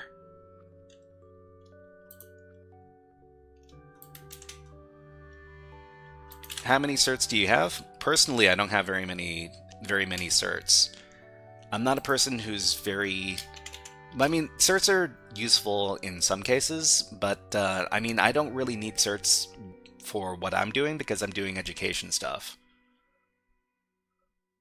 Okay, so let's see. Niger Sec Force, Nigeria. Nigeria's largest community of cyber... Okay, this looks good. Let's take a look. So securing Nigeria's digital future one bite at a time. Great.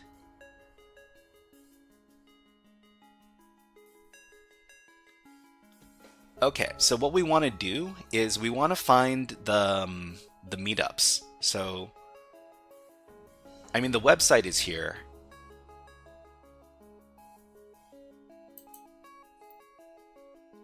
The website is also kind of heavy. So join us on Meetup. So our monthly Meetup is Nigeria's first of its kind 100% technical cybersecurity. Okay, great. Let's get a link. Okay, good. Okay, Green Genie? Why near Nigeria and not popular tech cities? I mean, we're trying to help people all over the world, and what we're doing in this stream is we're trying to locate cybersecurity meetups in user-suggested cities. So the users have suggested all these cities here. Avo says, are you heavy into cars or car culture? No, not at all. Okay, so let's go ahead and record this. So where's our... Okay, so this is for Africa, right? So North America, South America, Europe, Asia. Let's put Africa down under Asia. Africa.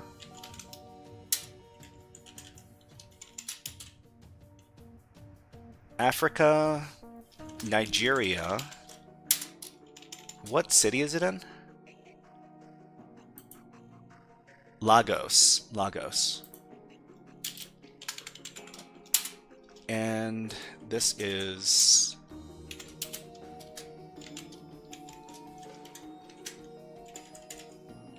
what is it called? Have you tried Shannon AI Pentester on GitHub? No, I have not. What is that? Nija SecForce. Let me copy.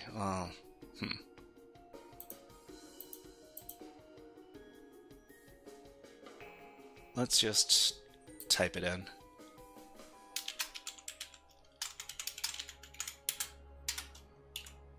Okay, and what we need to do is we need to record how recently they did a meetup, right? So last confirmed. Let's take a look.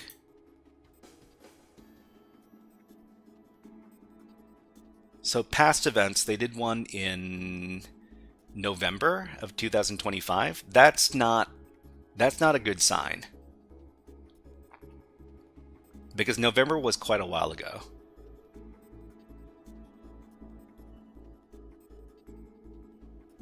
But I guess we need to record it. So November of 2025.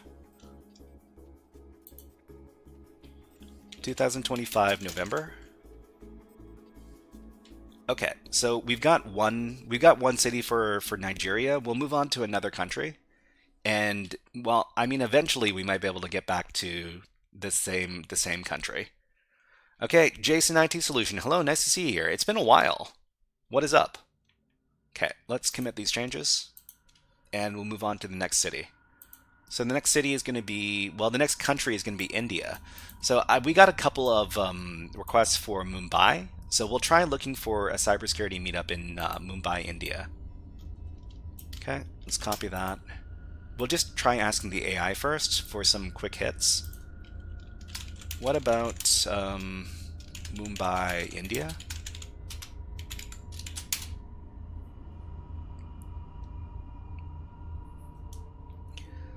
Learning Lol. Hello, nice to see you. What is up? Okay, so Mumbai has one of the largest and most active cybersecurity communities in India, centered around several big meetup groups and conferences. So major local communities in Mumbai: OWASP Mumbai Chapter, Hack the Box Meetup Mumbai, Breach Force, Mumbai Sec. So, I mean, this is probably going to be the most general. Let's try looking this up. So Mumbai Sec. Okay, Ika Chukwu says Ibadan. So you say Ibadan, what country is that? Because I don't know the names of a lot of these cities. Let's try looking this up. So Mumbai Sec Meetup. And thank you very much for subscribing. Chinese name, I'm assuming. I don't know how to read that, unfortunately. So Mumbai Sec V2 you say. Let's take a look.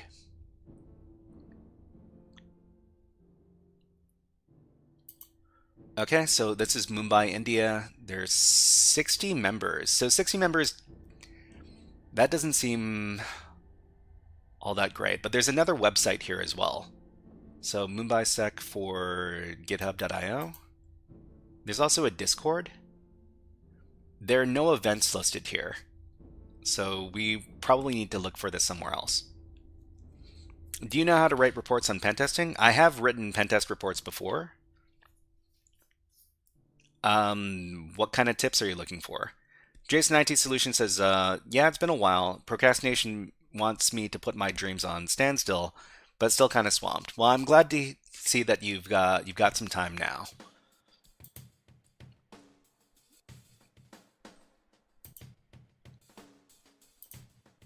Okay, so Mumbai Sec, Mumbai meetups. I mean, this community is to bring all together socializing, networking, and general means. Let's take a look at this the subreddit over here. I mean, is this cybersecurity? I don't think this is cybersecurity though. Yeah, no, this is not what we're looking for. Thank you very much for subscribing on YouTube at Justin. Thank you. Okay, Hack the Box meetup in Mumbai. Events in Mumbai. Let's see. I think, well, I mean, if we can't find this particular meetup in Mumbai, we can try looking at this Hack the Box meetup instead.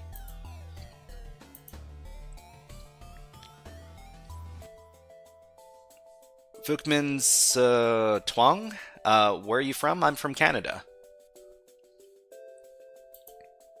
Okay, so the Hack the Box meetup in Mumbai, India. This has a lot of members. So we've got 2,600 members. And let's see if they're doing regular events. Okay, they've got, the last time they met up was in January. This is a good sign. So let me copy the link and we can add this to our list.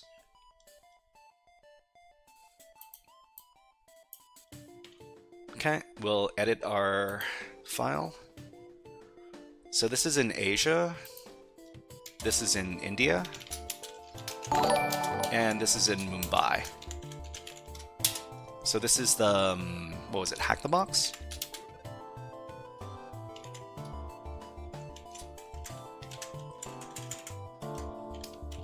Hack the Box Mumbai meetup. And thank you very much for subscribing on YouTube, Akil. Thank you. Okay, Jackson says, I'm an American citizen. Oh, okay. You live in America. Okay, that's great. Anime, hello, what's up? Okay, there were lots of fake pages of cybersecurity.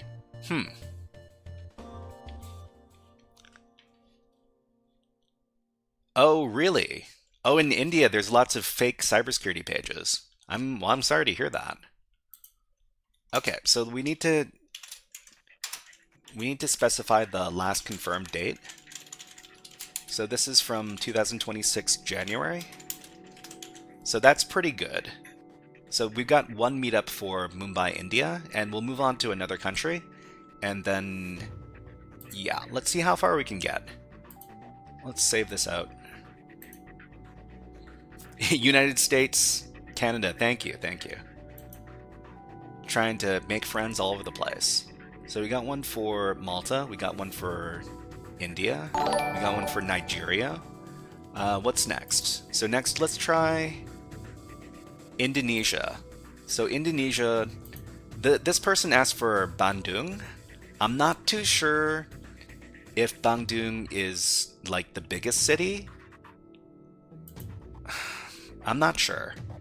If anybody else lives in Indonesia, let me know where the, nowadays you stream 2 times a week? Yeah, I'm only streaming 2 times a week. I've gotta work on other projects. I can't do 3 times a week anymore. Africa, Gambian, Lyndon Smart. Yeah, let's, Gambia. I mean, Gambia is the name of the country, right?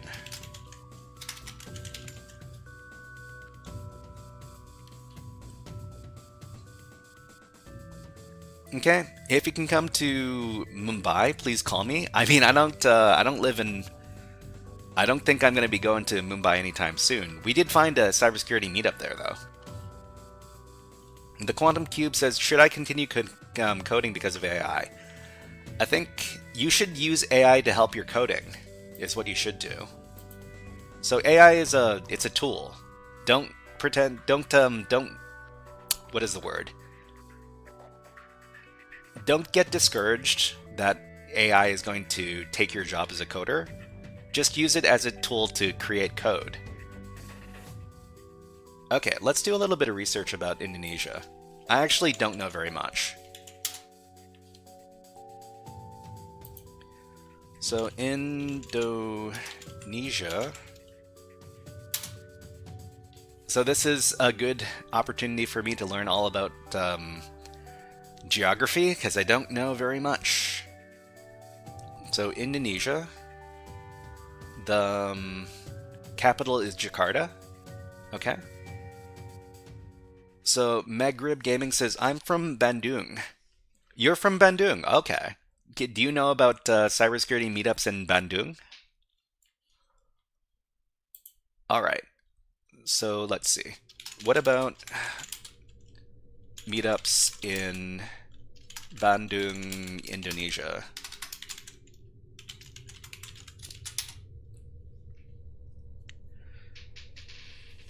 So right now what we're doing is we're trying to find in-person cybersecurity meetups for people who want to get into cybersecurity. So Bandung has a growing but relatively young cybersecurity meetup scene compared with Jakarta, but there are a few clear entry points for local InfoSec folks. Okay, so let's take a look at this. So local Bandung-based communities, Bandung Cybersecurity, and OWASP Jakarta chapter. So this is not Bandung. I mean, how far are they away from each other? Okay, let's see. Advow says, have you ever heard of Pluralsight? I've heard of the name Pluralsight, but I don't actually know what it is. And thank you very much for subscribing on YouTube, YSL. Okay, let's see if we can find this one. So Bandung Cybersecurity, Bandung Cybersec. All right, well let's try.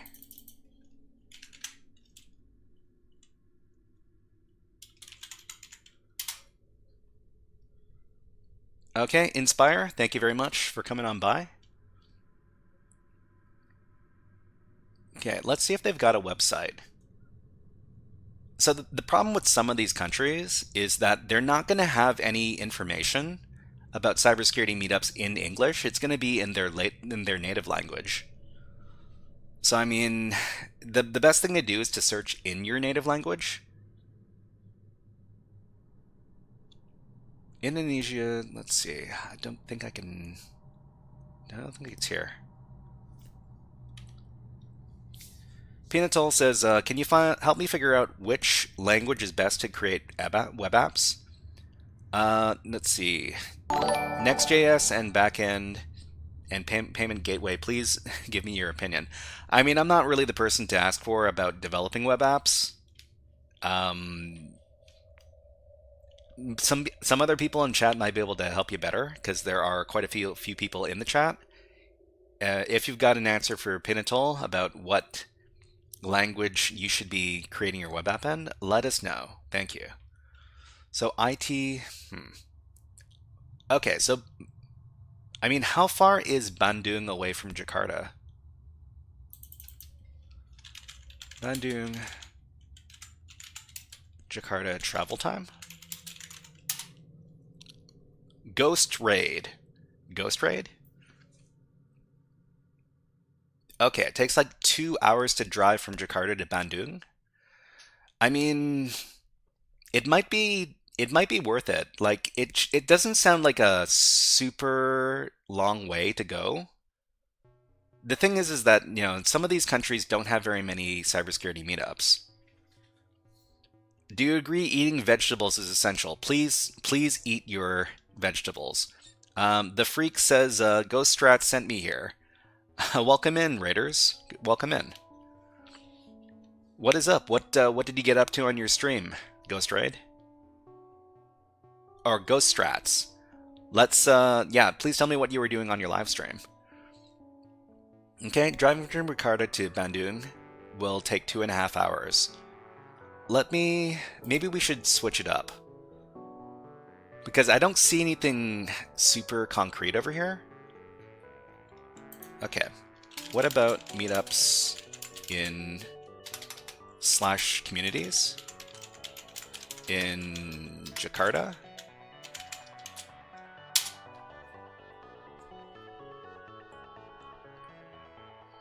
Okay, how should you learn hacking? Is there a meetup on Hong Kong? I think there should be, right? Okay, what about La Paz, Bolivia? I think we've got that on the list. We have that on the list, China. So for the people who are looking to get into cyber, there's a website I've got over here. GhostStats Live was all about mesh-tastic off-grid communication devices. Oh, some real technical stuff. Okay, Jakarta has one of the largest and most active cybersecurity communities in Indonesia, with several strong meetup groups. So we got OWASP Jakarta chapter, we've got Hack the Box Meetup Jakarta, Jakarta cybersecurity for control systems. I think, well, I mean, we probably want to check out the Hack the Box meetup because it was pretty big in India. It might be really big in Indonesia too. Well, let's check up on this. And yeah, thank you very much for subscribing on YouTube, Christian. Thank you. So Hack the Box meetup Indonesia, let's take a look. So that's 694 members, not, well, kind of big. Okay, and what's going on here? So the last event was in October. That's not really great, because October was quite a few months ago. So are there future events? We don't see any future events here. Let's try looking for one more. Okay, do you suggest starting cybersecurity direct or starting from IT and then, or CS? I'm guessing that's computer science, and then getting into cyber.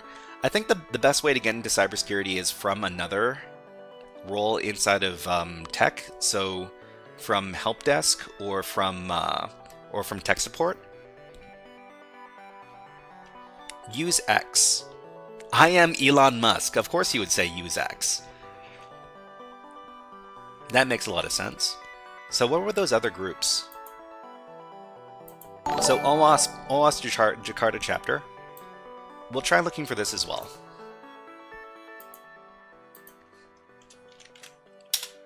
And thank you very much, The Freak, for super chatting $5. Much appreciated, my friend. Let's give you a fun custom redeem. How about some Hack the Planet for you?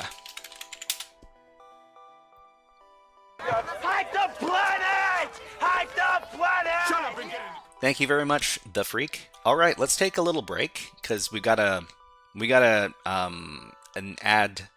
some ads running on Twitch.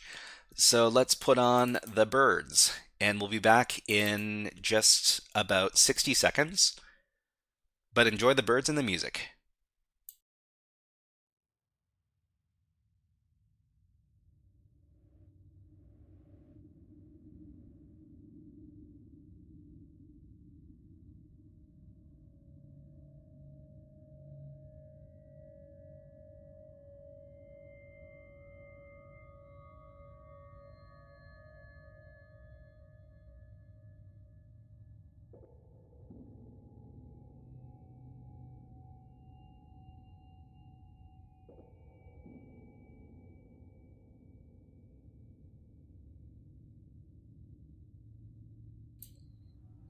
Okay.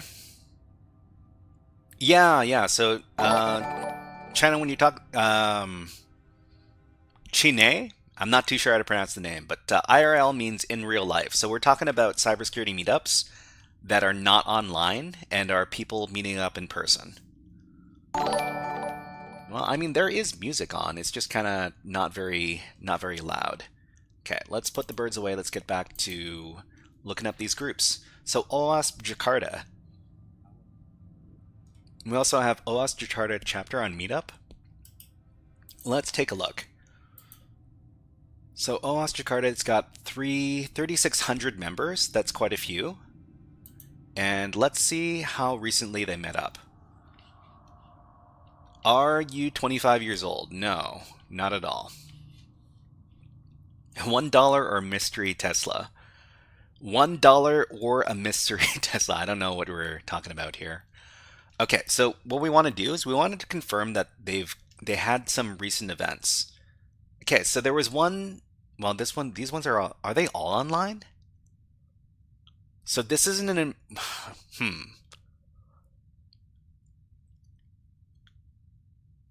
If these events are all online, I don't know if I want to put them here because we're looking for in-person events. It's kind of disappointing. Okay, let's take a look. So OWASP Jakarta chapter. What was the other group? The other group was.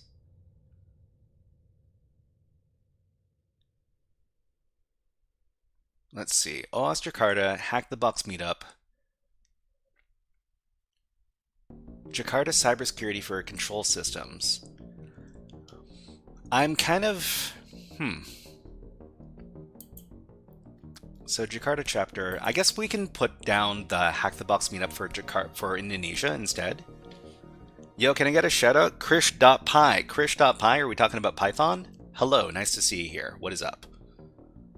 Okay, so this is called Hack the Box meetup Indonesia. It's in Jakarta, Indonesia. We'll list it down. Okay, so where are we? Here. Let's edit the file. This is in Asia. Asia, Indonesia. Indonesia. And this is in Jakarta. Okay, the name of the group is...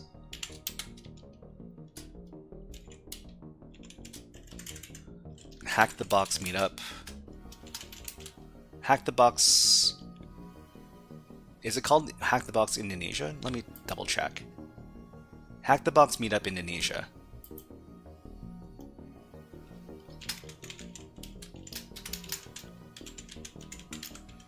Okay. And Super Duper Tyson says, is it unethical to corrupt a scammer's hard drive? Unethical to corrupt a scammer's hard drive. I wouldn't say it's unethical. Whether or not it's illegal, that's another question, of course. Athau says, do you need to purchase books when there's so many papers and blogs? I mean, I don't really buy books for cybersecurity. I mostly read blogs and watch videos, but it's up to you. Depends on what you prefer to do. Okay, so let's copy that link. It's here.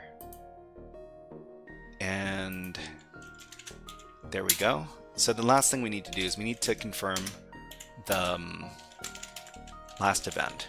So last confirmed, I think it was 2025 October. Yeah. Okay, an important distinction, and Krish.py says, you've been grinding, keep it up. Thank you, thank you.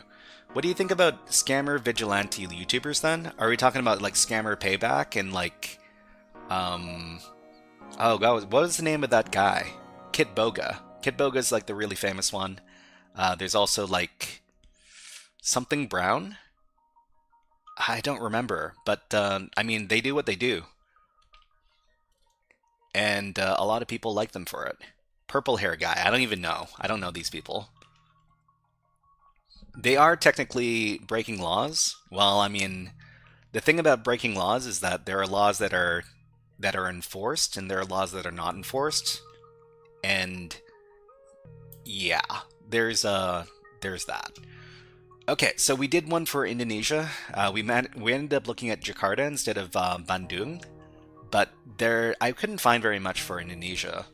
Let's move on to the next country. So before we do that, let's exit out of these programs we're not using.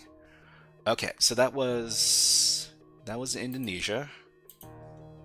Thank you very much for subscribing, David FC. So the next country we're going to go to after Indonesia is Morocco. Okay, so Morocco, Casablanca. This was another suggestion by are all coding languages in English? I wouldn't necessarily say that the coding languages are in English, but I mean, I suppose you need to... All the terminology for coding is in English, because it was all developed by English-speaking nations. Super Duper Tyson says, I'm loving your channel, by the way. Thank you very much. And thank you very much for the subscription, Sekar Ready. Thank you. I would love to visit there. Are we talking about Morocco? Let's do our check. So we're checking for cybersecurity meetups in Morocco. And what about Morocco, Casablanca? Python is from the Netherlands. Yeah, I heard about Guido van Rossum. Very, very Dutch, apparently. So do you know Tamil? Tamil is a language in India, right? I know it's one of the official languages in India. but I don't know the language myself. Lua is from Brazil. Is it? I mean, there's lots of stuff I don't know. Okay, so Casablanca is a small but active cybersecurity meetup scene anchored by the local Hack the Box meetup and national level OWASP stuff. I mean, we've seen a lot of these Hack the Box meetups. Let's try looking for this one. And there's also Crisis Casablanca. If we can't find a good result for this Hack the Box group, we'll look for this one as well. Okay, so what's next over here? Hack the Box Meetup Casablanca MA. So I'm guessing MA stands for Morocco. Let's take a look. Thank you very much for subscribing on YouTube, Silent Intellect. Thank you. Okay, so 1,266 members. Okay, that's bodes well. And what was the last time the last time they did stuff was in October as well. We want to look for groups that are more active. Let's search for the other group first. So the other group was Crisis Casablanca. Let's search for that. Crisis Casablanca Meet. Ruby is from Japan. I did hear about that, yeah. Let's see. Ahmad asks, "Are you human?" Yeah, I'm human. I am human. Okay, we're looking for cybersecurity stuff.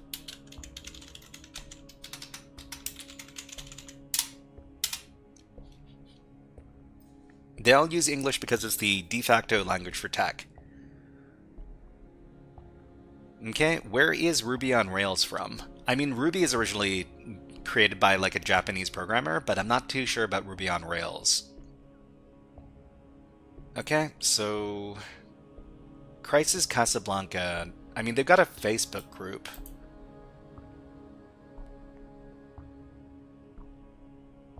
Let's take a look at the Facebook group.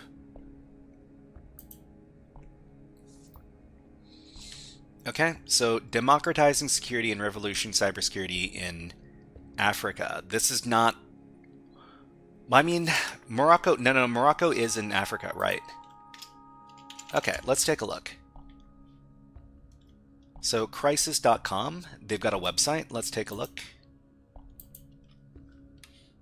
Ruby is not Ruby on Rails. Yeah, there's a...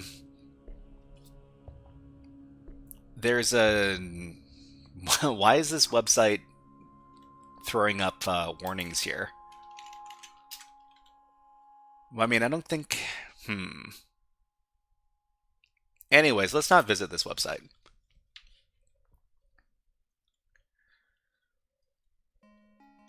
Okay, so we got a website here, and what else? The last post is from 2023. So this doesn't bode very well. So I think we're gonna have to include the Hack the Box meetup for Morocco. Okay, so Hack the Box meetup Casablanca, Morocco. Let's grab this and we'll include it in our list over here. That's a dead group. Well, I mean, I was hoping it wouldn't be. Okay, so let's see. So Morocco's in Africa, right? Let me take a look. Thank you very much for the subscriptions. Sumit Kumar and Raps and Juan Jesus Arroyo, thank you very much. Much appreciated. And Fabio X, sorry I didn't catch your subscription earlier. Okay, so we didn't find one in Nigeria? I thought we found one. Oh, no, we did. Okay. So Africa, Nigeria, Lagos is the city. And in this case, this is Morocco. How do you spell Morocco? Is that it? Morocco, Casablanca. And this one is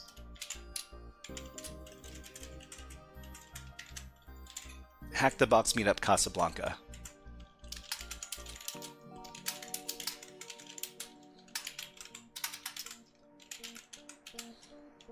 Okay.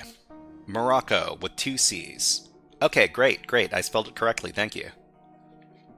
And let's see. Nourel Hak Bouama. Yes, we are in Africa. Listen, if anybody knows about a local cybersecurity meetup that I don't know about, let me know about it, because I want to be able to include these things, because I want people to be able to find these meetups. Okay, not that I want to shout out, but I did sub. Didn't catch it. Yeah, the freak. Oh, when did that happen? But thank you very much, the freak. Much appreciated. Thank you. Okay, let's save this out. Oh, you know what I forgot? I forgot the confirmation date.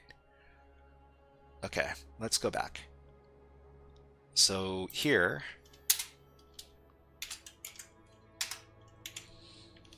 like 5 minutes ago. Oh, you know, let me take a look at the freak.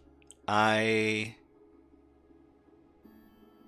saw the super chats. Thank you for the super chats. I didn't see the second one, but you super chatted twice. Thank you very much, the freak. Here, let me give you a all the things. Drink all the booze and hack all the things. Whoa, all the things. That's not how you spell that. Redeem all the things. There you go.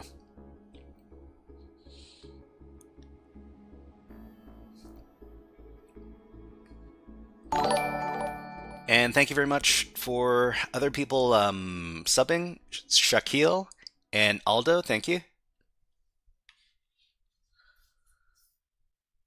Okay, sorry for all the attentional questions. This one's dedicated to all the hackers. Okay, thank you very much, the freak. Much appreciated. Thank you. Yeah, so let's do the last confirmed. So why are these all Hack the Box meetups?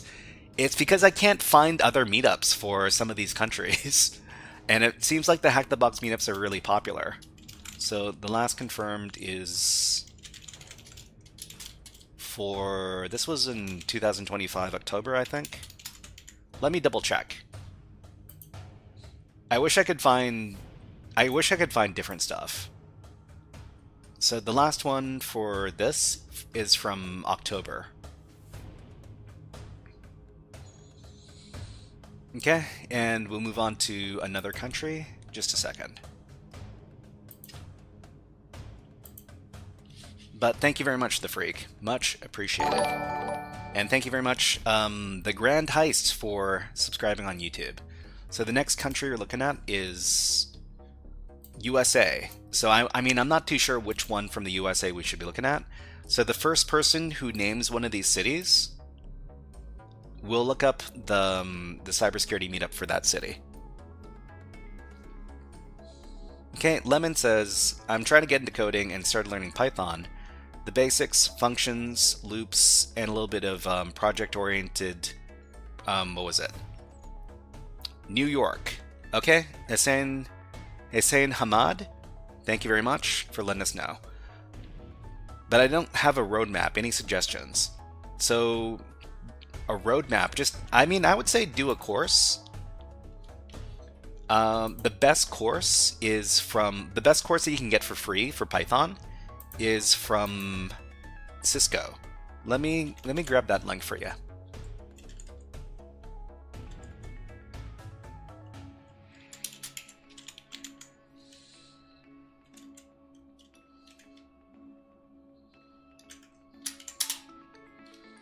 Okay, Morocco is Africa. Yep. I think I'm pretty sure I listed it under Africa.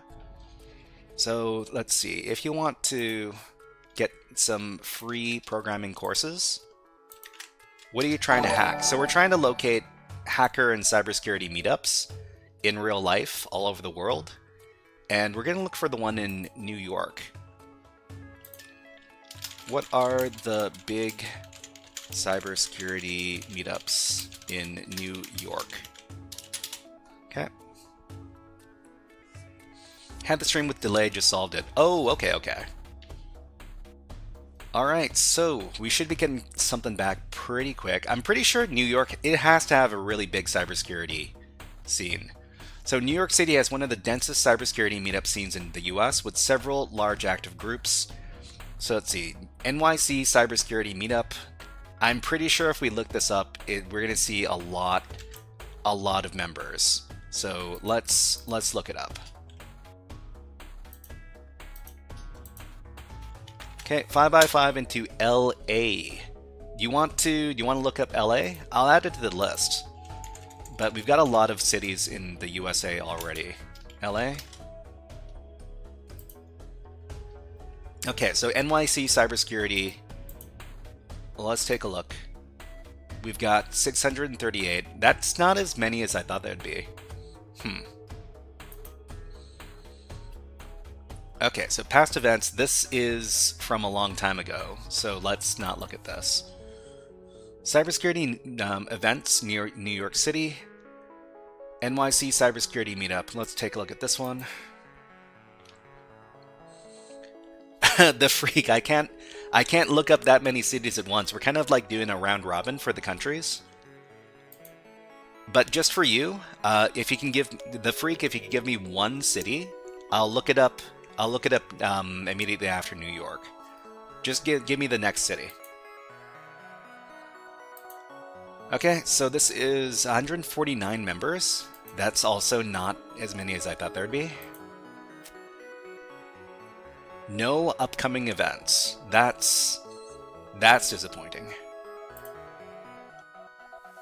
Okay, so security pros, where are the meetups? NYC cybersecurity. I mean, this Reddit thread probably has a good... Okay, a lot of meetup groups I used to rely on seems to have fizzled out. Huh, that's kind of weird. Just throwing out major cities on the I-75 corridor. Oh, okay. Sofo says, use Gemini. Okay, this is an archived post. It's Reddit. There's 2,600 and New York Sec meetups. Let's take a look at these. New York 2,600 net. NYC 2,600 meeting February 2026. This is good. This is good. Okay, so this is New York City 2,600. Let's add this to the list. Okay.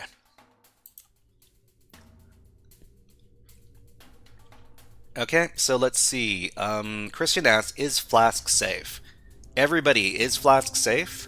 I've done a lot of hacking stuff against, like, Flask web servers, but I don't know whether or not that really says anything about the overall security of Flask. If anybody has an opinion, let us know. So let's see. Let's add it to the list. So North America. Oh, we got United States of America there. Okay. United States of America, we're looking at New York City. And the name of this meetup is called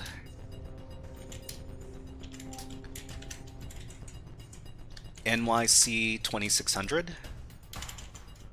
Okay, and last confirmed in 2026 February. That's what the website said, right? Yeah, meeting for February 2026. Okay, Research Damala says, can you do coding for hacking with JavaScript? Yeah, you can definitely do coding for hacking with JavaScript. A lot of web security stuff deals with insecure JavaScript implementations. But I mean, whether or not I can do it right now, that's not what we're doing right now. We're looking for in real life cybersecurity meetups for the community right now. Okay, this looks really good. So for the people from New York, here's the link. All right, and we will save this out. Okay, and let's take a look at the next. Let's take a look at the next country. Okay, we got Pakistan. So Pakistan, Islamabad. I'm pretty sure that's the capital, right? Okay, let's do a quick search. What about Islamabad in Pakistan? Okay, the freak says OG 2600 club member representing. Oh, awesome.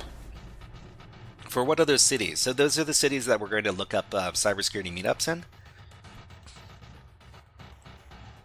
Is that where Bin Laden was? I'm not too sure.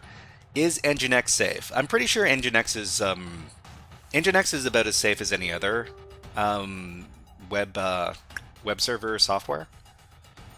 Okay, Islamabad is a vibrant and growing cybersecurity community anchored by the local Hack the Box meetup. So another Hack the Box meetup. Hack the Box meetup Islamabad PK. Let's look it up. Over here.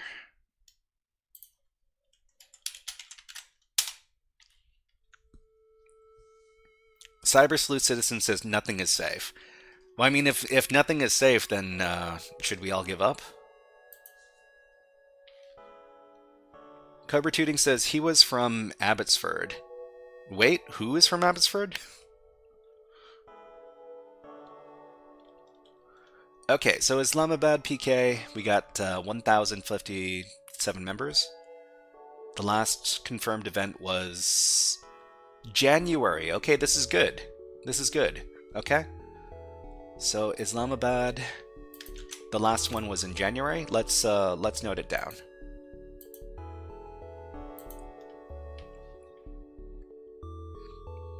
Whoa, whoa, whoa, whoa, whoa, whoa. Why are you... Don't put anybody's credit card information in the chat, Ikechug. I'm not gonna warn you again.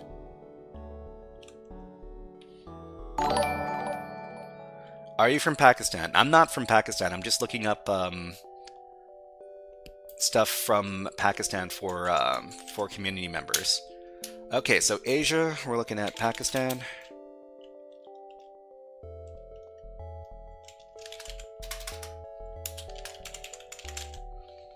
Fake channel? What kind of fake channel were we talking about?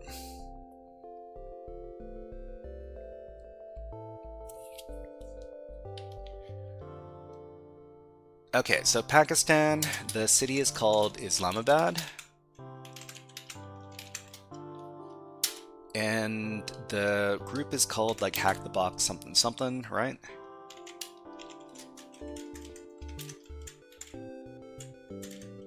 Hack the Box Meetup, Pakistan. Okay, and the last confirmed meetup was 2026 January, which is good. Okay, are you going on a world tour with this? I don't think I'm going to be going on a world tour. I'm just trying to provide people with potential places they could go depending on where they live in the world. I asked people for suggestions.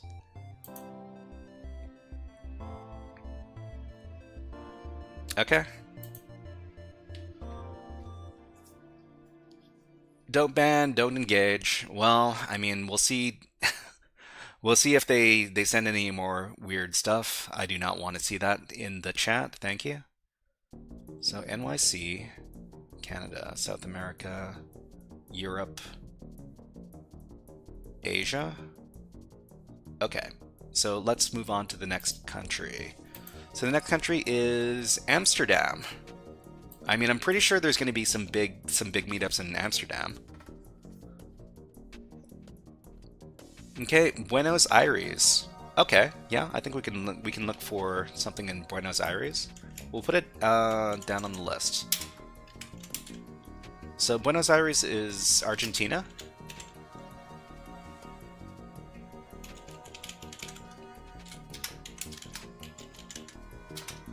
Oh, I do not know how to spell.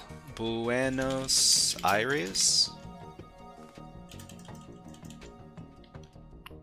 Amsterdam is not. Oh no, Amsterdam is not the country. Sorry, Amsterdam is the city. The country is the Netherlands. Thank you for letting me know. Okay, the flying smiley says, mad respect to you for doing YouTube. Oh, thank you very much. Is it still appropriate to say Happy New Year? Well, I mean, it's February, so I mean, it's kind of like the New Year, kind of. Okay. Okay, so let's, so next one is Netherlands. Okay. What about Amsterdam?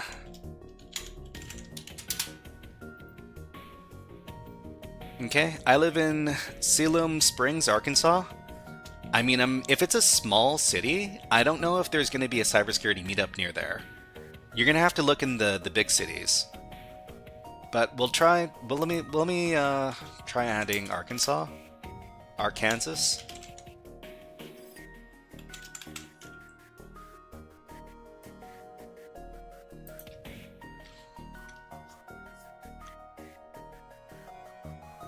Oh, they were from Arbatabad? I don't know. I don't know that city. Where you publish it? Is it your GitHub? Yeah, this is going to be in my GitHub. So let's see. So we're looking at Amsterdam. Amsterdam is a very active cybersecurity meetup scene. So we got OWASP Netherlands chapter, Hack the Box meetup, B-Sides Amsterdam.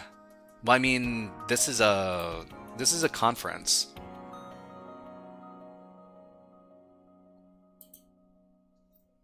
So, I mean, we've been taking a look at too many of these Hack the Box meetups. Let's try OWASP Netherlands chapter. I don't want to just have a bunch of Hack the Box meetups. It seems a bit weird.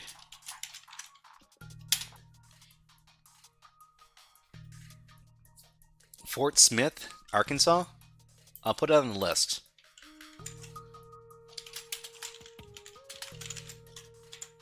Okay.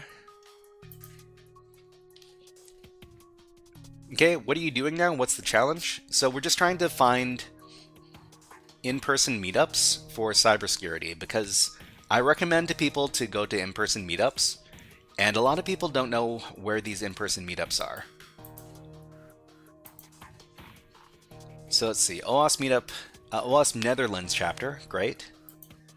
And we got 2,400, okay. All good. The last time they met up was in December of 2025. That's not great, but it's, I mean, it's not October, so we'll list this down. So OWASP Netherlands. Where is my page? Here it is.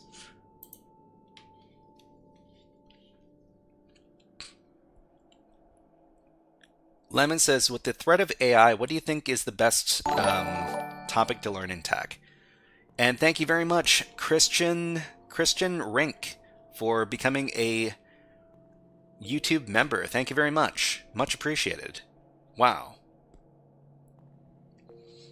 Okay, Ikachuk, if you put in any other personal information, you know what? I'm just gonna ban you, okay? I'm sorry.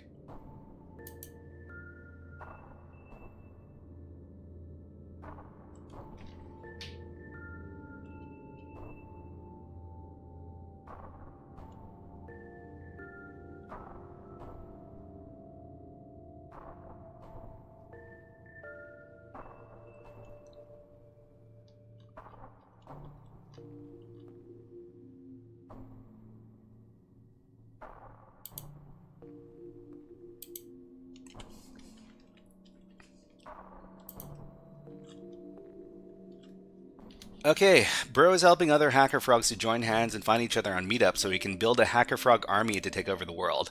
I don't know if that's really what I'm doing, but I'm trying to help people find other hackers in their country.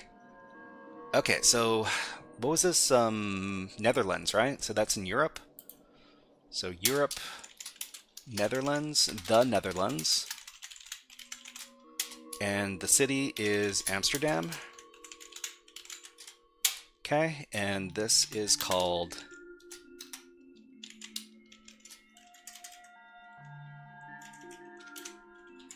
OWASP Netherlands chapter. Okay, so let's copy that.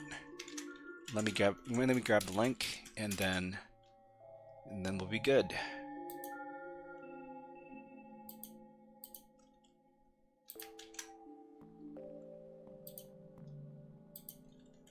Okay, here we are, and let's just do the last confirmed,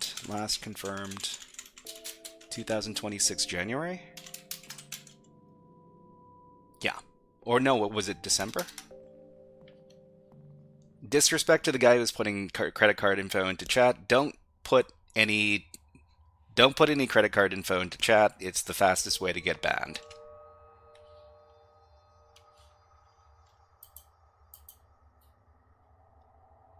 Okay, so let me just double check. That was December of 2025. Okay.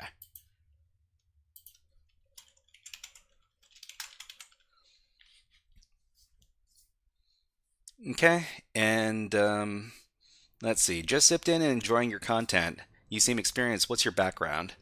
I mean, I come from like a web pen testing background. I wouldn't say I'm like super experienced in it though. I was working for about half a year. But I've been working in cybersecurity. I've been, well, around cybersecurity for about 5 years. Anyways, let's commit these changes. And let's move on to the next country. So the next country we're going to be visiting is Ottawa. Huh, my country. So Ottawa, Canada. Let's take a look. What about Ottawa in Canada?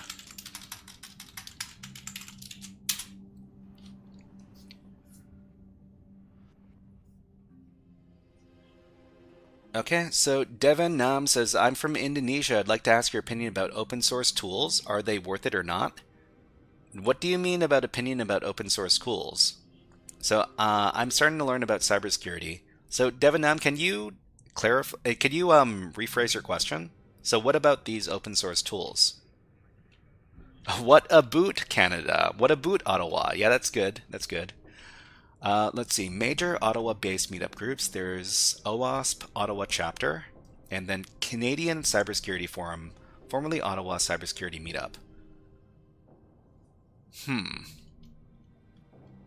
Canadian Cyber Forum, huh?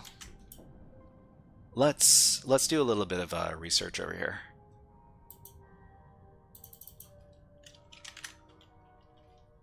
Okay, what are you hacking? We're not exactly hacking right now. We're just looking up cybersecurity meetups for people who are international. Because this is what I recommend. I recommend to people that want to get into cybersecurity that they go to these local cybersecurity meetups and meet the people who are working in the industry. Okay, so what do we got? December 2025. That's not too bad. Okay, let's record this. So this is going to be North America, Canada. Not Vancouver, but Ottawa. This is called... What is it called again? Canadian Cyber Forum, and I'll just grab the link for the meetup. That's not this one, but this one. And they last met up in January. No, December.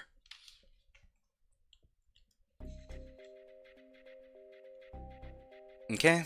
Ravan Nyata says, what do you do if somebody finished college and knows a little bit about C++? How would I get into cybersecurity and land a job? What's the roadmap? This could even be a long video idea for you. So, I mean, why don't you take a look at the website or the webpage that I made? Get into cyber. Take a look at the videos over here. The first thing you want to do is you want to figure out what kind of role you want to do in cybersecurity first. And then after that, you can devise a roadmap.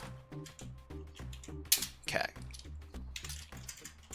Thank you very much for the subscription on YouTube. KA, very much appreciated. Thank you. Okay, so last confirmed in 2025, December. That's not how you spell confirmed. Okay, we got another one for Canada. Who cares? Who cares is how do you go about blocking and rejecting all traffic to your sites if they are getting connected via the specific VPN profile? Seem to be getting traffic regardless if the server is behind a VPN gateway. So your server is behind a VPN gateway? Is that what we're trying to say? Okay, so the next country is Bolivia. So somebody asked for La Paz in Bolivia. Bolivia's Europe, right?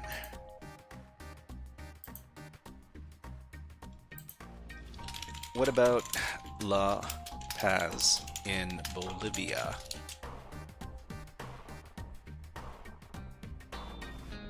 Can somebody confirm for me, is Bolivia in Europe or is it in... Bolivia's in Europe, right?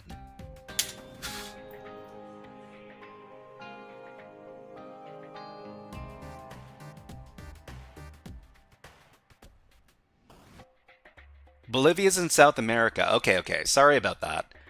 For some reason I thought Bolivia was in Europe. But La Paz sounds very Latin American. Yeah. So South America. This is going to be the first entry we do for South America. So Bolivia, La Paz is the seat of government in Bolivia, making it the country's administrative capital.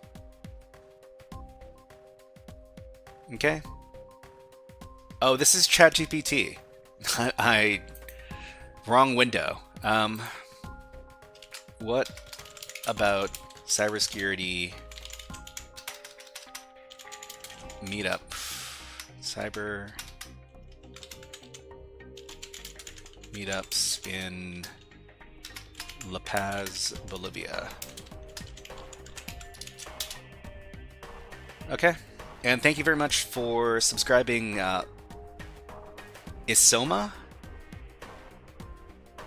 You knew that. You just gotta trust your instincts. I try. Okay, so La Paz has a small but active cybersecurity meetup scene. So local La Paz, we've got Hack the Box meetups in La Paz. We've got OWASP Bolivia. I don't know if it's gonna be in La Paz or not. Actually, let's give it a search. So OWASP Bolivia. There's an OWASP chapter in La Paz. Okay, so OWASP Bolivia, sure. And Bolivia chapter, okay, let's take a look. Group not found, okay. We also have a Facebook page. So this is in Spanish, but we'll see if we can get some good information here.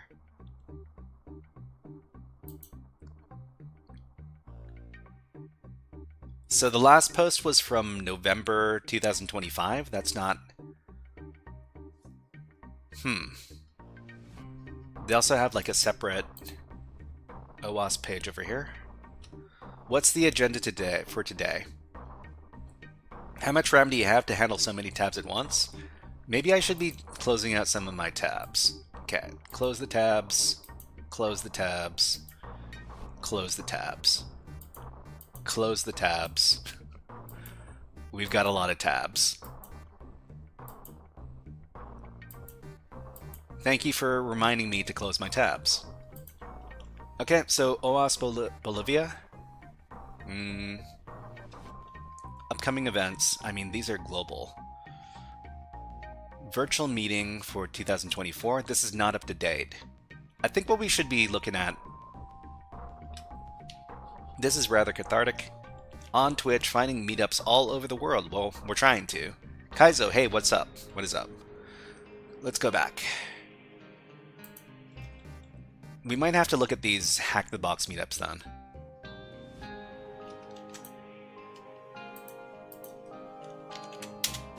Okay. Hack the Box meetup La Paz BO for Bolivia, I'm assuming. We got 273 members.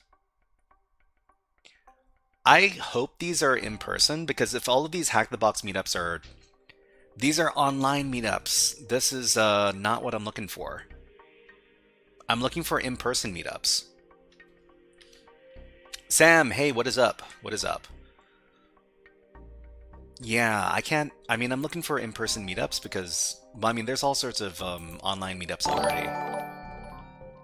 There's some in person. I've attended a few. Do you have a link that I can look at, or do you have like a search term? China Maldita. Thank you very much for subscribing, Quincy Luque. Thank you. Okay, so let's La Paz OWASP.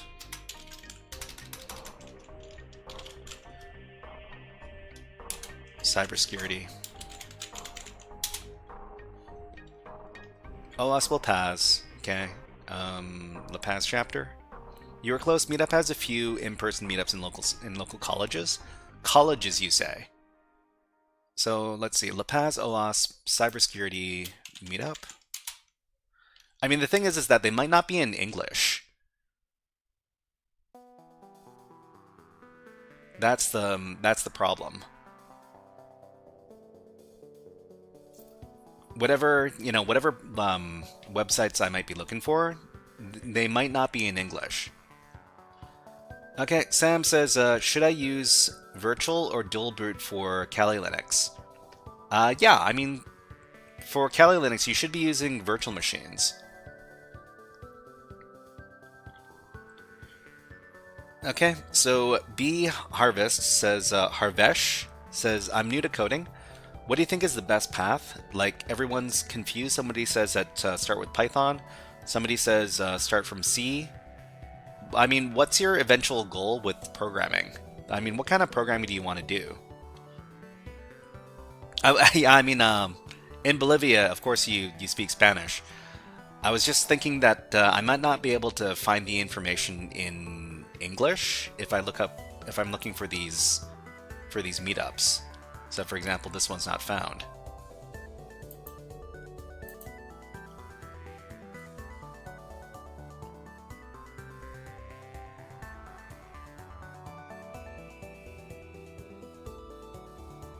Let's go to the second page.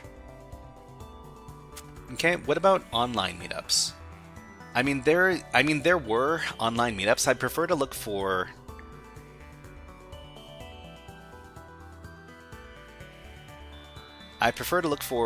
in-person meetups because this is what I recommend to people.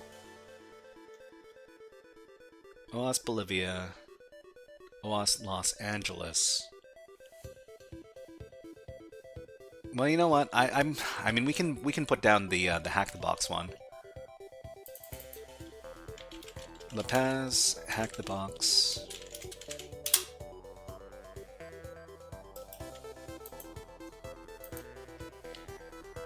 Okay. Here's the link. When was the last time they did stuff? They did stuff in November. November's not... It's not the best result. But I'll add it to the list anyways.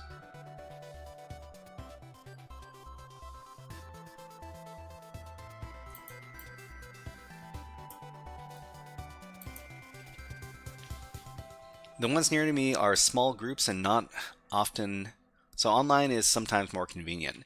I mean, the problem with living in like a small city is that small cities don't usually have in-person meetups for cybersecurity.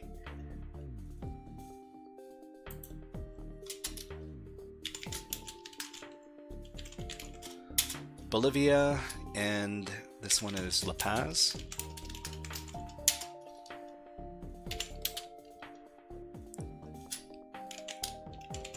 The thing is that the bigger the city you live near, the more likely you're going to be able to find a cybersecurity meetup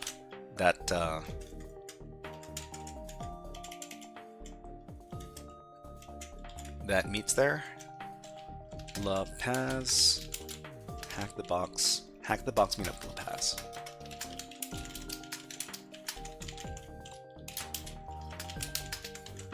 Okay, and last confirmed for 2025. Was it November? Let me double check.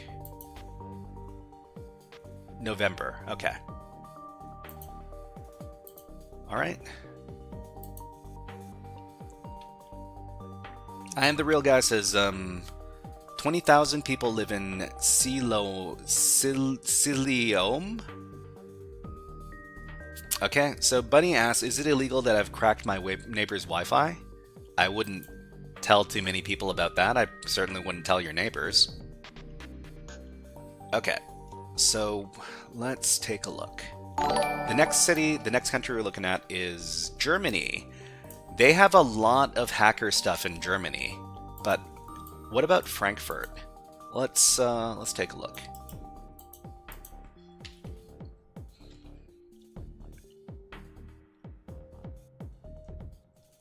Okay, so B. Harvesh says, I don't imagine what could be done with programming. In my school, teachers tell me Python, but they keep making us write variables, lists, and dictionaries. How can we be great at one? I mean, I think what you need to do is you need to stick with one programming language and learn it to the point where you can start writing programs, or at least solving challenges. Okay, and new subscriber, Nisham. Hello, nice to see you. What is up? It's Siloam. I am the real guy. What country is that? What country is that city in?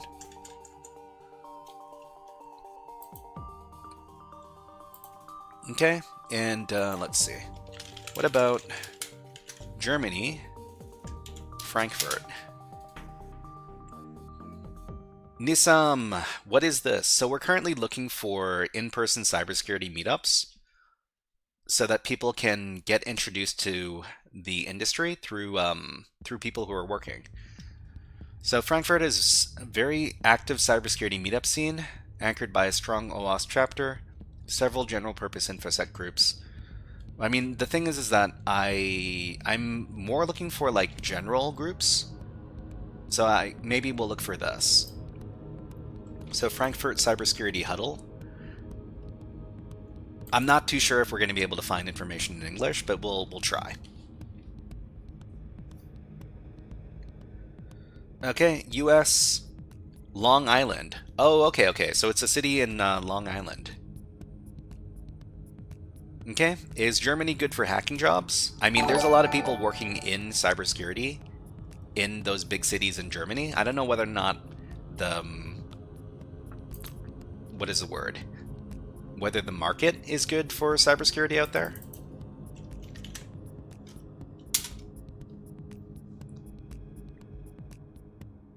Siloam Springs, Arkansas. Oh, we're talking about Arkansas. Okay. Somebody was asking about Fort Smith. I mean, I'm pretty sure Siloam Springs is not going to have a cybersecurity meetup based on the size of the population. So Frankfurt Cybersecurity Huddle.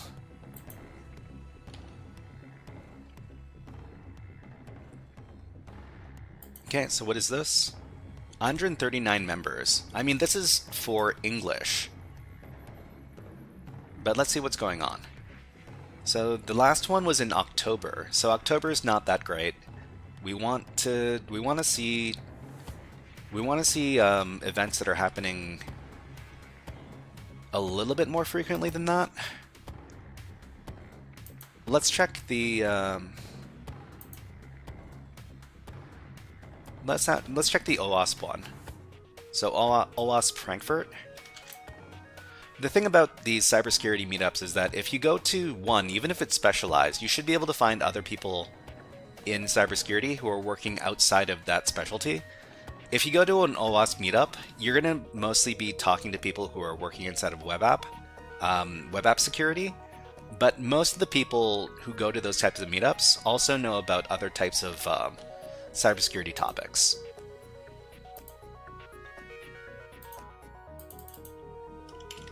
Kaizo says, gotta go, have a good one. Hey, have a good one, Kaizo. Nice to see you here. Okay, is there any way that I can force John the Ripper on the GPU? I mean, that's not, I mean, I haven't really used GPU stuff for John the Ripper. You probably want to do like a Google search or something. It'll give you better results. OWASP Frankfurt. Okay, this is good. We've got a good number of members here. So 1,800.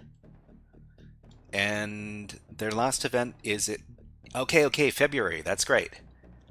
All right, we can recommend this. Okay, so this is Europe.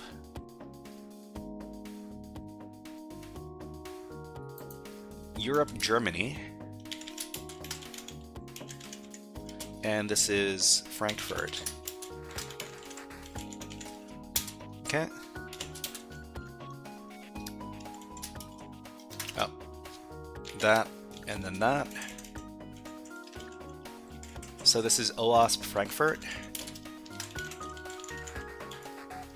Okay, and the last confirmed date for this is 2026, January. This is great. Just found the channel, cool. Hey, Natal Kaskus. Hello, nice to see you here. Okay, Mr. Raju, what's going on with you? Why are you crying? Black Rose, hello, nice to see you here. Okay, let's commit these changes. We've got another in-person meetup that we looked up. So we got quite a few of them already. We've added like a dozen or so in different countries. If you want to take a look at the file that we're editing over here, this is it.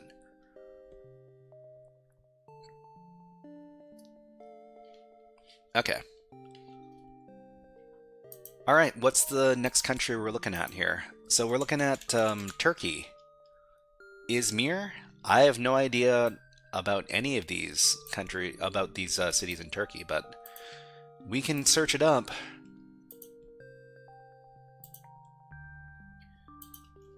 And what about Turkey, Izmir? Black Rose says that's my country. Oh, are you Turkish, Black Rose? Hey, what's up? Okay, I subscribed to your channel. Can you read my comment? Sorry. What was it? One error? Demotivation? What are we talking about? Sam says, how much cybersecurity takes for a secure carrier? What? Is it worth investing time? I have interest, but some... Sam, can you rephrase your question? I don't understand. Okay, search up Siloam Springs. I mean, we're working on a cycle here, so we go down to the bottom of the list, and then we come back to the top. So the next time we get to the USA, I'll look up Siloam Springs. Particle Dedues. Hello, nice to see you here. What is up? Bro, where are you from? I'm from Canada. So Izmir has a small but growing cybersecurity meetup scene anchored by the local OWASP chapter. Okay. So OWASP Izmir chapter. We can look this up.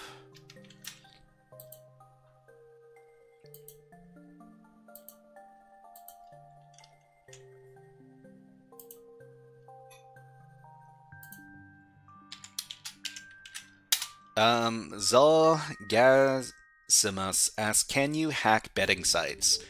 Don't ask me about about illegal hacking like that. Thank you very much. Okay, so OWASP Izmir. So we've got... I don't know if we're going to be able to find anything concrete here.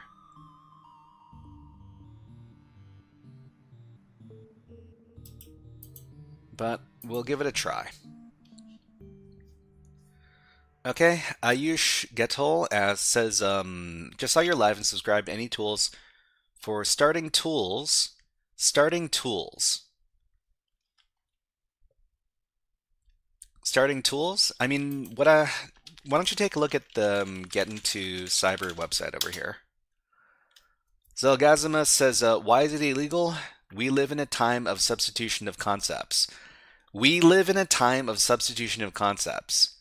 Hacking anybody's commercial website is not legal.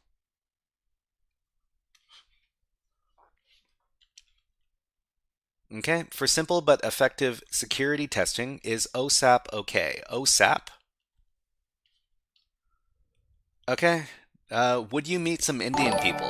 Well, I mean, I live in a city that has a lot of Indian people.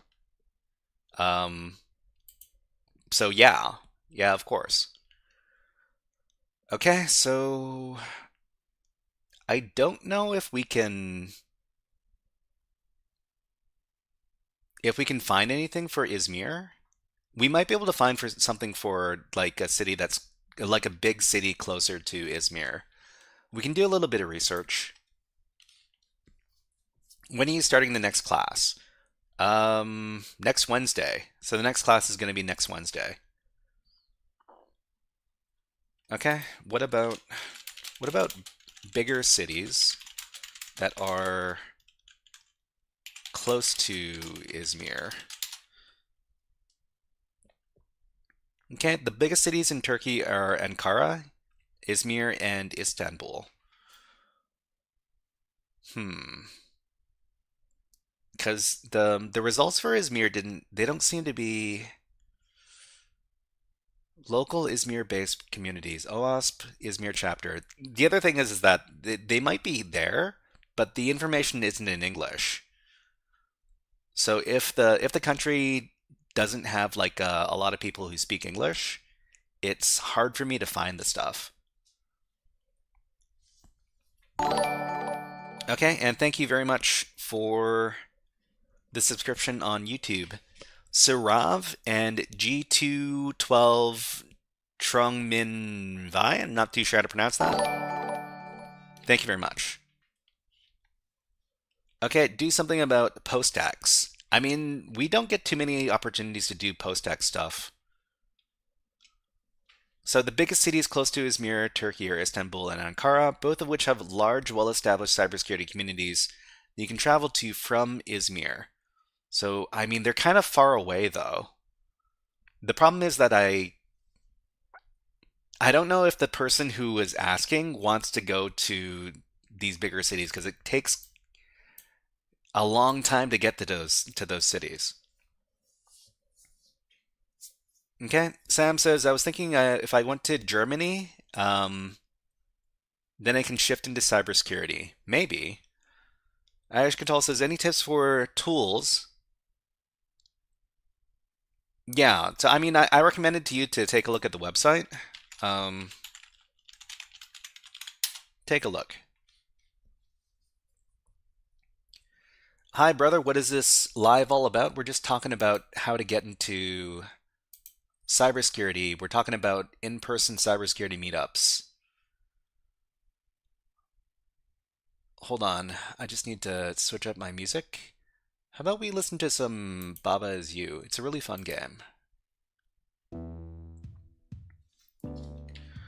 Okay, so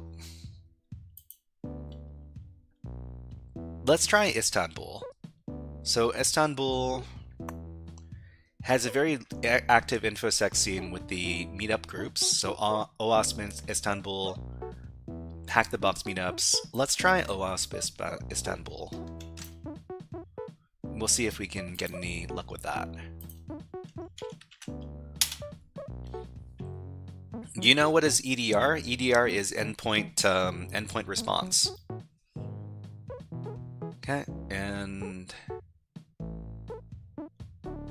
OWASP Istanbul chapter. Let's check it out.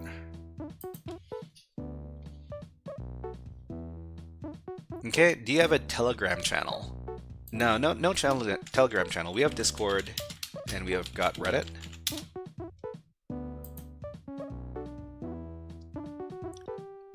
Huh. There's no information here.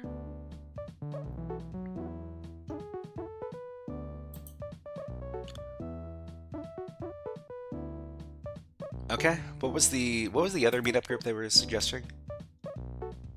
I mean, we can check out the Hack the Box meetup for Istanbul as well.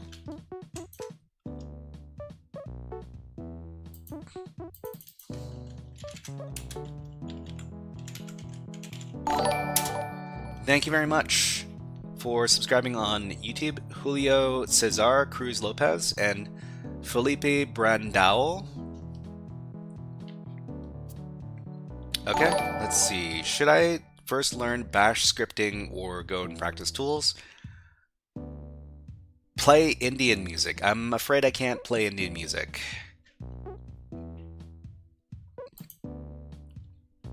Okay, so Hack the Box Meetup Istanbul, Turkey. Great, let's take a look. And thank you very much for subscribing, Jagadish. Thank you. So 32 members only. That's not very many members, but they do have something that's happening in February, so that's good. It seems like a pretty small group, though. Anyway, well, let's put it in. Okay, so this is going to be Europe. Help me with the clear roadmap to learn. Yeah, why don't you take a look at this website? Okay. So we're looking at Europe, right? Europe, Turkey.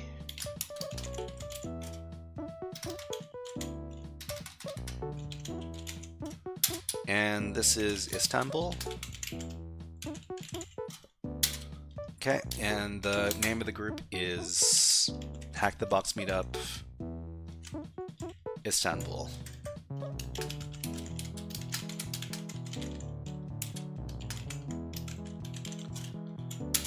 So the good thing about this is that it was last confirmed for this month.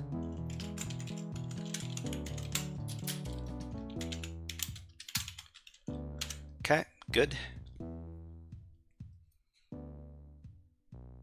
Okay, Gautam says, hello, coding, what? I'm not too sure I know how to read that. Okay, Christian Rink asks, opinion on the impact of AI on security and pen testing? I mean, we don't know how it's gonna all work out. People have already developed a lot of tools for offensive cybersecurity and defensive cybersecurity with AI. Whether or not it's actually going to replace a lot of jobs, I'm not exactly sure. I've heard that some of the big tech companies have been rehiring people that they laid off because they anticipated AI to have a bigger impact. Okay. So, let's see. I'll probably be going to this meetup in Istanbul if I can set up some free time. Thanta says, how can I become a tadpole, Mr. Frog? Well, just study cybersecurity super hard and you will become a tadpole. That's what I have to say. Man, my voice is getting super wrecked, talking so long. Luckily, we only have 12 minutes left in the stream. So let's go ahead and find as many of these meetups as we can. Argentina. So Argentina is next, Buenos Aires. Well, let's take a look. Okay, should I first learn bash scripting or go practice some tools? I told you to take a look at the website. You should see it further up in the chat. Ayush. Okay, Indian people love Canada, so say hey to all the Indian people in your live stream. I'm pretty sure that in Hindi, hello is like namaste. But hello, what is up? When is the meetup in Germany? When is the meetup in Germany? We found one for Frankfurt. Just a second. We found one in Frankfurt, I think. Try looking it up over here. Okay, so Buenos Aires.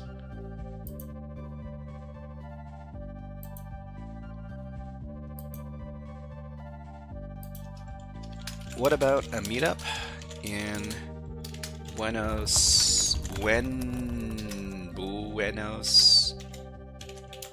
Aires? Okay. Namaste, thank you. Were you able to find anything for Orlando? Sorry I joined back.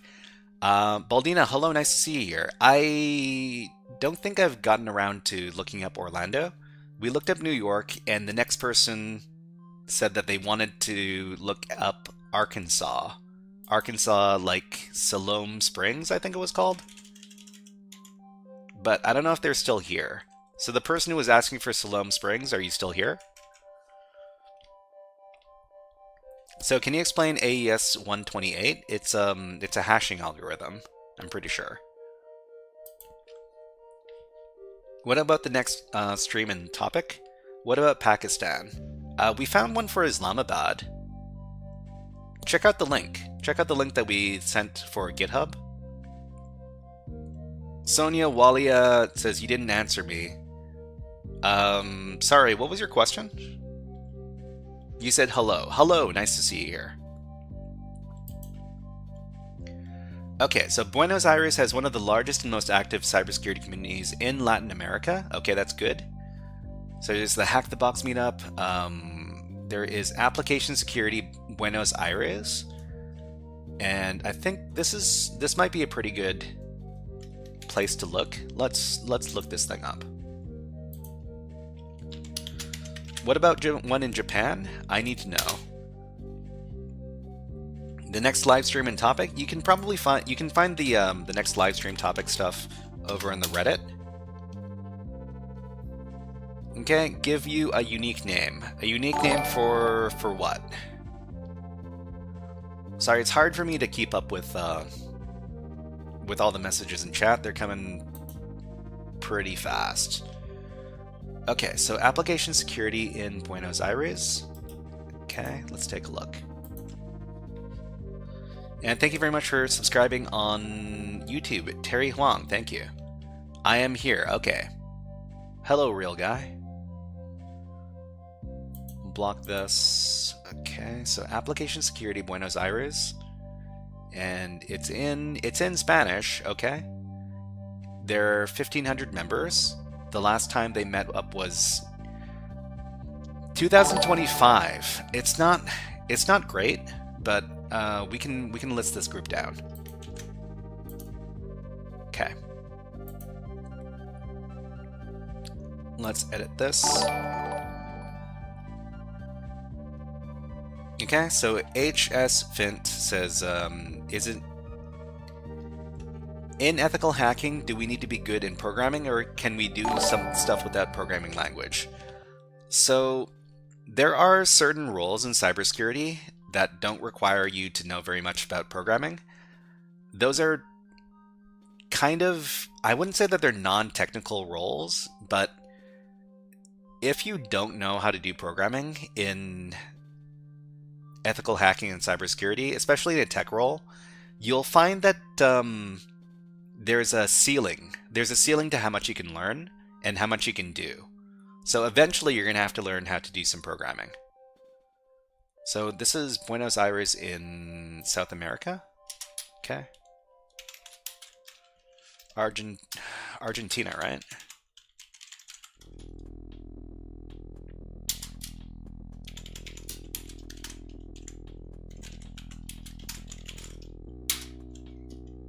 Okay, somebody confirm for me that Buenos Aires is in Argentina, because I get a lot of Latin American countries mixed up.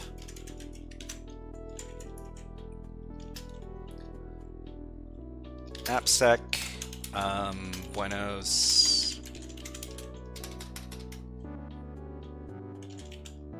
Aires. Okay, and this was last confirmed in like 2025, November, I think. Okay, by your preference, which is the best AI? ChatGPT, Gemini, or Perplexity? I mean, I'm currently using Perplexity, and it's been pretty good for me so far. I heard that Perplexity uses a lot of different AIs in its results. Let's go back.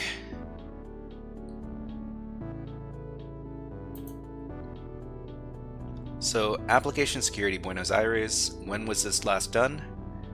September 2025. Okay, let's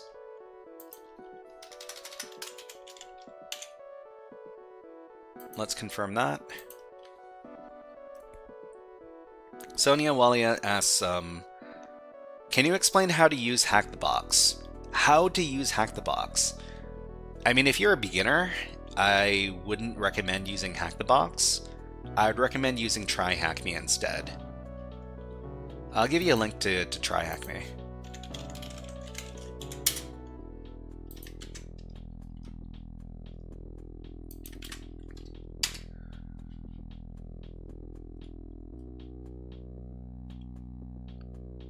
Okay, I am the real guy says it was Siloam Springs.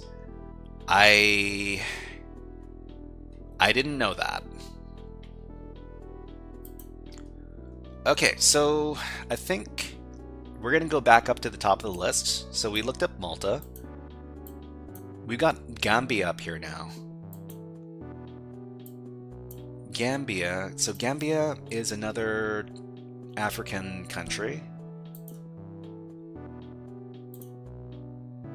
Okay, let's just ask about Gambia. Okay, how much time does it take to learn all of the stuff in my GitHub material and become a cybersecurity basic guy?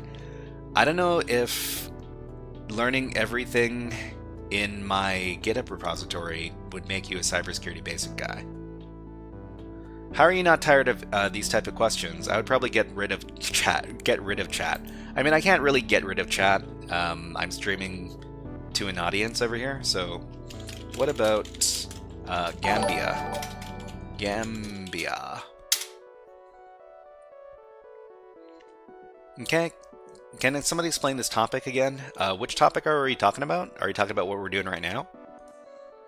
And thank you very much for subscribing, Larabat. Thank you. Thank you very much. And to Pero, and to Stanislav Kowalski, and Sebastian. Thank you very much for the subs. Gambia has a small but active cybersecurity community centered in Banjul and anchored by the local Hack the Box meetup. Okay, so we're talking about the Hack the Box meetup in Gambia. Let's look it up. And thank you very much for subscribing on YouTube. B-Bean and Nobody. And Mooney Ahmad says, what's your typing speed? Probably something like 70 or 80. Not very fast.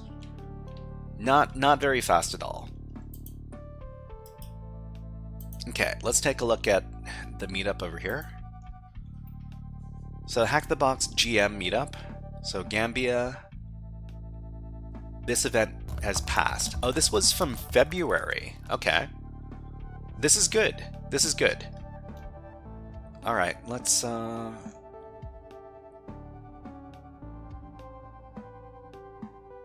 yeah. Okay, Gambia. Let's see if we can find the general page. Where is it?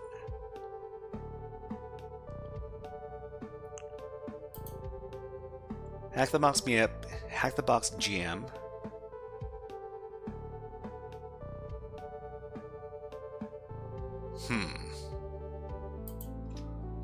So this is for the specific event.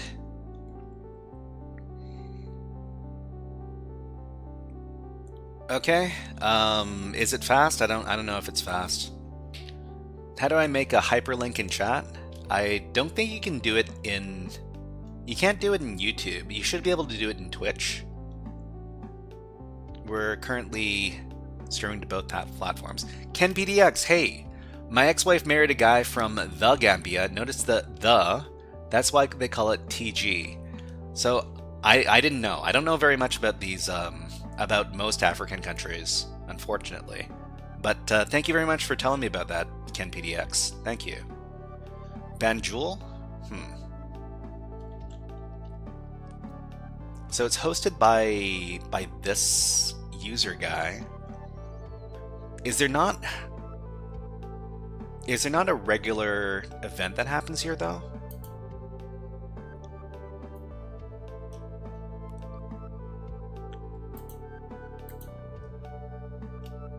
Okay, where do I start cybersecurity? Mr. Raju, why are you Why are you crying so much?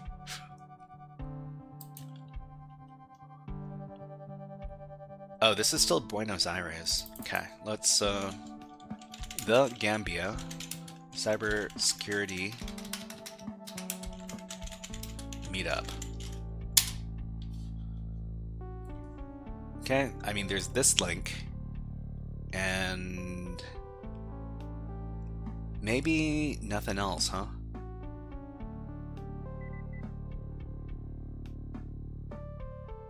.NET meetup, cybersecurity groups. The thing is that this is just a one-off event. It's not really like a group.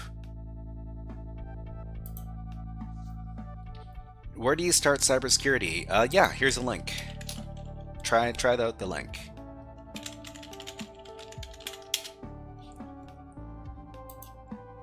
Okay, and co-organizers. See more events by Hack the Box Meetup. Okay, Vanjul GM, great. Okay, this is good. This is good. This is what I was looking for. Let's see. They've got something going on in February. No? Wait. This is not the same group. I mean, they had something going on this month.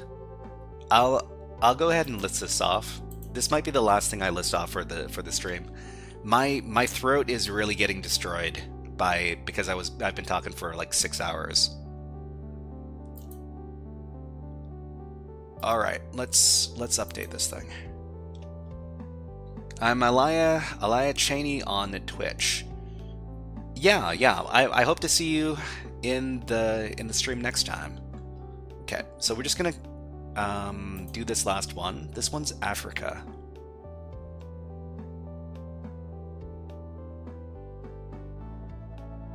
Here we go. Okay, so Africa. This is the Gambia,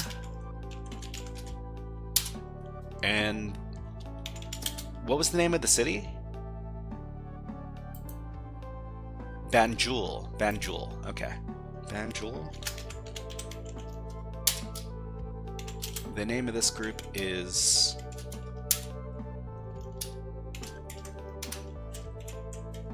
Hack the Box Banjul.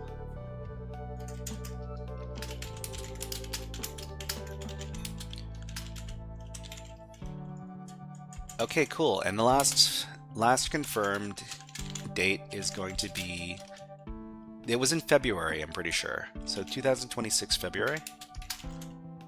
Let's confirm this. Okay, so the document we made today is over here.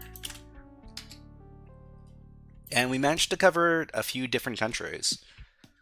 So we got stuff from Canada, we got stuff from America, we got South America, Argentina, Bolivia, Istanbul, Germany, the Netherlands, Malta. Not very much in, well, okay, we got Pakistan, we got Indonesia, we got India, and we got a couple in Africa as well. So the Gambia here, one for Morocco, one for Nigeria, and yeah, we might do this again sometime, maybe next month. This was interesting. Okay, so Elijah Cheney, hello, nice to see you here. What is up? And welcome to the stream. Okay, so before we go, let's talk about what we're going to be doing next week.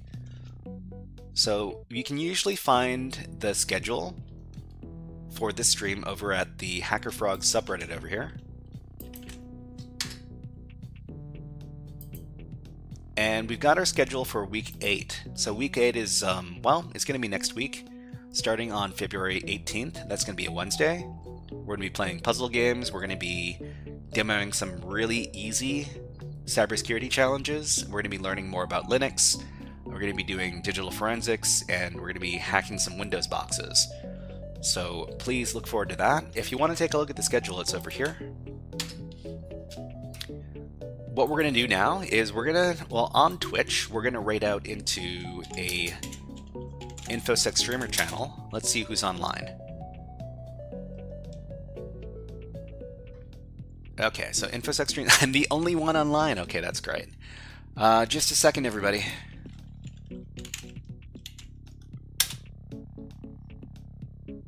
And it looks like there is Moohoodles. Okay, Moohoodles is a really fun channel. Let's grab her link, and we'll see what's going on.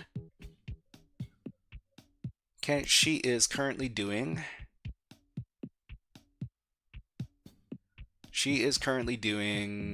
what is this? Valentine's Day stuff. Okay, so Valentine's Day stuff, space and astrobiology news, and what, dating? Date everything? That's interesting. Okay, so we're going to wait out over there, and thanks for the stream, and peace. Thank you very much, Samantha Makamoto, thank you. And thank you for subscribing on YouTube, Wei Hung Chen, thank you. Braid Moo Poodles. There you go. Okay, so everybody, when you arrive on Moohoodle's channel, if you could give this raid message, I'd really appreciate it. It's OSFrog, Hip Hop Hack, OSFrog. All right. Well, I mean, you can tell. Maybe you can talk to Moohoodles about that. All right, everybody, ready to raid? My voice is gone. Everybody, thank you very much, and we'll see you next week. HackerFrogs out in 5, 4, 3, 2, 1. Happy Valentine's Day, everybody.